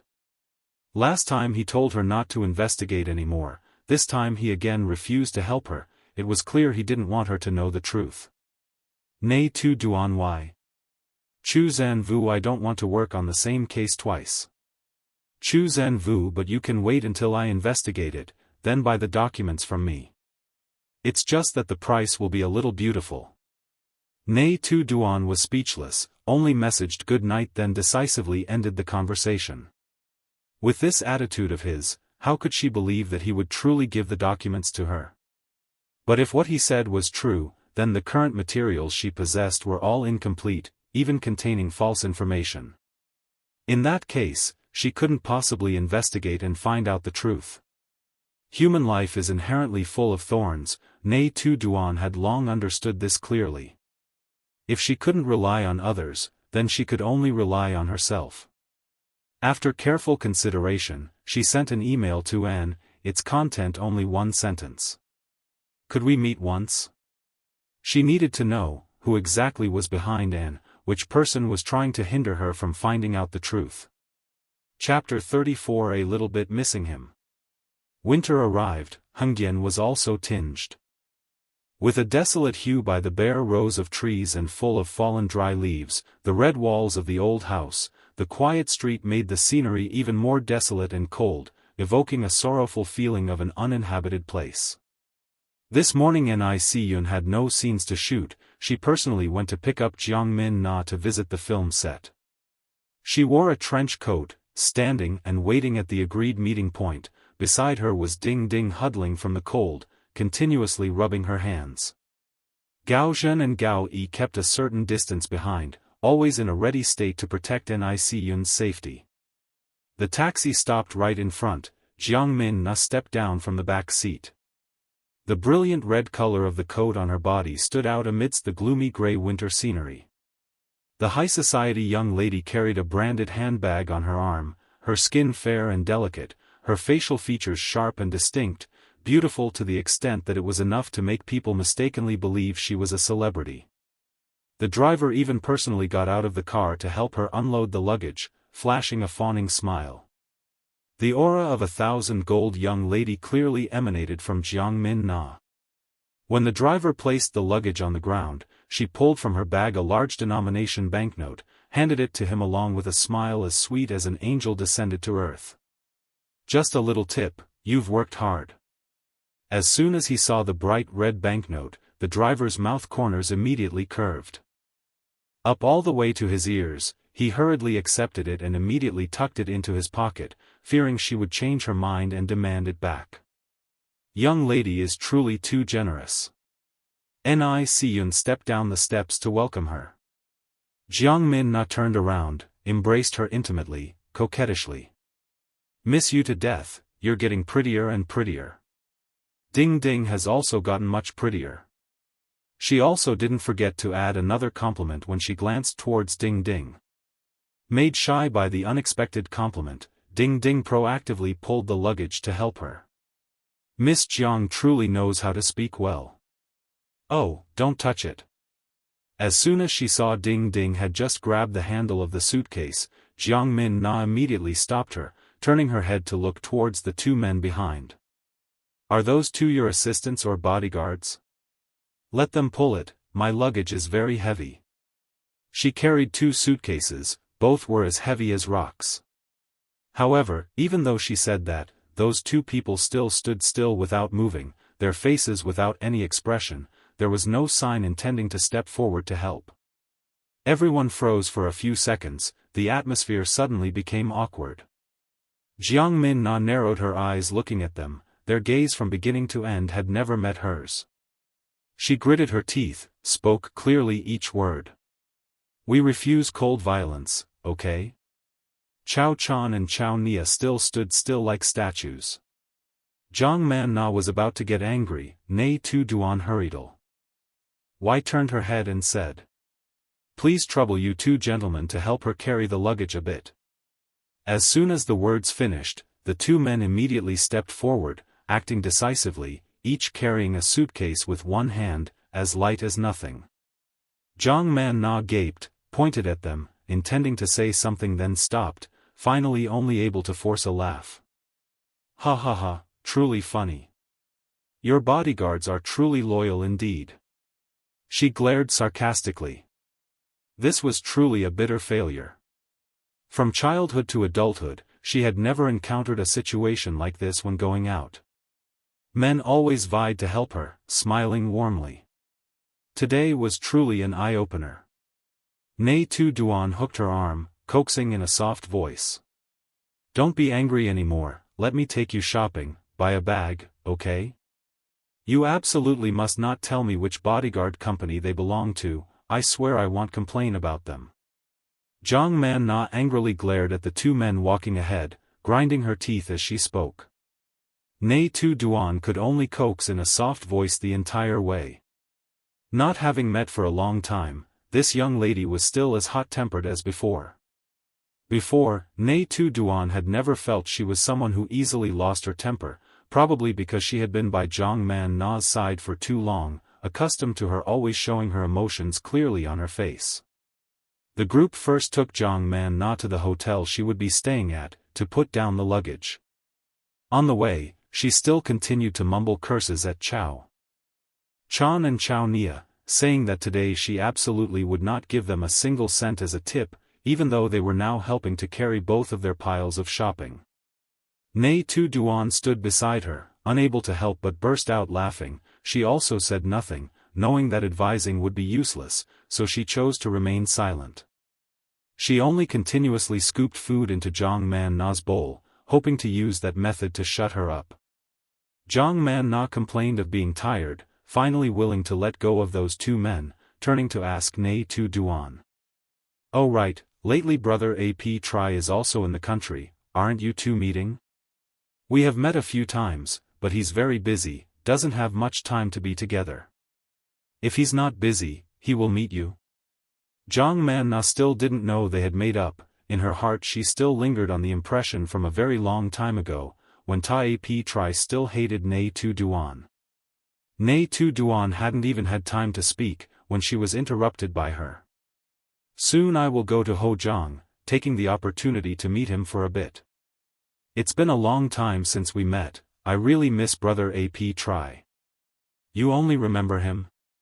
Nghi Tu Duan was not satisfied, slightly narrowed her eyes as if wanting to interrogate. Jiang Man Na immediately raised both hands up in surrender.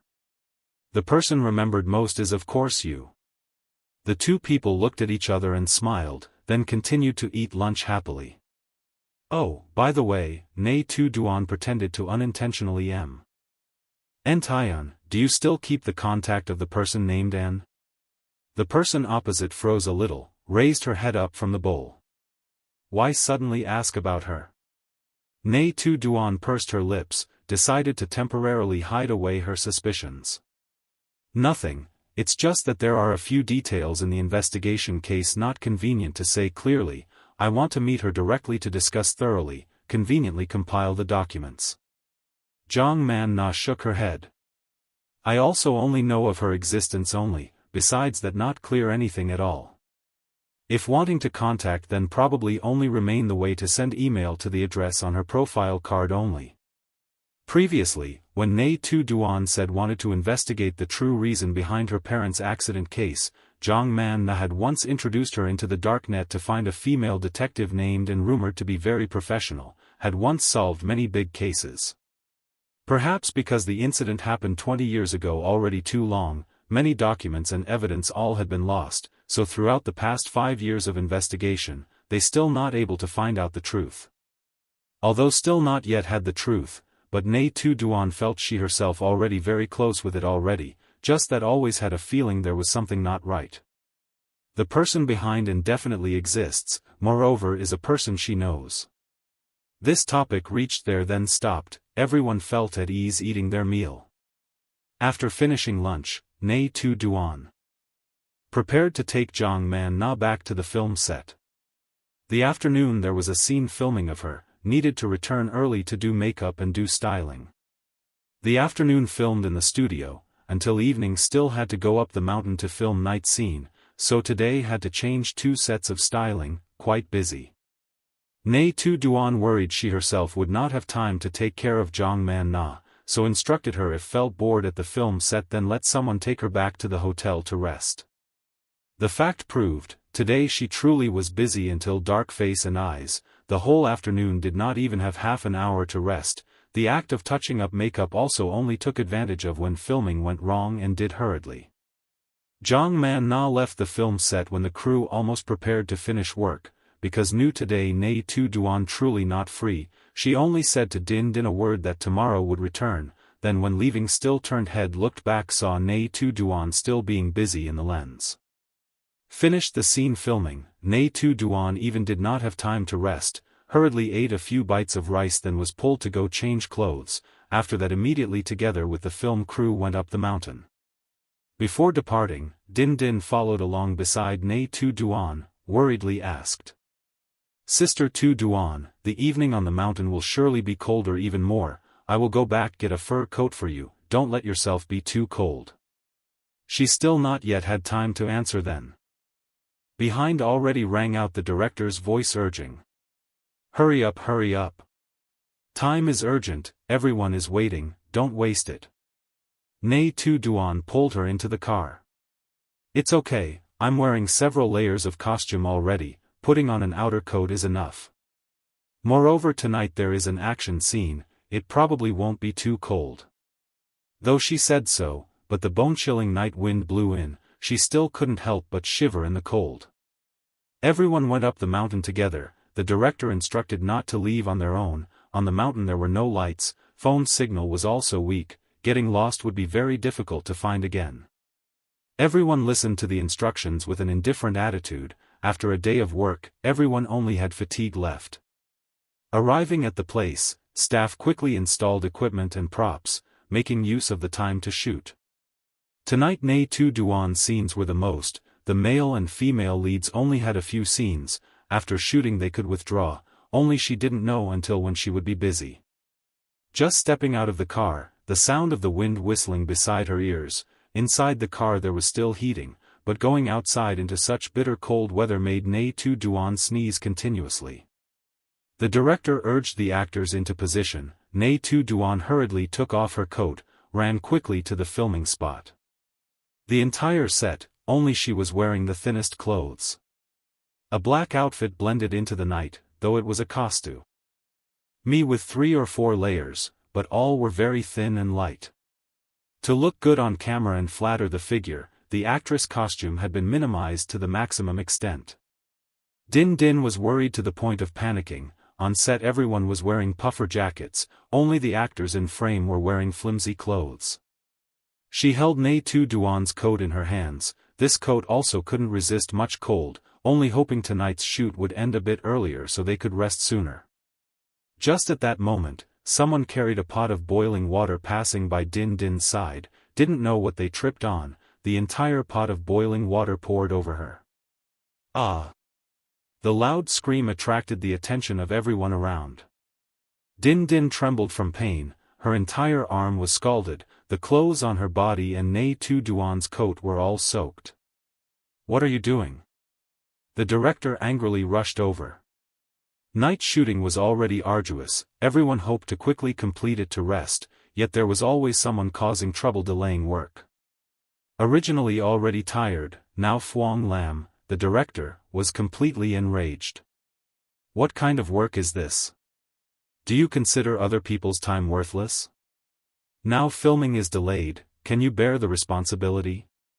You stay here for one more minute, everyone has to be cold for one more minute, tired for one more minute. Whoever brought this person here should deal with it themselves, whoever delayed the time, the entire crew will blame that person."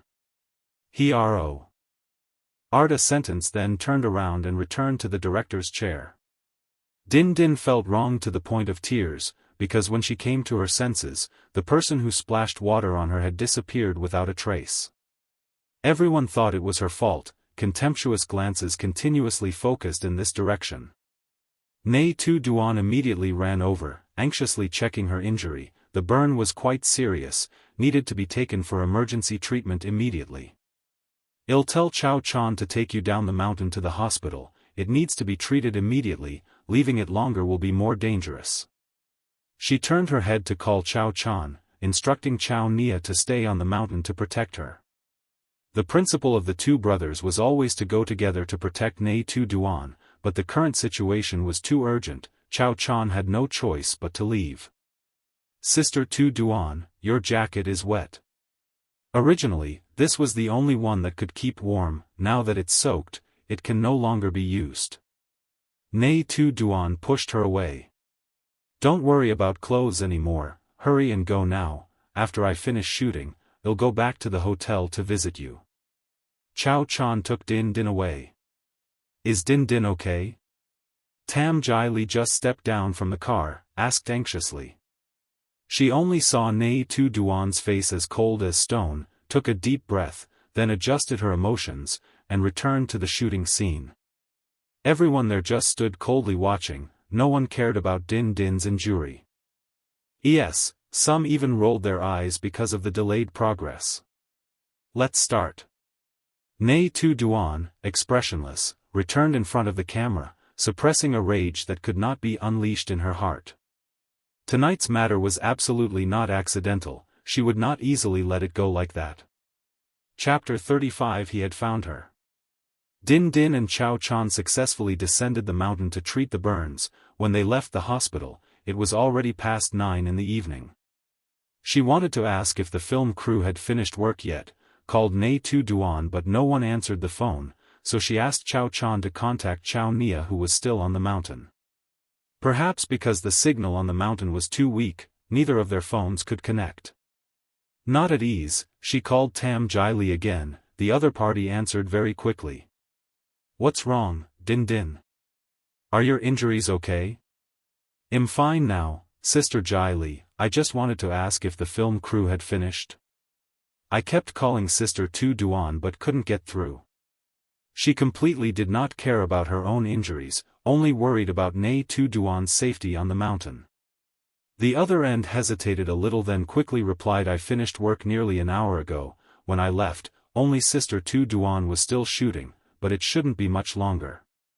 The temperature on the mountain was truly too low. Tam Jai Li left immediately after finishing. Before leaving, she even left her warm cotton jacket for Nghi Tu Duan. Din Din immediately felt something was not right. "We already drove off the mountain, Sister Tu Duan could only take a shared car back with the crew, could you please ask around to see how she is?" "Don't worry, I'll ask right away." Tam Jai Li hung up, frantically called Director Fuang Lam. The other side said he had just finished work not long ago, but he did not notice which car Nghi Tu Duan got into. Hearing that, Tam Jai Li also started to get nervous. If everyone had finished work then Nghi Tu Duan's phone could not possibly be unreachable. She immediately ran to Nghi Tu Duan's room and knocked on the door, but no one responded. At this moment, she was truly worried to the utmost. In a panic, she, choked up, called Chu Zanvu, who was all the way in Hojiang on Zanvu. At the same time, Din Din still continuously called Nghi Tu Duan, but from beginning to end no one answered. Calling Chow Nia also didn't work. It was heard that the film crew had wrapped up work, but still no trace of Nghi Tu Duan was found. She was frantic to the point of almost crying. She again called Zhang Man Na as soon as she heard the news of Nghi Tu Duan's disappearance. The other side seemed to go mad. Although she didn't have many connections domestically, Zhang Man Na had money, and very quickly managed to mobilize quite a few people to go up the mountain to search. Chao Chan immediately reported the situation to Chu Zanvu. The boss apparently already knew about this matter, and his mood was not very good. Chao Chan fearfully guaranteed that he would definitely find Nghi Tu Duan, but the other party didn't care for those empty promises. At this moment, Nghi Tu Duanwo had lost contact with everyone, was with Chow Nia, their bodies covered in injuries, walking in the dark, cold mountain forest. Half an hour ago, the director gathered everyone to pack up and leave the mountain. The staff were busy collecting equipment and props, and the artists had all gotten into their private cars and left first. Nghi Tu Duan's car had been driven away by Din Din. She had originally intended to go down the mountain with the staff car and then take a taxi back to the hotel. But as she prepared to leave, a girl came over, smiled and said, "Nghi Tu Duan, it seems there are your things over there." She pointed towards the pitch-black night, where nothing could be seen. Nghi Tu Duan warily furrowed her brow. "Why would my things be there?" The girl shook her head, innocently shrugging. "I don't know, it seems your assistant left it over there.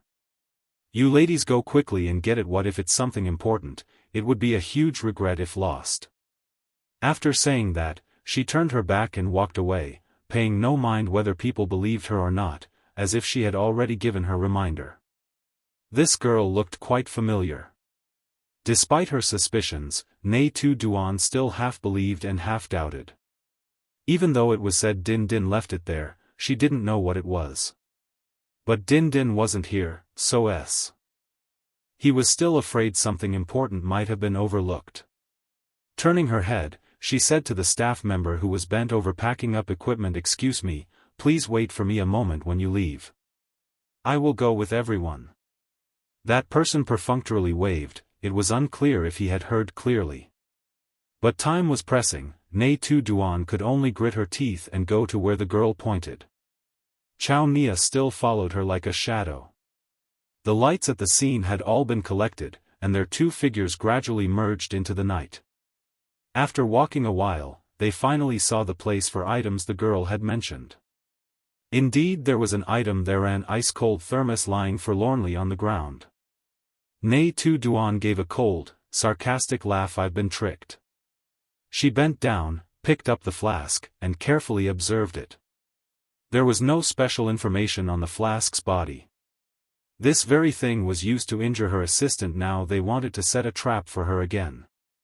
Nghi Tu Duan was so angry she laughed, tightly gripping the thermos in her hand. Two people immediately turned back, but when they returned to the place, the scene was completely empty. The film crew's cars had also left, no one else waited for them at all. "Chow Nia, do you have a signal?" Chow Nia took his phone out to look, shook his head. "Luckily there's still battery."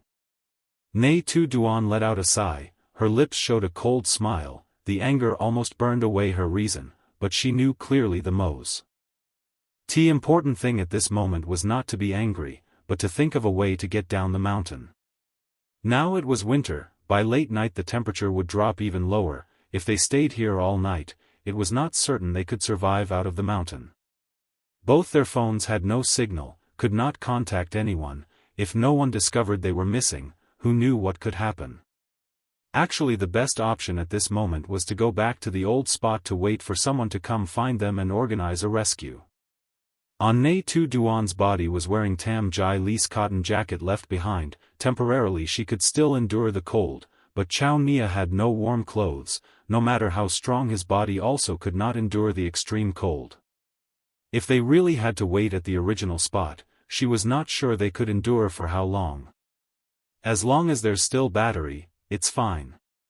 She switched her phone to battery saver mode, turned off all background applications to reduce energy consumption. The next stretch of road, we can only rely on ourselves. She took a deep breath, told Chao Nia to turn on his phone's flashlight. Both together began to step onto the path down the mountain full of danger. Luckily when they came she had vaguely remembered a few paths. As long as they relied on memory to find the main road, who knows, there would be someone to help them down the mountain. Say go is go. They followed one direction and went down. Each time they reached an open spot, immediately took out their phones to see if there was a signal, but unfortunately there was no signal at all. Chao Nia always kept an eye on Nghi Tu Duan, originally thinking her slender figure would not endure for long, who knew she was not weak at all as he thought, all along the way did not complain of hardship, did not cry of tiredness, even actively cared for him when she saw he was inconvenienced. Before now he always thought Nghi Tu Duan was the weak young lady type, but after this incident, Chao Nia had a different view of her. The path in the mountain was very difficult to walk. The flashlight beam only illuminated a small area ahead, not long after they encountered their first trouble. The slippery downhill section, Nghi Tu Duan walking in front carelessly slipped her foot, almost tumbled down. Chao Nia reacted quickly, hugged her to protect her, but he himself also could not keep his balance. Both rolled down a small slope. On the ground was full of sharp-edged rocks and thorny bushes. Nghi Tu Duan panicked, crawled up to check for injuries for him. Chao Nia shielded her very thoroughly. She was not scratched at all, but his clothes and skin were by sharp rocks and thorns pierced and torn to shreds. Blood soaked his entire body. His shirt was torn in several large places. The skin exposed was full of wounds.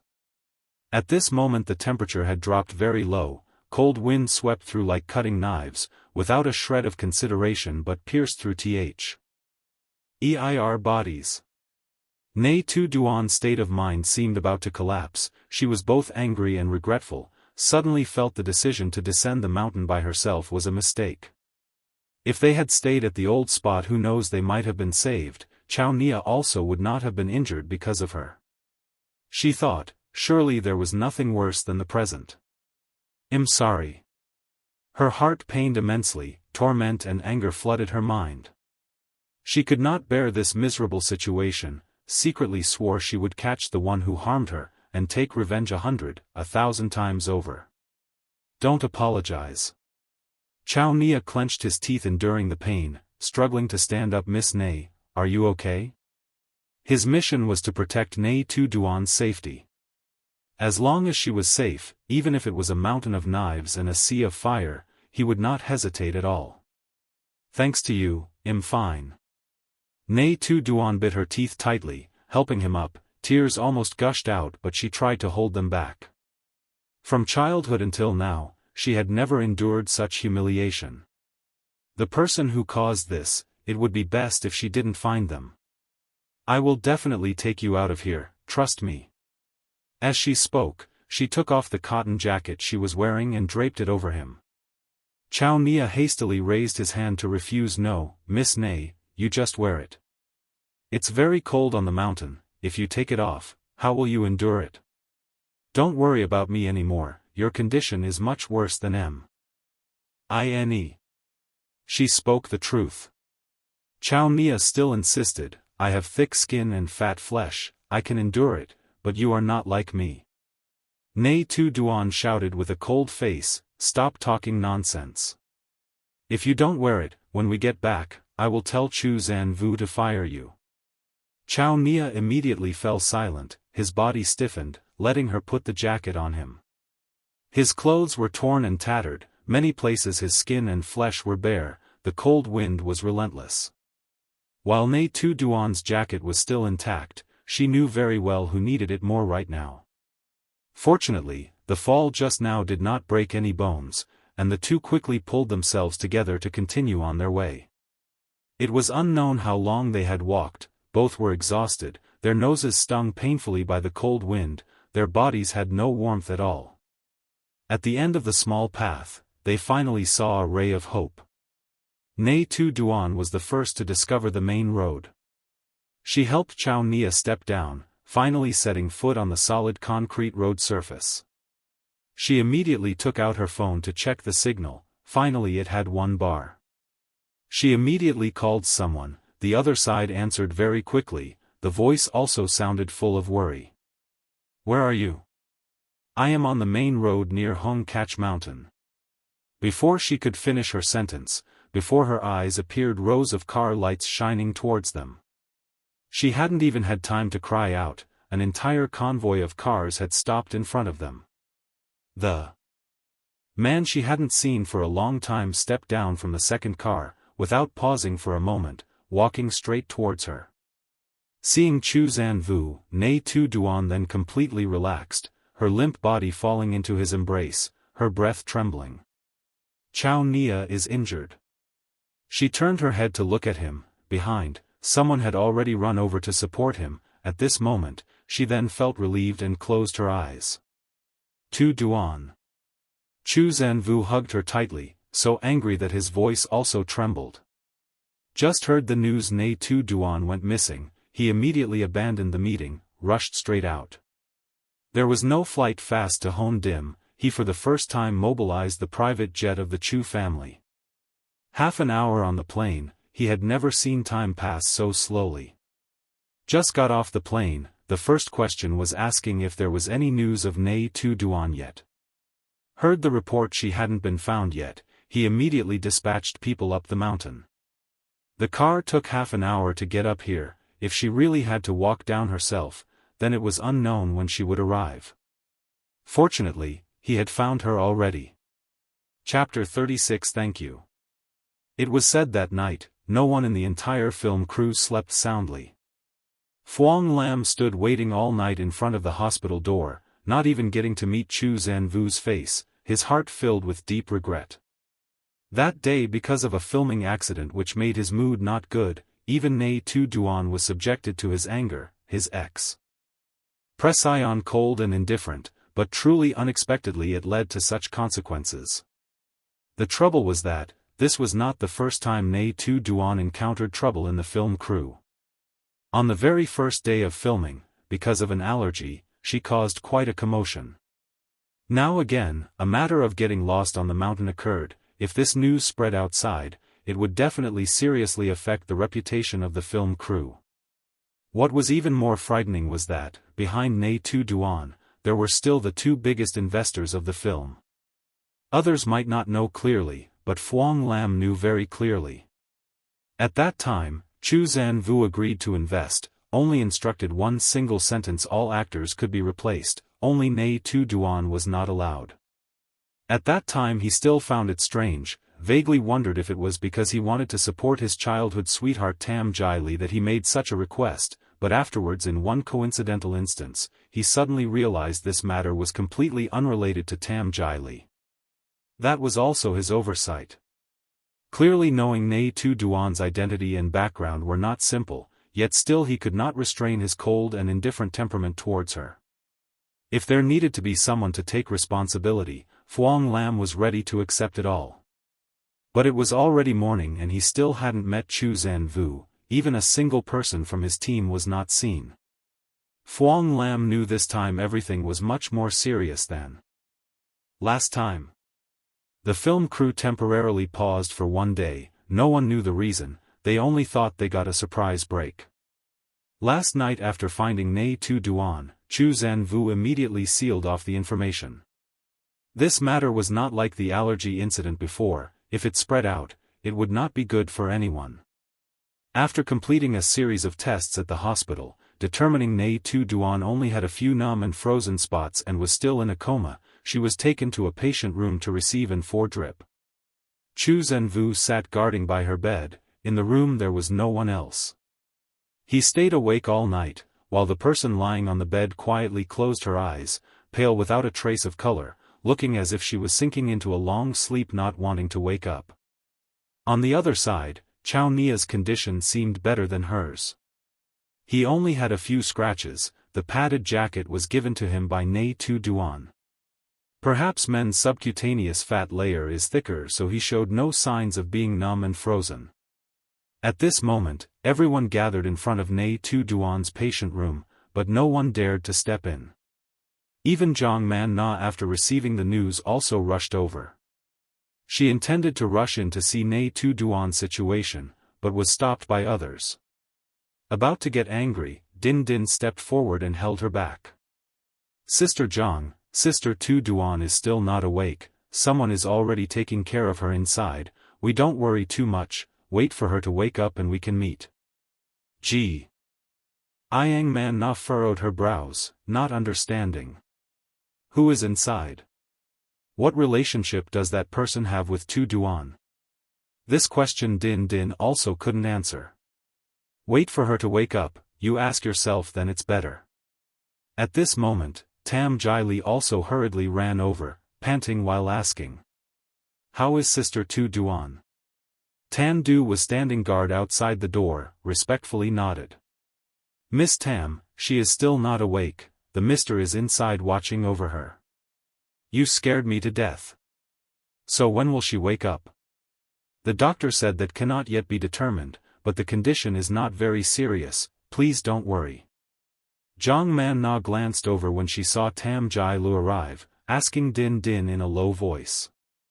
Who is she? Din Din also lowered her voice to answer. She is the female lead of this film, named Tam Jai Li. Ah. As soon as she heard that name, Zhang Man Na immediately reacted, her voice sharp as a knife. So it's the bitch who buys articles to slander our Tu Duan all day long. She did not stand on ceremony, directly stepped forward and cursed into Tam Jai Li's face. Who are you cursing as a bitch, huh? Tam Jai Li was also not someone to be trifled with, immediately flaring up. It is you. All day long causing trouble for my Tu Duan, if not you, then who else? Zhang Man Na scolded like pouring water, from head to toe, inside out, sparing no spot. You look at your face, probably spent no small amount of money for maintenance, huh? Still far inferior to the Natu Rao beauty of our Tu Duan. Your face isn't as good, your acting isn't as good, your character isn't even as good as her shoelace. What right do you have to stand here? You. Shunjili was so angry she couldn't speak. This was the first time in her life someone dared to insult her in front of so many people like this. Her whole body trembled with anger. Miss Jiang, don't scold anymore. Din Din hastily rushed up to intervene. She couldn't handle this situation. But Jiang Minna refused to stop, pointed at Shunjili and continued to speak. Did you play a trick to make my Siyun get lost on the mountain? How come your heart is so malicious? What's all this noise? A cold male voice rang out, making the atmosphere immediately settle down. Chu Zhenyu stood at the door, his cold gaze locked tightly onto Jiang Minna. She turned her head to look, their eyes met, her heart felt as if it was squeezed tightly. Brother Zhenyu. Shunjili sobbed, hiding behind his back like a small bullied rabbit, looking utterly pitiful. Jiang Minna looked at that scene, not forgetting to sneer. You rotten green tea. Miss Jiang. He spoke. You and Jili are both Siyun's friends. If you speak like that, aren't you afraid it will make Siyun awkward? Friends? Jiang Minna snorted coldly. Is she even worthy? This was the first time Chu Zhenyu stood up to defend Shunjili in front of her, making her speechless. Siyun needs to rest and recuperate. A detached statement, Jiang Minna immediately shoo. Tea her mouth. He turned his head and spoke softly a few words to Qin Rui, the other party immediately understood. Qin Rui took Shunjili and the others to leave first, only leaving Jiang Minna behind. The space immediately became quiet to the point of stifling. This was the first time Jiang Minna felt the so-called overwhelming aura. She didn't know who the man in front of her was, but clearly felt his innate majesty, and certainly he was not a simple character. Even in this place or in Hong Kong, she wouldn't dare easily provoke such a person.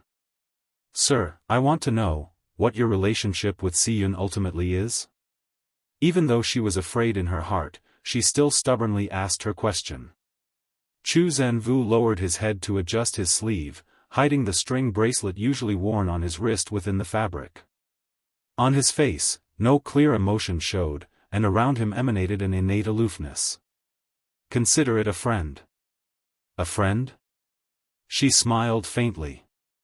Is there any friend who looks after a girl all night without leaving a single step? As you think. He slightly lifted his eyelids, looking straight at her, making her heart skip a few beats. It's a friend who likes her very much. Zhang Man Na adjusted her breathing, trying not to reveal her fear in front of him. Tu Duan, does she know? Perhaps. Convenient for me to know your name? He was silent for a moment, then indifferently spoke the name. Zhou Can Wu. The news that Nghi Tu Duan had an incident finally reached Ta A. Tris' ears. Thinking back, this matter was originally difficult to hide from him after all, not everyone who knew about it was his person.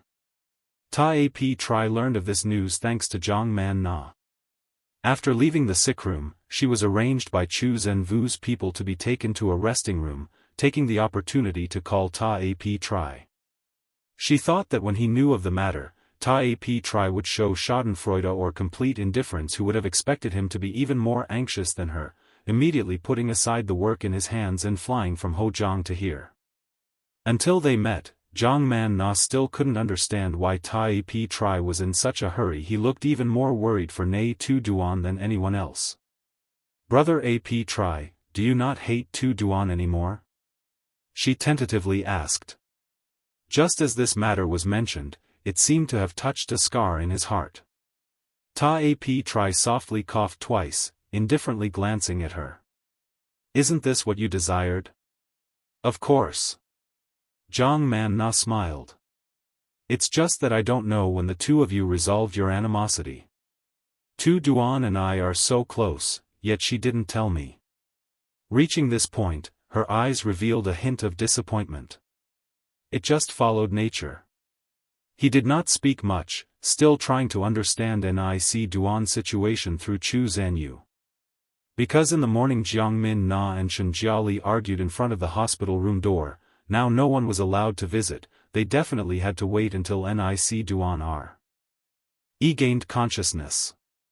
Time passed minute by minute, second by second, and the sky gradually darkened again. Throughout the whole day there was no news, everyone was anxious as if on fire. The doctor had entered to check several times, saying that the condition had not worsened. Currently she was still in a coma, just that they did not know when she would wake up. The director and the producer were also at the hospital all day. It was heard that Xie Yiqi also came. Everyone became even more tense. 8 o'clock in the evening, Nghi Duan finally woke up from the coma. In the quiet hospital room, she opened her eyes. What met her eyes was the pure white ceiling. Zhou Can Wu. She called weakly, her voice had no more strength left. The man by the bed immediately took hold of her hand. I am here. The other hand pressed the bell to call the nurse. The doctor hurriedly ran over, briefly checked her current condition. Waking up is good, other indicators are all normal, just that the frostbite area needs medicine applied every day. Tomorrow, you will have one more 4-drip, a general checkup. If there are no problems then you can be discharged from the hospital. Hearing there was nothing serious, Zhou Can Wu then breathed a sigh of relief. Nghi Duan still holding onto his hand, her complexion pale white, her voice hoarse. How is Gao Yi? She had always been worried about Gao Yi's injury. When in a coma, she even dreamt of seeing him fall into a deep abyss because he was protecting her, and no matter how she tried, she still could not wake up. Now finally having opened her eyes, the first thing she cared about was the condition of someone else. The man gently stroked the back of her hand, reassuring her.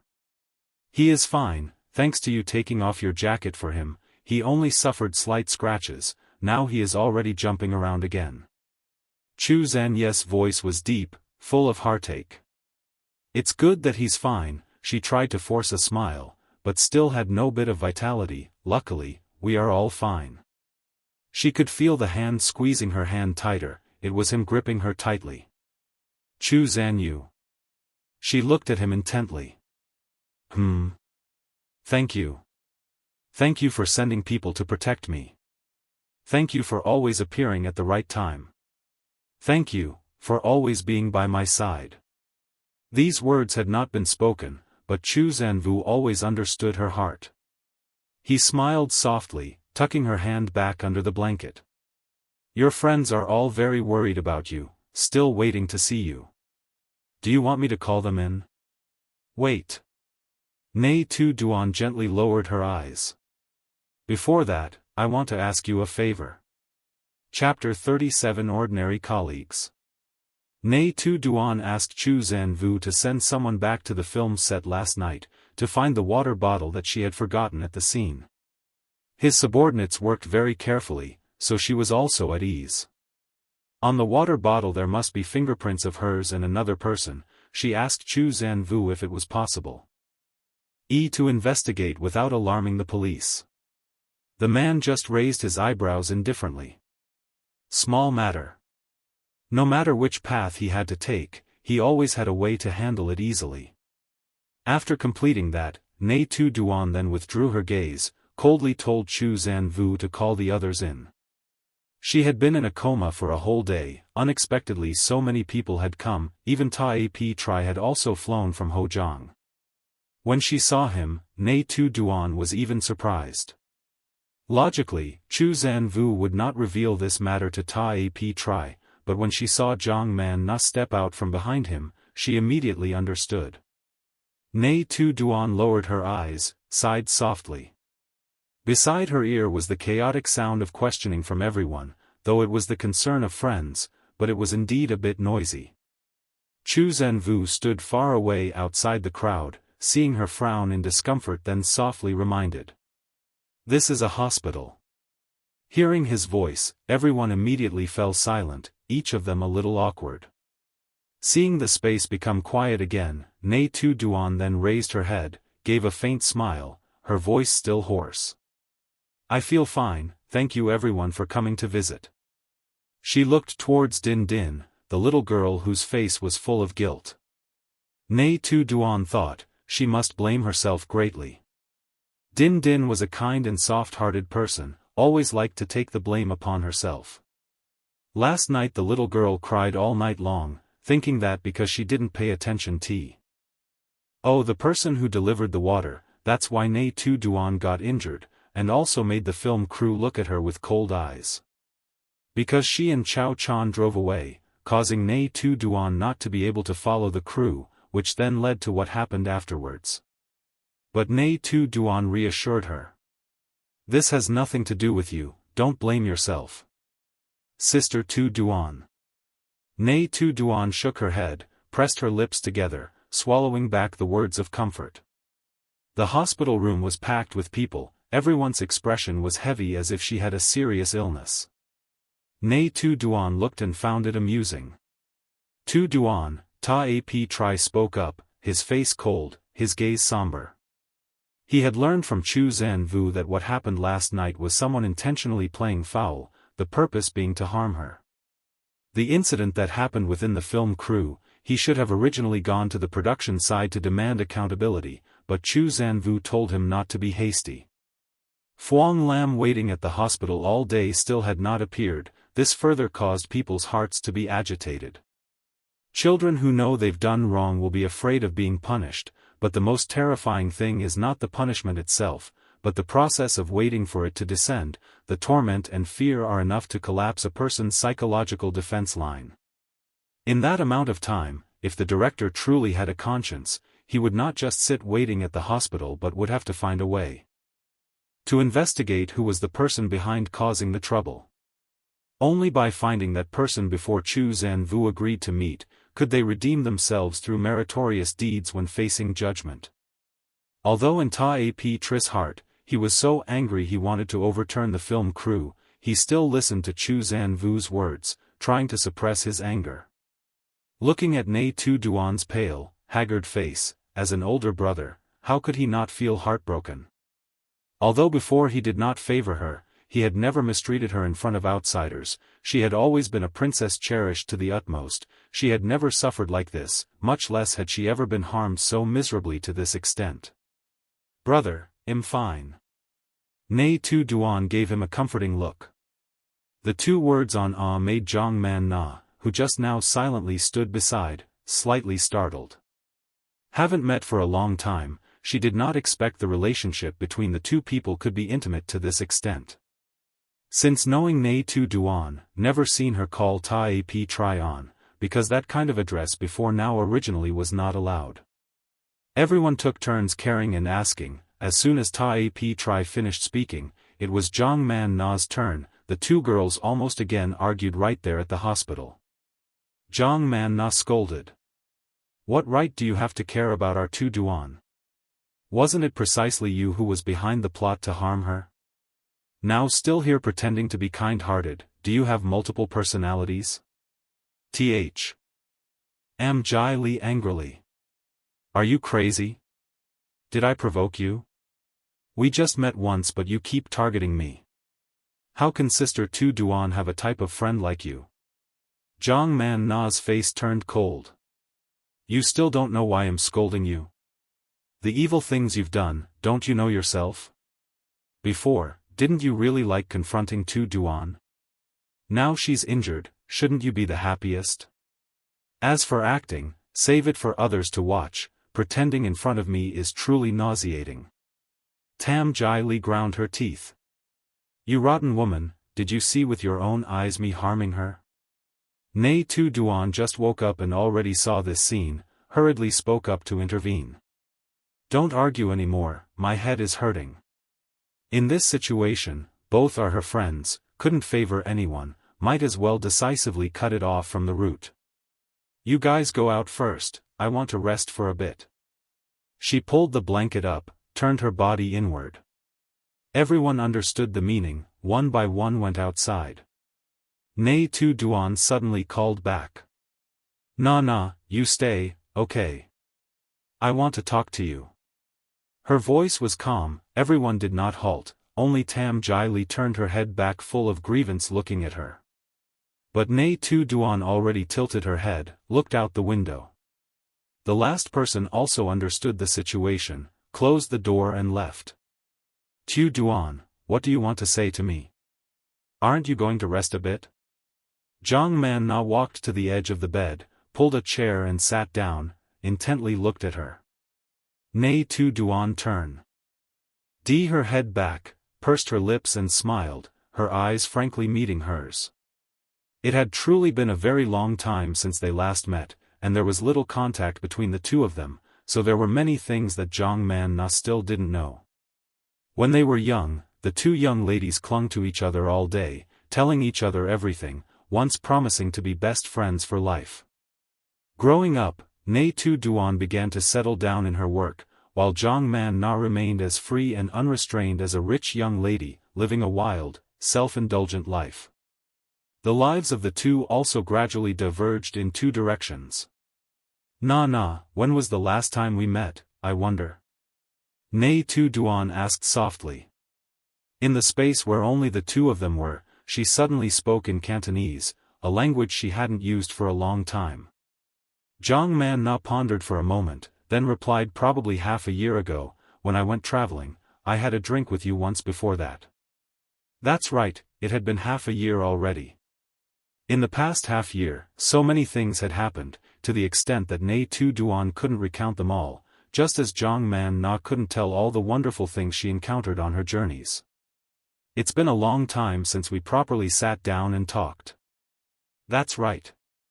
Zhang Man Na picked up a flower on the bedside table, lowering her head and fiddling with it. "I didn't even know when you and brother AP Tri made up, you didn't tell me anything either."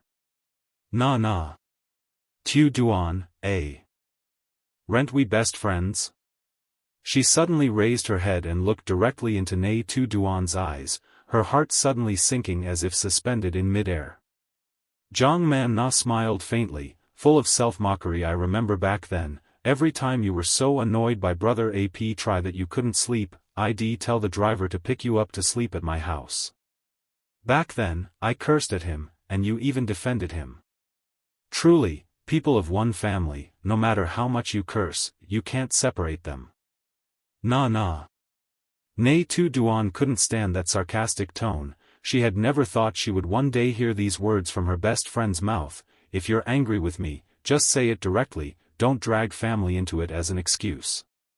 I am angry with you.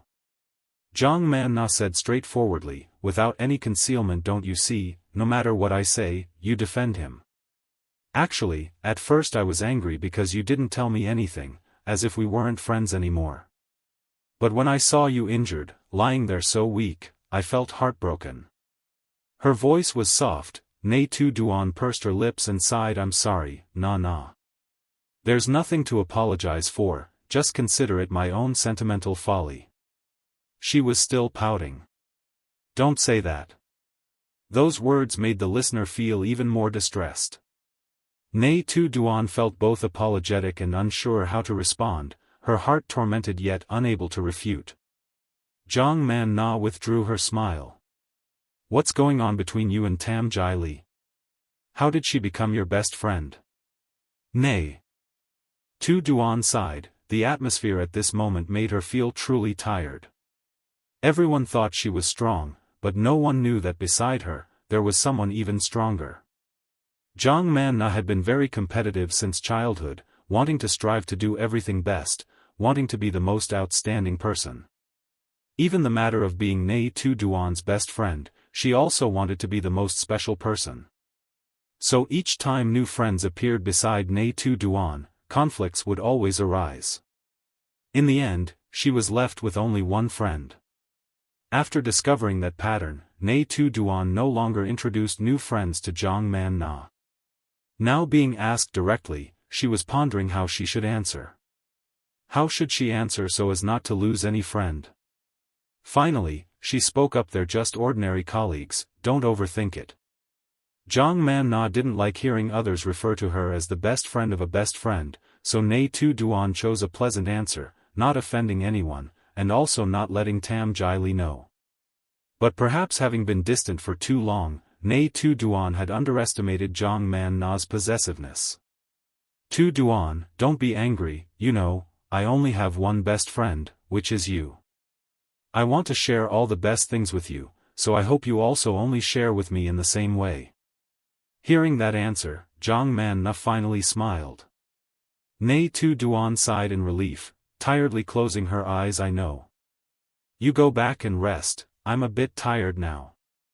The conversation ended. Zhang Manna left the hospital room. Before closing the door, she accidentally saw the man sitting on the opposite bench. Seeing her walk out, Chu Zanvu stood up intending to open the door and enter, but was stopped by Zhang Manna. The unexpectedly shortened distance made him slightly frown, stepping back one step. Tu Duan is resting, don't go in and disturb her. Having finished speaking, Zhang Manna raised her head high and walked away, as if her action just now was merely accidental. Chu Zanvu frowned towards this friend of Nghi Tu Duan. He couldn't feel any goodwill. Hearing she was resting, he also intended to leave, but right at that moment, he received a message. It was from Nghi Tu Duan. Has everyone left? He replied yes. I have something I want to tell you. Chu Zanvu pushed the door and stepped into the hospital room, seeing Nghi Tu Duan already sitting up. Why are you awake already? He walked over, his voice gentle, full of concern. Nghi Tu Duan shook her head, her expression carrying heavy thoughts. Has Director Fuang contacted you yet? Chu Zanvu sat in the spot Zhang Manna had just sat in, saying yes, the fingerprint comparison results are in.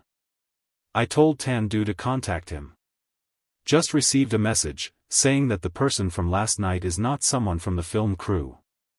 Not someone from the crew, then why did they go up the mountain with us? Nghi Tu Duan thought more and more, but couldn't understand. Initially, she had thought she had ended someone in the film crew, which was why she was targeted. But if it wasn't someone from the crew, then with her connections domestically, who would put in so much effort, infiltrate the film crew just to harm her? Chapter 38 Ordinary Friends. Carrying her suspicion, Nghi Tu Duan asked Zhou Can Wu if that person could be found. She wanted to personally resolve some matters. For Zhou Can Wu, finding someone was originally not a difficult task. In fact, before she even needed to speak after the fingerprint comparison was complete, he had immediately sent people to take control of the other party. But this matter doesn't need to be rushed, you haven't even been discharged from the hospital yet. Zhou Can Wu advised her to take care of her health first. These past few days filming continuously with the crew, last night she caught a cold again. Her physical condition was already weak, now it's unknown how long she will need to recuperate before recovering. But Nghi Tu Duan couldn't wait, she didn't want to wait until her anger subsided before settling scores. Zhou Can Wu could only give up on her, and promised tomorrow after she's discharged, he would take her to meet that person. From before until now, Nghi Tu Duan was not a patient person. Moreover, she was famous for holding grudges. Anyone who dared to touch her, she absolutely would not let go.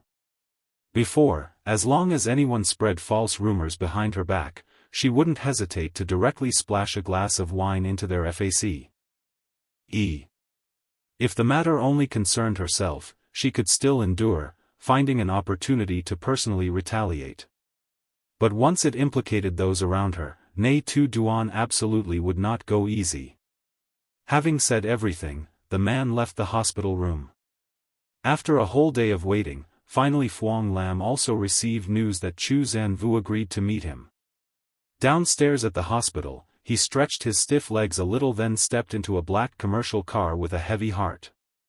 As soon as the car door closed, he recoiled his neck, full of tension, glancing at the man sitting shallowly.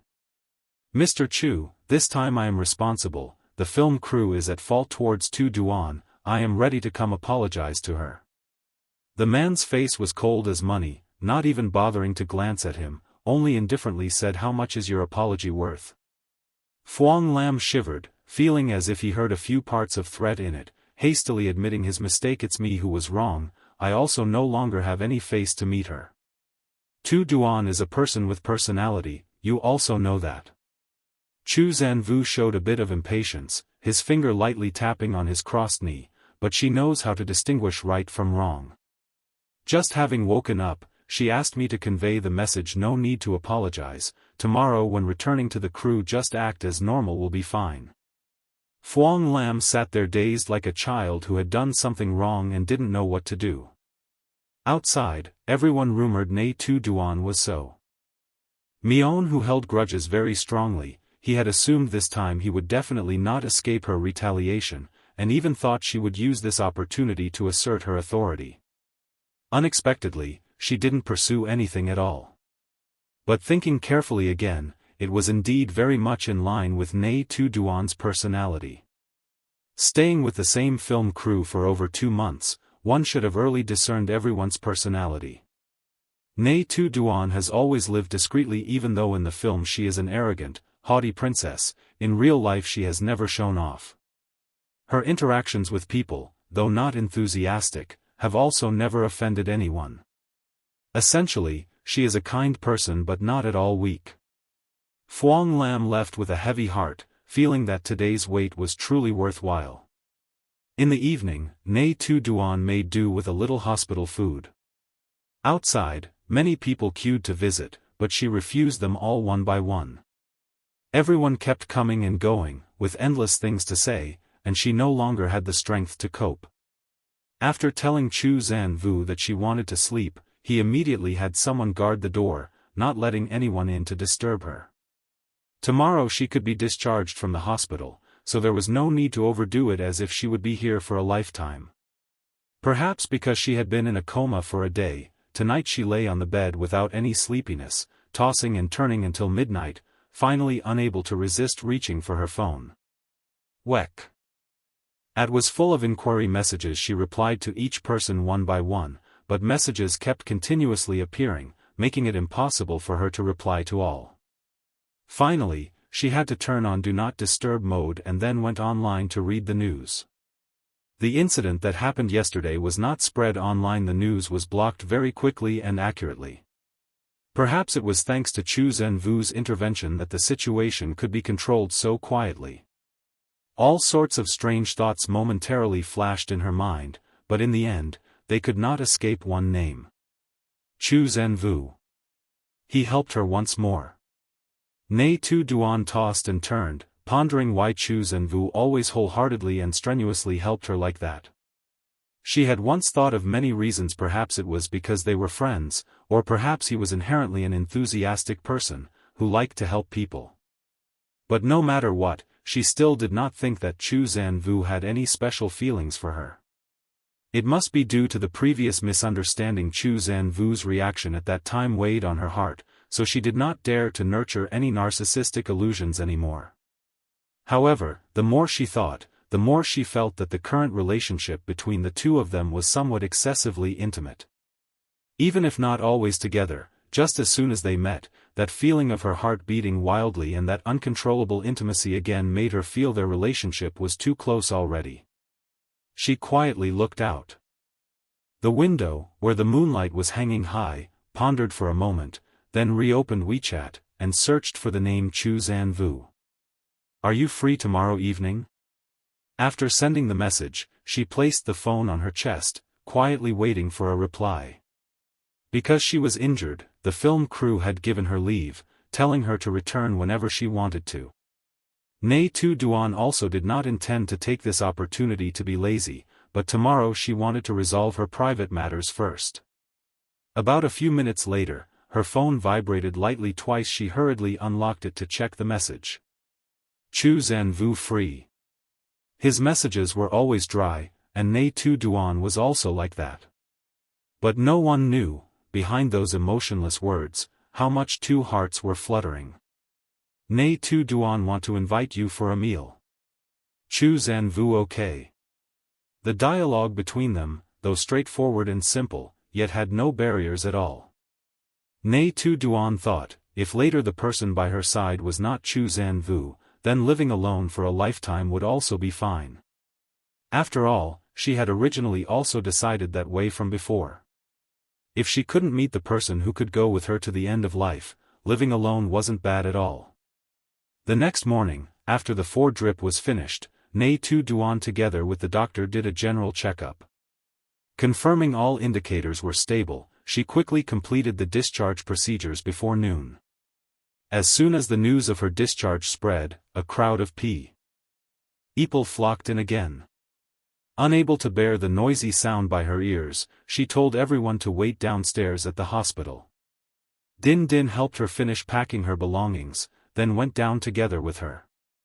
Nghi Tu Duan asked about the condition of her wound. "Are you really okay?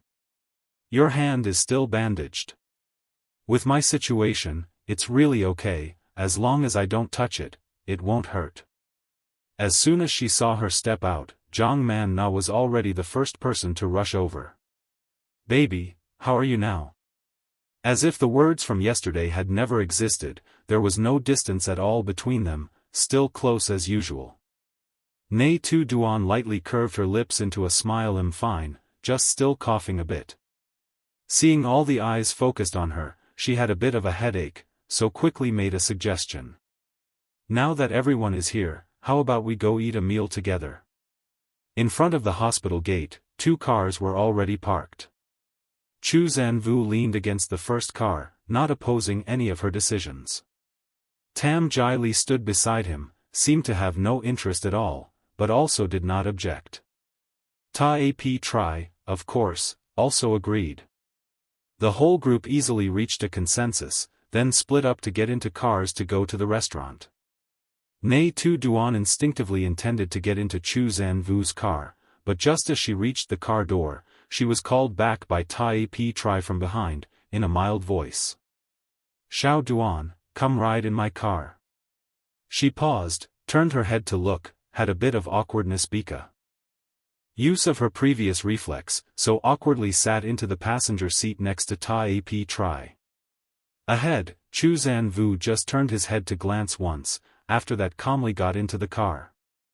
Din Din and Zhang Man Na rode together in Ta Ap Tri's car, while Tam Jai Li went with Chu Zhenvu.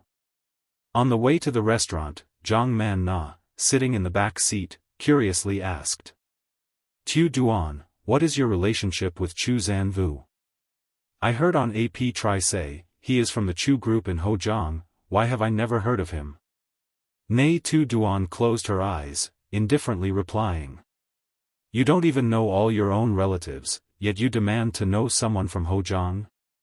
Zhang Man Na. That's truly right. But what kind of relationship do you two have? I've already inquired. That capitalist is clearly in Hozhang, and as soon as he heard you ran into trouble, he immediately used a private jet to fly to find you overnight. Don't tell me you're just normal friends, I don't believe it. Nghi Tu Duan opened her eyes, secretly glancing at Ta Ap Tri who was driving, her voice lowering significantly. It's really just normal friends, that's all. Zhang Man Na shrieked as if shocked. Normal friends can do all that? Are you still hiding something from me? A private jet, personally going up the mountain, and even having people take turns guarding the hospital room door day and night. This relationship absolutely cannot be called normal. Nghi Tu Duan felt truly wronged. Zhang Man Na didn't believe her words, and she also didn't know how to explain it reasonably. While having a headache, Ta Ap Tri spoke up from beside her. They are indeed friends, I can vouch for it. Inside the car, it suddenly went silent for a second. Nghi Tu Duan tilted her head to look at him, while he continued to look straight ahead, concentrating on driving. Zhang Man Na, hearing these words, also hesitated a little, but finally reluctantly accepted. While Nghi Tu Duan was still distracted, a low voice echoed from beside her. About you getting so cold that you were hospitalized, I won't tell Daddy, don't worry. If he knew, he would definitely be very worried. Last time you had an allergic reaction, he only read the news online and worried endlessly, afraid you were stubborn and wouldn't say anything, so he had to endure for a long time before calling me to ask about your situation. At the mention of Ta Huin, Nghi Tu Duan's heart suddenly twinged. It had been a long time since she last contacted him, occasionally only receiving a few messages asking about her, if she was busy or tired. Thinking about how she had once doubted Ta Huin, she felt she no longer had the face to confront him. After all, he was also the father who had raised her for 20 years. Nghi Tu Duan gently bowed her head, her voice soft and light. Thank you. Everyone came to the restaurant. 3 people who went first stood waiting at the door, waited for everyone to be numerous enough, only then together went upstairs. Nghi Tu Duan just stepped in, then saw 2 familiar faces standing at the stairway entrance. She smiled, stepped towards.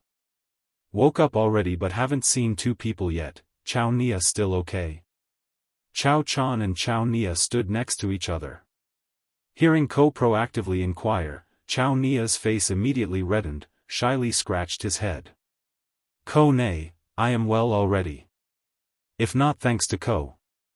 A strapping young man like him, truly didn't know how should say these sappy words. His 2 cheeks also because of shyness were slightly flushed pink. Chao Chan seeing that immediately helped with words. He felt very sorry with Ko. Ko already gave cotton jacket to him, and herself then cold to the point of fainted. No problem, is fine already. Nghi Tu Duan smiled, looked down at his leg, didn't know if the fall that day was serious or not. Chao Nia saw the worry in Ko's eyes, then happily bounced on foot in place. No problem Ko nay, just as wound on skin, already applied medicine already, don't worry. Seeing Nghi Tu Duan smile, he also couldn't help but smile brightly along. Behind, Chu Zanvu turned head, glanced once. Chao Nia immediately withdrew the smile. That man's gaze, sharp like knife blade, pierced into body, even more painful than wound on mountain previous day. Welcome to Eastern Romance Tales, where every story is a journey of the heart. Let's dive into today's tale.